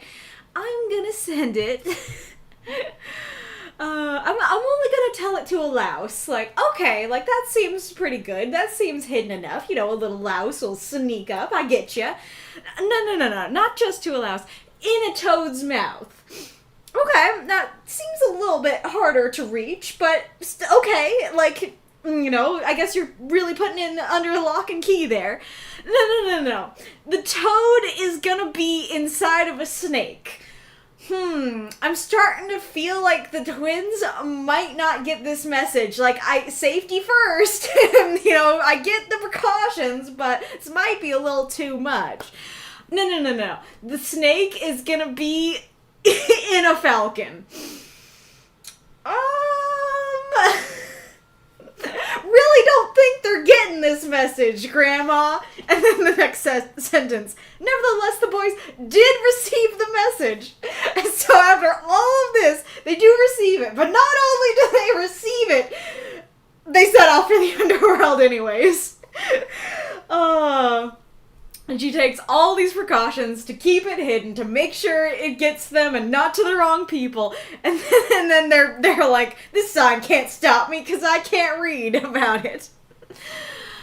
I mean, PSA to anybody. If your grandmother ever sends you a message, told to a louse, in a toad's mouth, in a snake, in a falcon, maybe listen to it, because she really took those precautions. There's more to the story, though. When the father had answered the summons, he and his brother were met with a number of challenges along the way, which served to confuse and embarrass them before their arrival, but the younger twins would not fall victim to the same tricks. They sent a mosquito ahead of them to bite at the lords and uncover which were real and which were simply mannequins. Is that a common thing in the underworld? Why did we think that some of the lords were mannequins? As well as uncovering their identities. When they arrived at Sebulba, they were easily able to identify which were the real lords of Sebulba and address them by name. They also turned down the lord's invitation to sit on a bench for visitors, correctly identifying the bench as a heated stone for cooking. Frustrated by the twins' inability to see through their traps, they sent the boys away to the dark house, the first of several deadly tests devised by the Sebulbans. Wasn't that the first test? Wasn't the ball and the mannequins, wasn't all of that the first test? What was the rest of the tests then? This is interesting. This reminds me of two things. First of all, because I'm playing Hollow Knight, the bench thing resonates so much more. It's like the bench in the, like, Weavers area where they're all like, "Oh, yeah, hi, friend. Take a seat." And it's all very spooky, and you see the other guys who are like, they're not friends and stuff like that. It's totally like that. It's like, yeah, we have this nice heated bench for you. Actually, it's a place for cooking. And now I'm wondering if, I mean, it probably did, but the Book of Life seems to have taken some inspiration from this story, because like the trials and stuff sound like what he goes through in this. The ball just caught the Sebulban's attention. So, like, you know they're not a mannequin because they're actually watching it. The twins' father and brother went through a similar ordeal. Interesting. Arith, all this animal inside animal reminds me of Kosuke, the immortal, who hid his soul inside many different layers of concealment, such as a needle in an egg in a chicken or something to that effect. Yeah, it makes me think of, what is it, like the lady who swallowed a fly or something like that? Yep, like nesting dolls.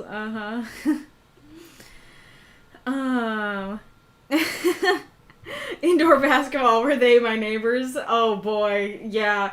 You know what? Come to think of it, if I were in an apartment and the people upstairs were playing basketball over my head, I probably would come up there and say something.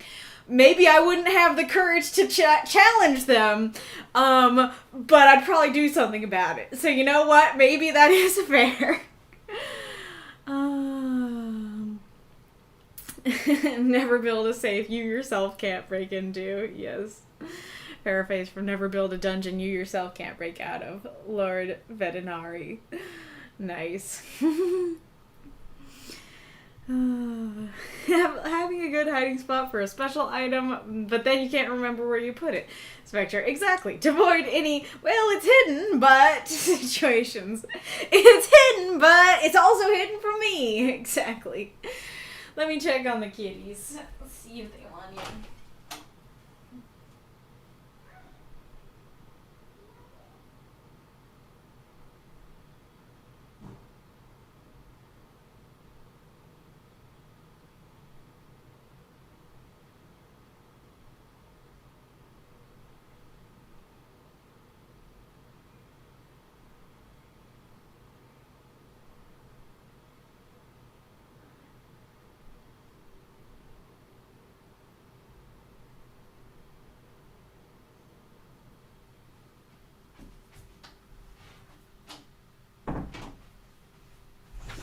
Well, I brought her. Whether she likes it or not, I brought her.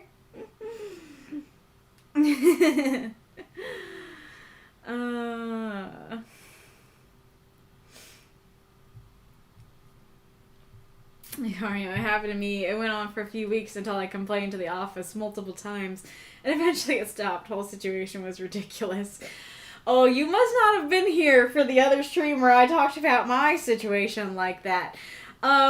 you're lucky with a few weeks. I hid the most expensive item that I have in my possession from myself for 6 years. So I'm more than with you there. Hello, vast asynchronicity. Welcome. Thanks for the full Wikipedia article. That is a very fun story. Oh, sorry, cat. Meow. Yeah.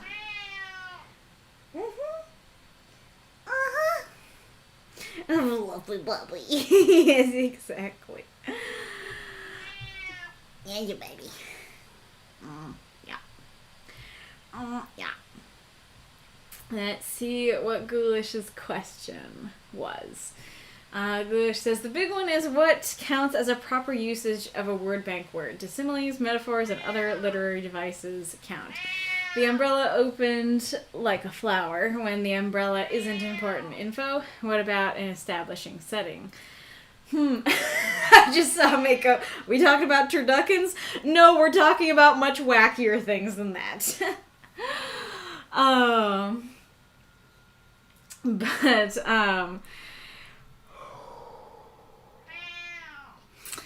I honestly had not thought about that at all. I think because I didn't say anything against it, then that it's probably fine to do that. I would prefer if the things like, okay. I was gonna say I'd prefer if the things were actual things, if that the umbrella was the important part. But as I think about it, I think it's fine. I'm pretty sure that plenty of people use metaphors and stuff in the Christmas stories and stuff. So yeah, I'm being overly harsh. It's totally fine to use metaphors and stuff. Alright.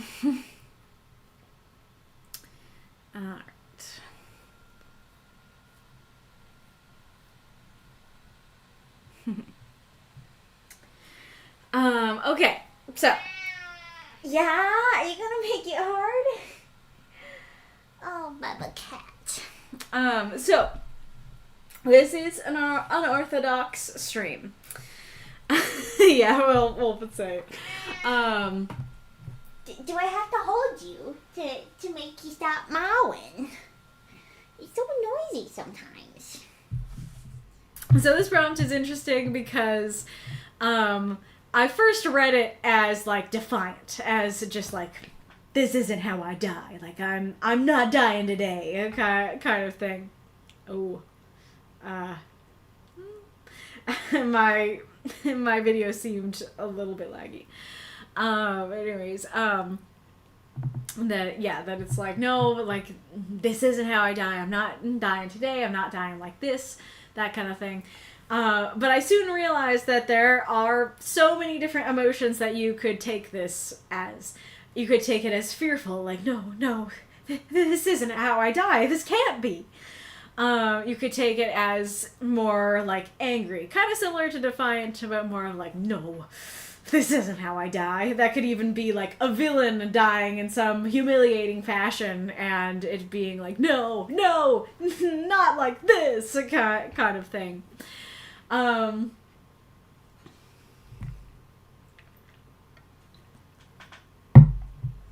It could be. Oh yeah. So the other thing that I realized after the other stream that I'm glad I get to talk about again now.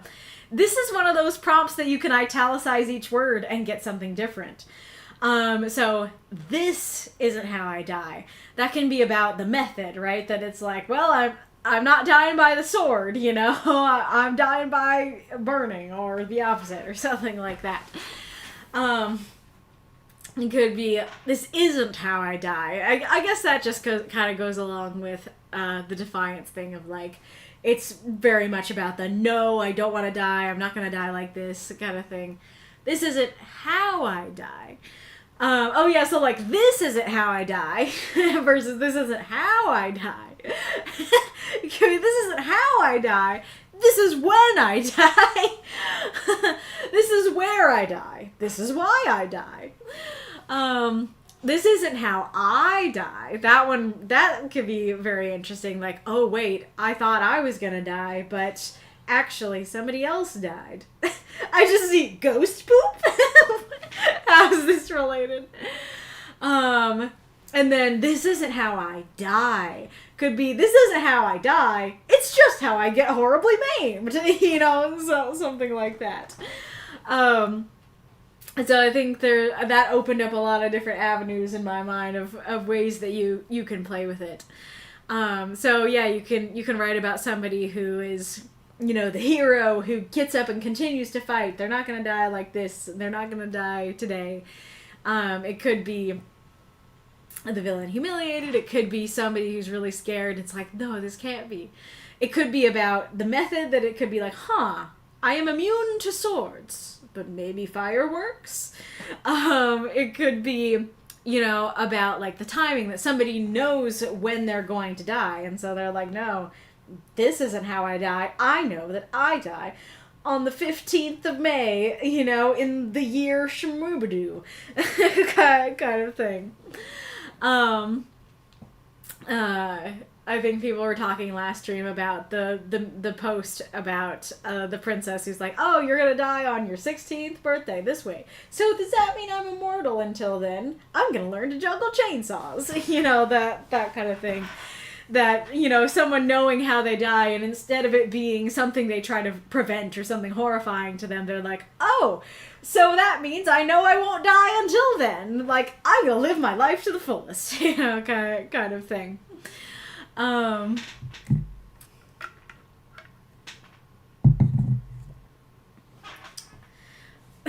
I know. What do you know? What? Why are we talking about cannibalism? Credit should be given to Bitzer K, as it was a team submission effort. So it's true. Yes, so credit to both Norman and Bitzer for submitting this prompt. It's a dolphin, for Rizzle. Nice. No, the ghoulish just brought up drowning in poo. That's all. Is this a particular way that you're scared to die?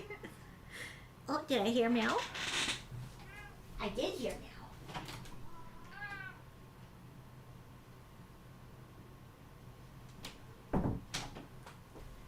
It's cute. Going back to, like, thinking about Ibrahim, right, that it could be like, oh, so, like, you know, this is how you die. Like, you become a lich, you know, through the death process. Like, no, this isn't how I die. that kind of thing. That's the emphasis on the die thing. It's like, no, this is how I live. And kind of thing. Could be something that seems like death, but isn't.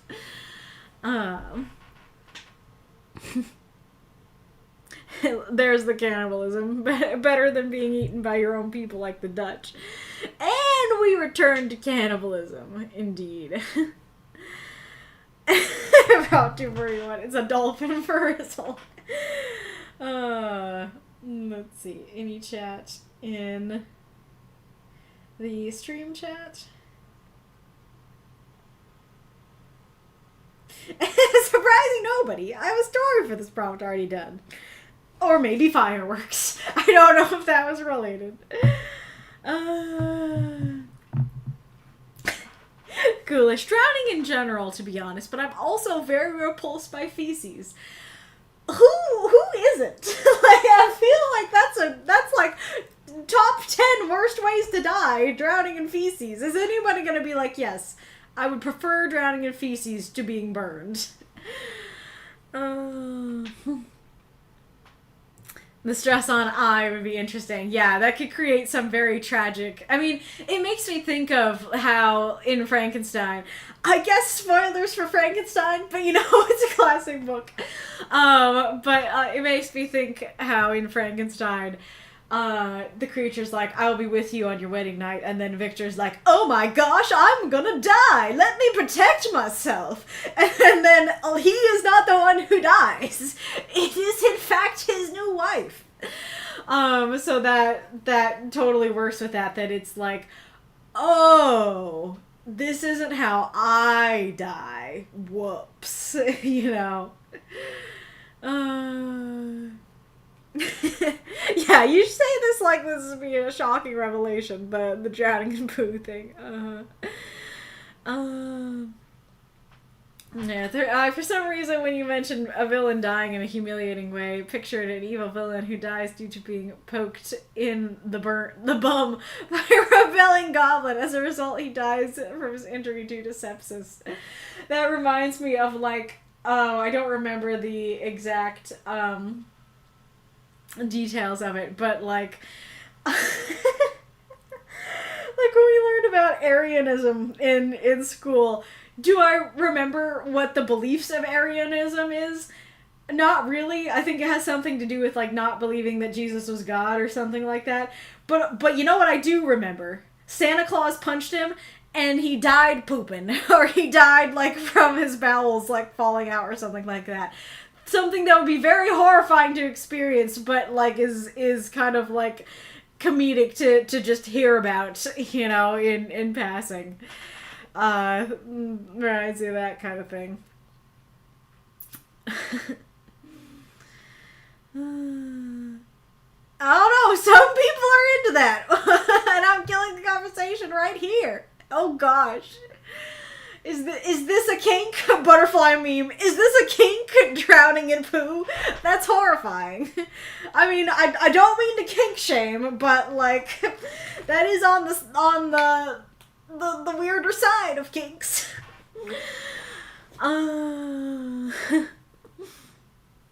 Decoy, the stupid deaths part of horrible histories had some great things like that. I love the Viking lord who died because while transporting the decapitated head of his enemy, it bit him and he died of disease. Oh, that's wild.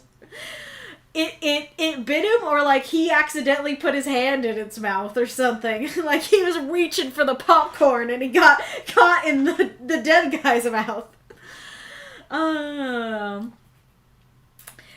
You know, I wasn't thinking of this before, but do be careful with the gore on this one. I could totally see people going for, like, super grotesque and gory deaths, and, like, that's a very valid way to take this prompt.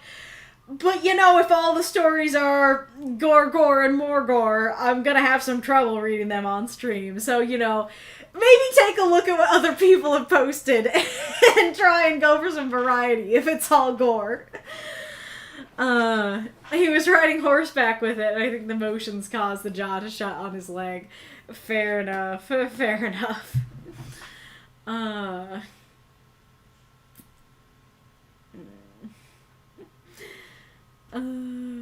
Oh, Auntie, swords won't kill me, but maybe fireworks me. Or maybe fireworks. Yeah, totally. Massa, joke's on you. I'm into that shit. But no, I'm not.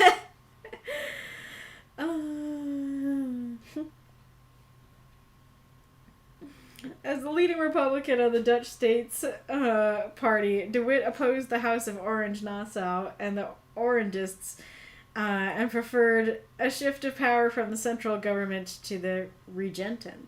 However, the Dutch Republic suffered numerous early defeats in the Remparts due to an allegiance of England, France, and several German states which planned on invading the Dutch Republic. In the hysteria that followed, he and his brother Cornelius de Witt were blamed and lynched in the Hague, and their corpses at least partially eaten by the rioters. You know, it's still not reasonable. But that's more reasonable than what I thought when you were like, oh yeah, it's better than being eaten like the Dutch. You know, I thought it was just like a mass hysteria situation where everybody's being eaten. Not like, yeah, like these two guys. The public did not like these two guys, and to show their distaste, they tasted him. It's some angry cannibalism. Yeah, exactly. All different kinds of gore, got it. Well, the nice thing is, because I know you like your gore, that you were red this week, so you can go as gory as you want to, and it won't affect the stream in any way. It won't be a problem. They were also starving. That makes it even more reasonable. More terrible, but more reasonable. Excellent, says Decoy. Alrighty, Rue. Oh yeah, Norman, Norman and C.M. Weller. Why I guess I need to make sure I exit. Norman and CM Weller, you guys submitted this prompt, so, what... Oh, come on. Get over here. Oh, wait, I should keep that up, because I have something else to potentially talk about. But, you guys submitted this prompt, so what made you come up with the prompt in the first place, and what, yeah, what inspired it? But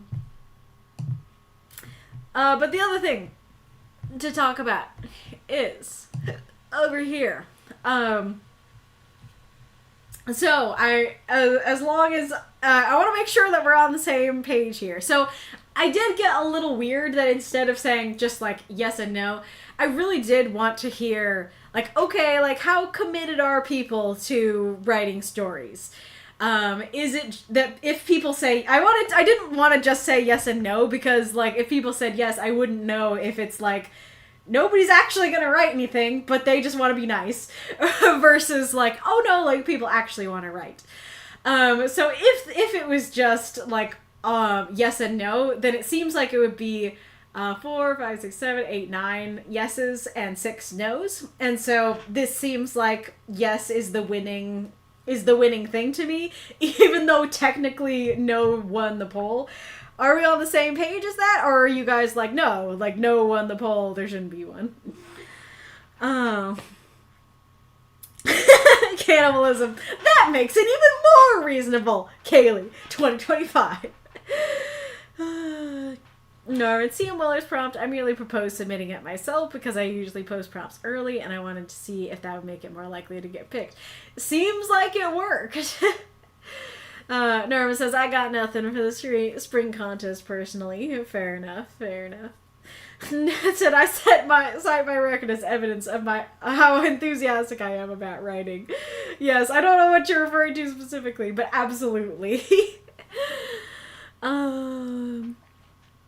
Husband Kosh having his best guess at his mortal end based on lifetime precedent. Interesting.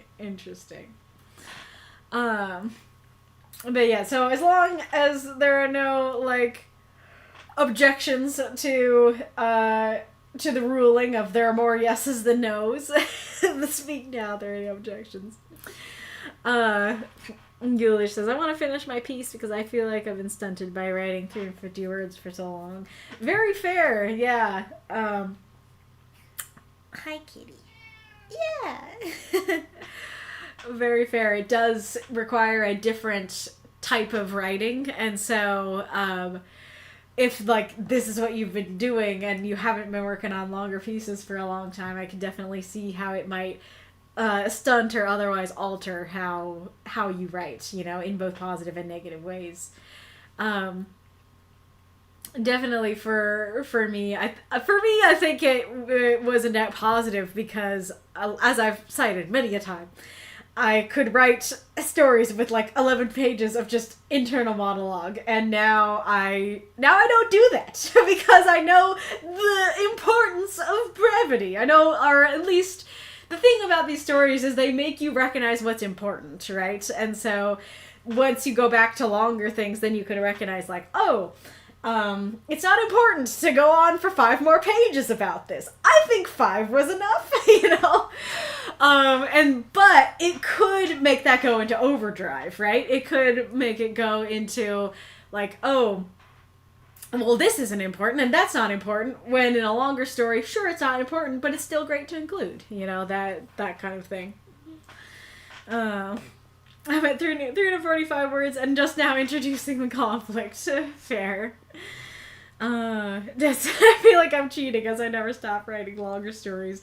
I don't feel like that's cheating. I feel like that's just like, I don't know, really showing that you love writing and you are a writer, because you're still doing it.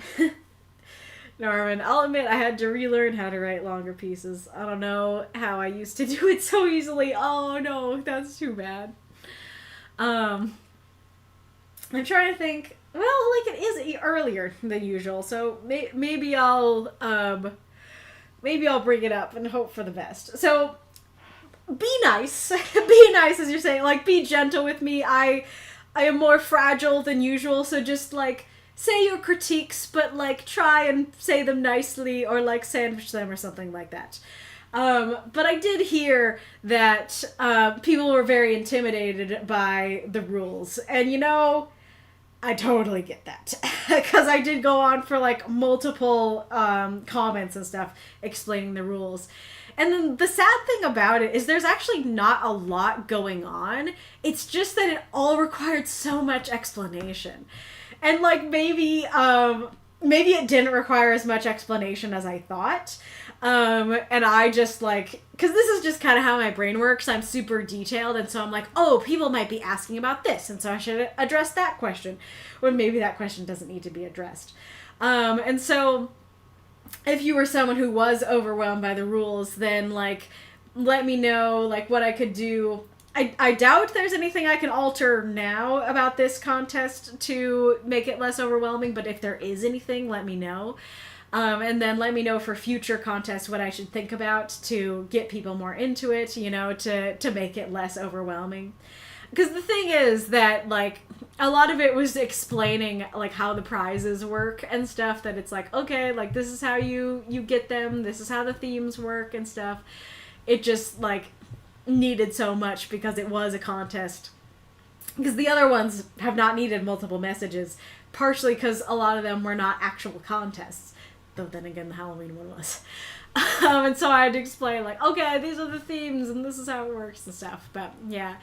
In the council, we discussed an idea of potentially making it a lot more optional, that it's like, okay, you have the word bank, you have the themes, you have the Easter eggs. You pick one, and you only get points for that one. That it could be like, okay, you have a pool of 40 points that you could get for each of these things, but you could only get it from doing one. You don't get more points from doing extras. Would that help? Would that make it less overwhelming and stuff like that? The deadline's no longer tonight. The deadline was going to be tonight, but like I said, because it looks like there are more yeses than nos, looks like that is a yes on the extension. And so then that would mean that the deadline is next Saturday at midnight. As brevity is the soul of wit, Polonius and Hamlet, who then launched into a long-winded speech. Yes. So yeah, I can like cancel that event. I have not seen any objections to the extension, so I don't think when I hit this X that it actually ends the event. So do I have to go? Okay, there we go. I can end the event. Yes, end it. Alrighty, so if you oh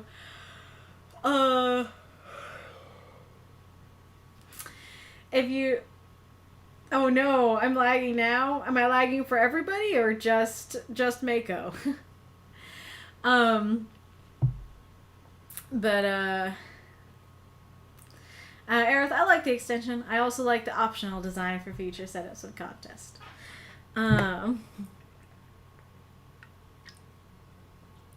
Deathshead. The only thing confusing to me is this is my pedant detail brain going.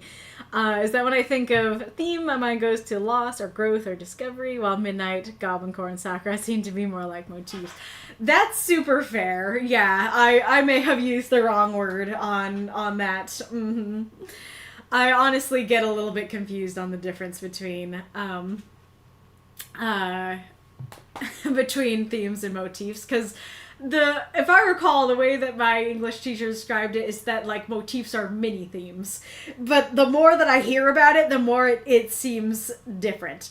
And granted, like, I guess I do understand motifs as kind of like, here's a symbol that's used again and again throughout the story. Or like in a musical, here is like a line that is used in multiple songs and stuff like that. So I guess I do understand the difference in the sense of a theme being, yeah, something bigger and more like, I don't know, emotional or moral of like loss. And then a motif is more of like, oh yeah, Sakura showed up a bunch of times. So is that the difference? Maybe I do understand. No, for me, it was definitely the combination of themes, word bank, and Easter eggs that just felt restrictive to the point where I felt like I wouldn't have the flexibility to write something I'd like. Also, I think I just generally felt weird about the idea of playing around with putting other people's stuff in my stories. Also, spring in general feels less evocative to me compared to Halloween or Christmas. Super fair, super fair. I actually wanted to ask about this too, so this is a good reminder.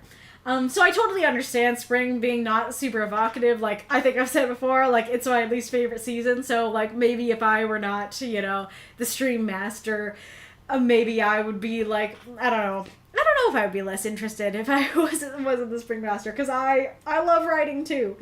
But so, basically my question was, like, to me, like, I like having just, like, an event running and like giving you guys the opportunity to write longer stories, and then once every, what is it, like 3 or 4 months, doing this longer stream, reading longer stories on stream and stuff like that. I think that's just a fun thing to do regularly, and opens up different avenues of what you can write and stuff like that. And so I like the idea of just doing one for each season, and if a season doesn't have like a particular holiday to use, that we still do it for the season and stuff like that. But I was wondering if like if it feels overwhelming, or if it's like, oh, like there's been an event for like every season now, and so now I'm getting overwhelmed with these events, and it actually makes me less inclined to participate in the next event because there's too much going on.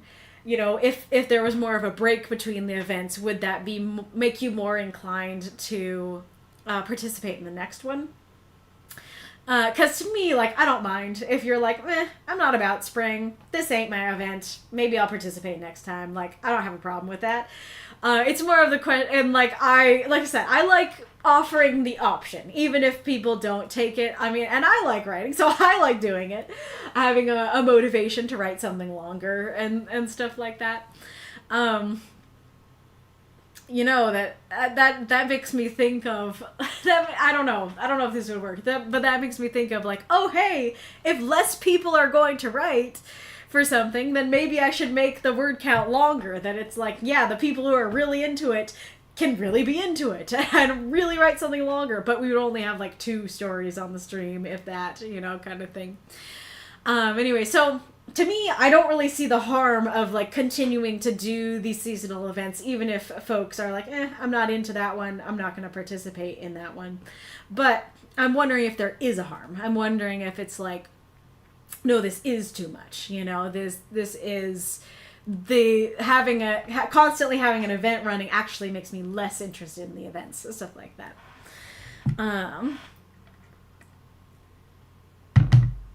Dessa says, I think that having a shorter rules section with a longer disambiguation posts elsewhere for those who want deeper detail and explorations of edge cases might be less intimidating.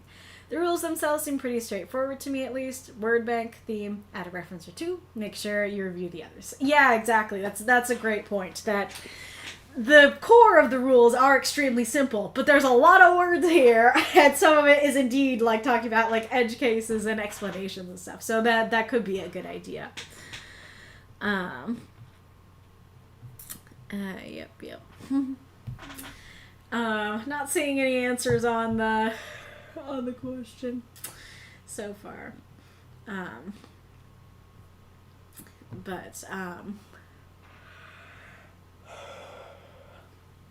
Oh yeah, so going back. Let me look at what Norman said again. So with the all the things feeling restrictive, would the idea of like, oh, you pick one but don't do all 3, or like if you do all 3 it won't give you extra points, would that help? Would that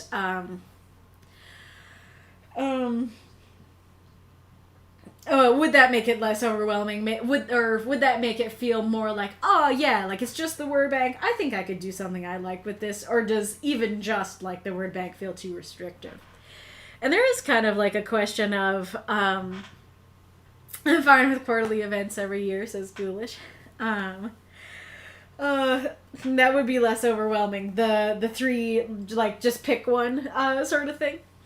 Yes, yeah. Deathshead, I already have 2,000 words of a potential summer story already written. Nice.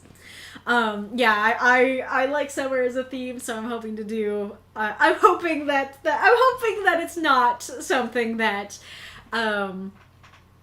people that like discourage. I'm hoping that constantly having an event doesn't discourage people, because I think summer is a great theme that we could have a lot of fun with. Decoy, and I like we take off seasons if they're always running. Super fair, super fair. This said, I enjoy the quarterly contest to go with seasons. Also, I never object to more words, but I may be an outlier. Fair.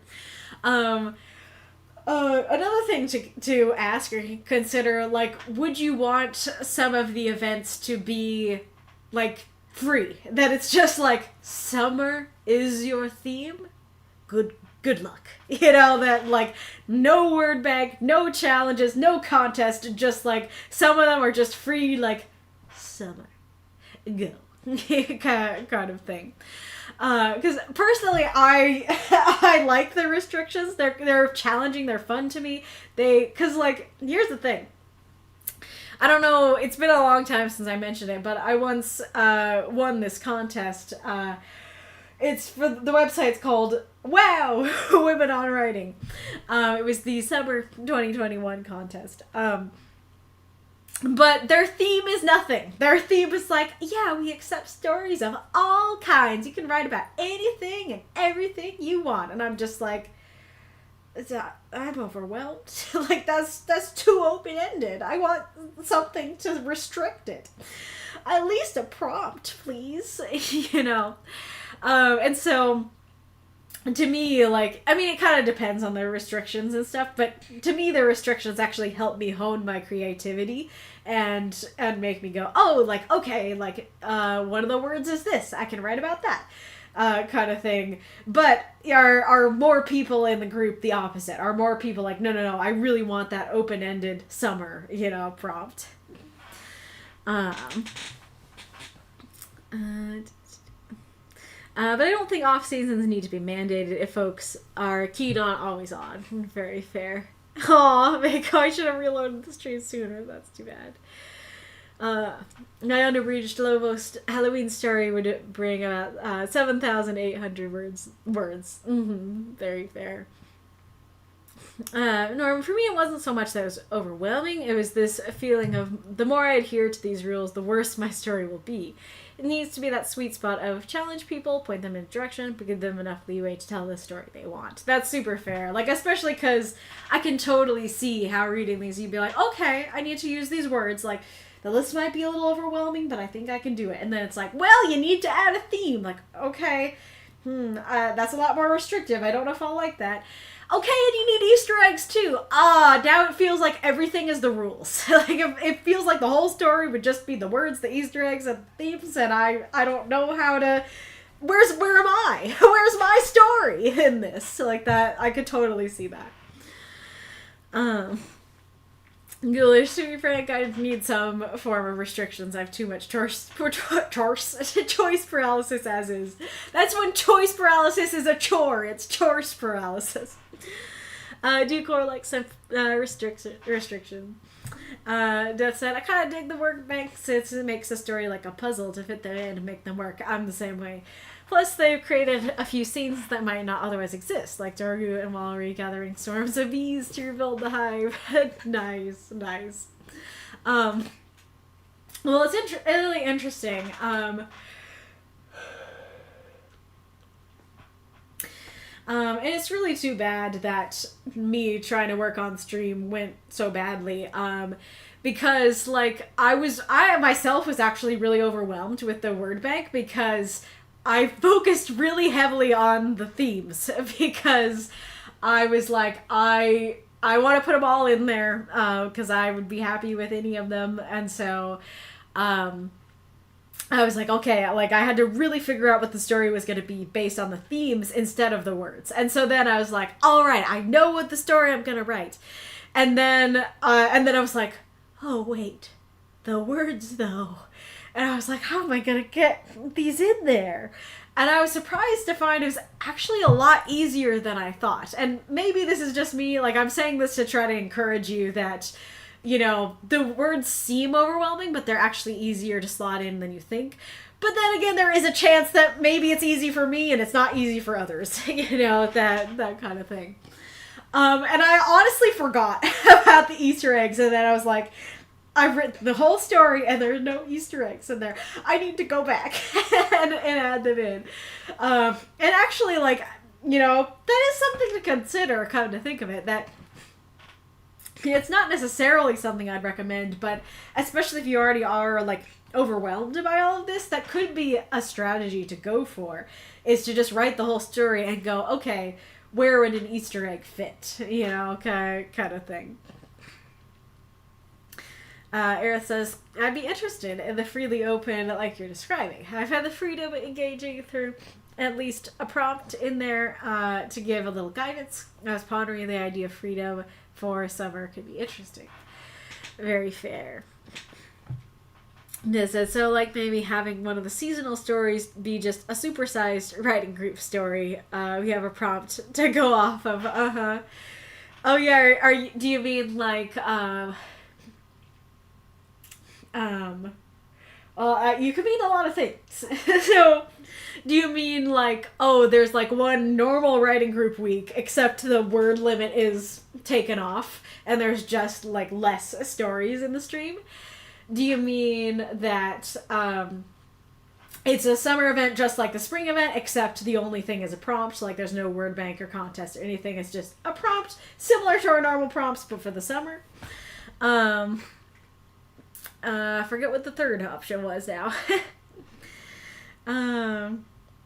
Decoy, maybe I will manage to crack at this over the next week. Aw, nice. Makokam, beach vacation. Very, very simple and open-ended prompt. Ghoulish, I mean, there is a summary prompt that's been submitted before as a joke. Beach episode. Indeed. Well, I at least know if we have a summer contest, I can write about invading a sandcastle. Totally.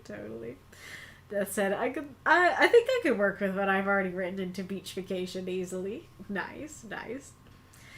Arith, I was thinking freedom from school, freedom from summer, vacation, and 4th of July celebrations too. Oh yeah, freedom itself is the theme.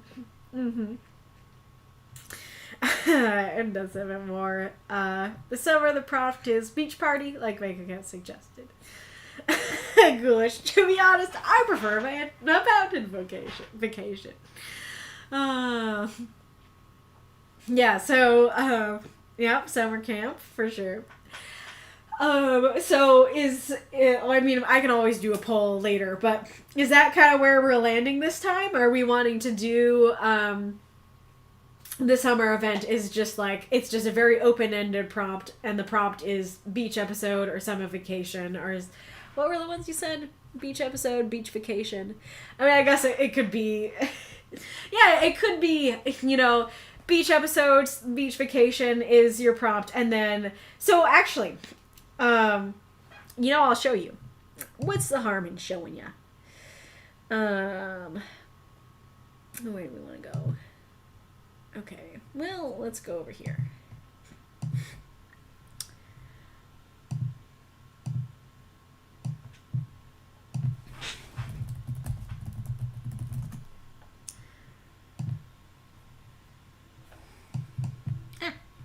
Oh no.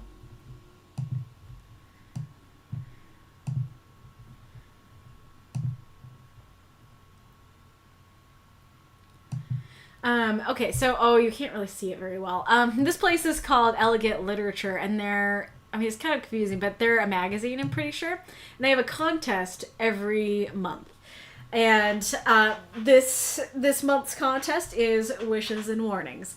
I very much hope I can post something for it, because I'm really excited for my idea about it.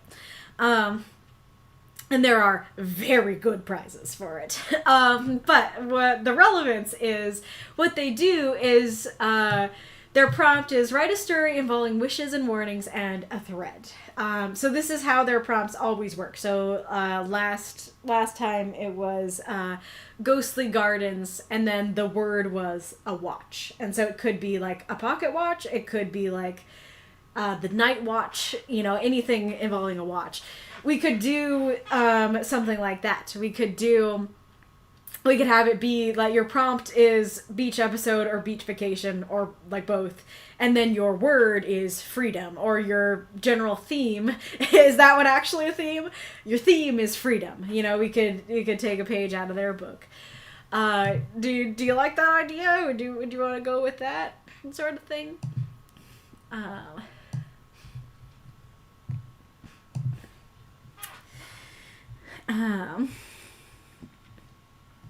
Ghoulish says, I'd like the word bank as an option. This says that I would cool with anything, honestly. I know that's not helpful. Oh, fair enough. This said, also I need to get going and pick up dinner for my family, so probably miss the end. Very fair. See you in a bit. Arith says, yeah, that sounds like a great idea. And like this is us like working out the kick. My nose. This is us working out the kinks of things. Bad word to get stopped up on. So I feel like this is like worth a shot. Where like, because like I agree that I like the words too, but we have yet to try just a fully free, just like beach episode and freedom, and that's it. We've yet to try anything like that, and so. Excuse me, I feel like it's worth trying to see if we get more submissions like without a word bank, and if people like that more, you know, sort of thing. Maybe. But like I like the word bank. So if like the majority of people are like, no, like I get you want to try it, but like word bank please. You know what? It's something I could do. I don't know if this would mess with things. But I could, like, just be like, okay, like, beach episode, freedom. There you go. That's it. And then in the secret supporter channel, be like, if you want a word bank, here it is. Like, here's your secret word bank. I don't know if that would mess with things. I don't know if that would mess, thanks for this news. I don't know if that would mess with, the integrity of just like, oh, does not having a word bank, does just having it be free get us more submissions. I don't know if putting a word bank anywhere would mess with that, but that could be a way to make it like very unofficial, sort of thing. To be honest, I have a hatred for the beach. Yeah, but no, I hate sand. It's coarse and it gets everywhere. Exactly.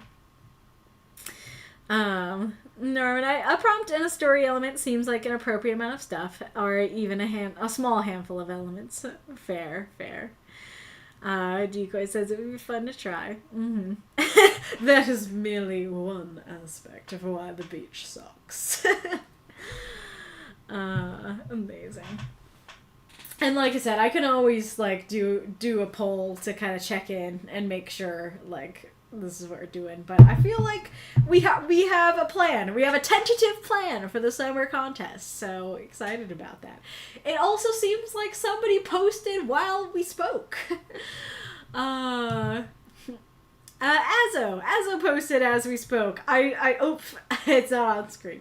But I totally thought it would be like because I was talking about it, somebody posted, but it was just coincidence. That's funny.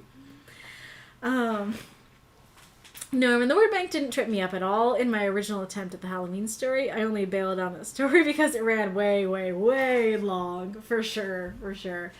I'm trying to figure out how we could do, like, the longer story stuff, because part of the issue is the stream, right? That you don't have much time to, that's the stories take time to read, and then they take time to, like, praise and critique, right? And so even the 3,500 word stories are quite long. They're quite a beefy thing. And I read actually I can like find it, I think, if it's still up.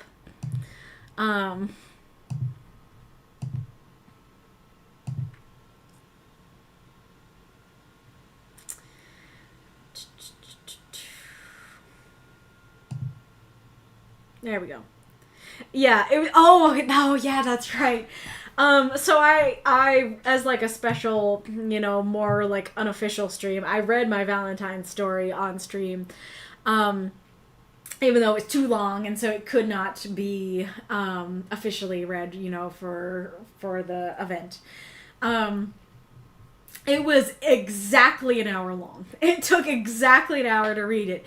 Reading the story started at 13 minutes, and we got to this discussion at 1 hour 13. So it took exactly an hour to read a story that is 10,000 words.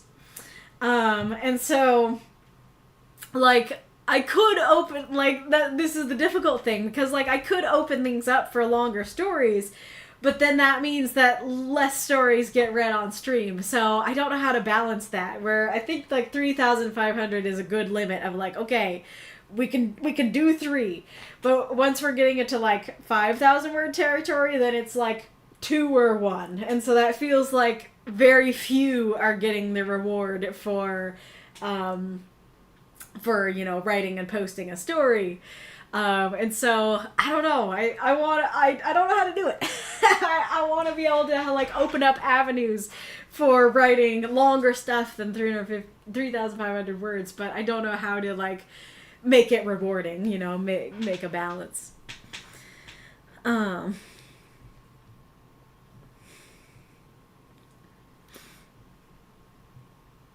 Because my childhood involved my parents, my younger sister, and I being at the beach for 4 to 6 freaking hours. I'm good after 2 hours. I still feel like that might be you, though, because, like, I don't remember, but I may have spent in my youth, like, 6 hours at the beach, and I may have enjoyed it grandly. And that's totally fine if you're not into the beach. I just don't know if that's that's the beach's problem. The fact that you don't like the beach may not be the beach's problem. Norman, I completely forgot about the Valentine's contest. I had an idea for that, but just couldn't piece it together. Very fair. I remember your idea. Yeah, I don't know what we have to do. Have to get too crazy. Don't know that we have to get too crazy with the word limits. Someone wants to write something long and they can just forego stream eligibility. Very fair. Arith, I've barely ever been to the beach. I'd probably focus on freedom and go with some kind of rebellion of hero rebels, maybe. Well, I mean, like, you'd still need to get the beach episode in there somehow. Maybe they're storming some beach. Maybe the rebels are storming a beach fort or something. Norman, take me to the beach! Yes. Yeah, I personally love the beach because, like, I mean, it's funny how I don't know, different experiences, because my family and I used to go to Cannon Beach with some other, like, friends from our church, like, every year and stuff, and it was so much fun, so many good memories. And then we moved away from that, and then we started going to Maui every year, and so I have many fond memories. Like, I feel like I am much more of a cold weather person than a warm weather person, and so, like, I might genuinely enjoy, like, cooler, snowier places more than the beach, but I have such fond memories of the beach. It totally is like, this is vacation, this is summer, vibes. But anywho, so this has been fun. Great discussion. But it's time to move on. It's time to go on with our lives. Thank you all for a very good stream. If someone you want me to raid, don't hesitate to let me know. If you are not read here on the stream, just lost my train of thought. You're not out of luck, because our Discord is awesome, and they do backup readings. So they happen in the writing group chat, the writing group voice chat, and the backup queue. You can start submitting to the backup queue now. It's first come, first serve, so the earlier you submit, the earlier you'll be read. There's a lot more back and forth discussion in voice. So, yeah. if you're excited, be excited. Go join and read your story over there. Mako, wanna watch Gaijin Goomba play Doom? Wanna watch Gaijin Goomba play the Doomba? Join us or else we'll leave you to die on the beach. You combining the summer and the the summer and the next prompt. Oh man. Now I just thought of, like, how could I do, like, a scavenger hunt for the word bank? Like, I don't know how I could do it, but it'd be really neat if I had, like, some clue in the rules of, like, how you might access the word bank. And then that takes you to, like, a different channel in the Discord. And then, it takes you to different places throughout the Discord, and then you finally get to it or something. That... There's just a private channel specifically for the word bank, and like after you get to the end of the scavenger hunt, you get access to the channel. I don't know. Well, if the Goomba and the Doomba is the only suggestion, I'll just do that. Gosh. To be honest, I can literally drive to the beach right now, spend an hour, and then be back home by midnight. Fair. Alright. Why? Are you lying about Kaiju and Goomba or something else? You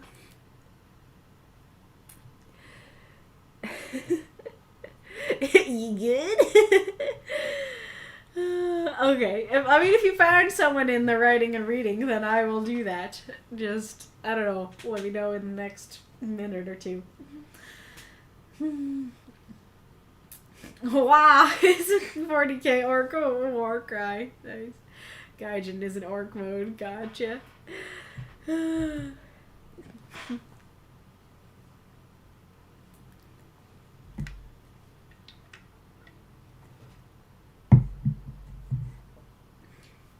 Stream finito? Pretty much. We're just figuring out who to raid.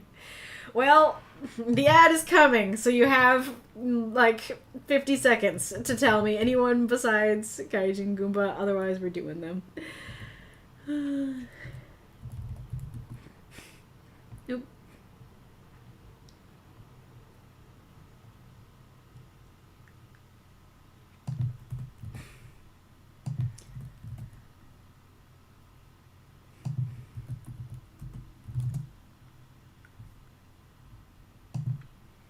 Kuma! Alright.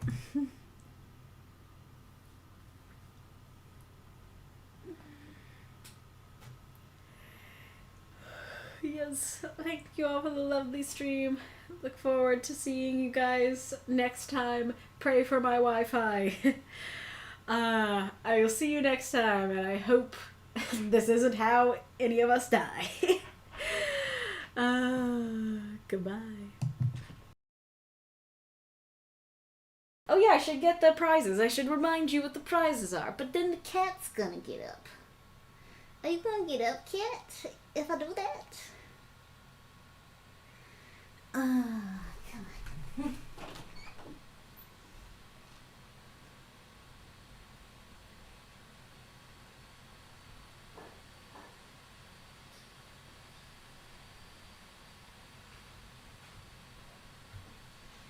Kitty.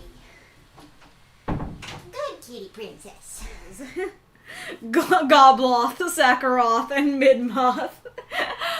I love that Gobloth and Sakharoth sound like, evil overlords, and then Midmoth just sounds like, yeah, it's a mid-moth. Like, not that great of a moth. Colleen says those sound like metal band names. Amazing. Kitty Princess be bothered by pee under her bed. Keeps getting out to leave over and over. Yes. I knew there was a princess in the pee reference.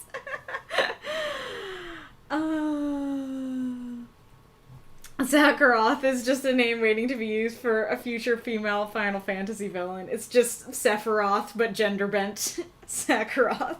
Amazing. And yeah, Moth Knight works better. Ah, Darlene says the Sakura moth is so cute. Well, if you want it, then make sure you get started on your spring story. Sephiroth been pink. So, oh yeah, no, it's not even a gender bent Sephiroth. It just is Sephiroth, but Sakura themed. He just has all pink clothes. They're made out of Sakura petals and stuff. And you can certainly get started on, This Isn't How I Die. You can get started on not dying.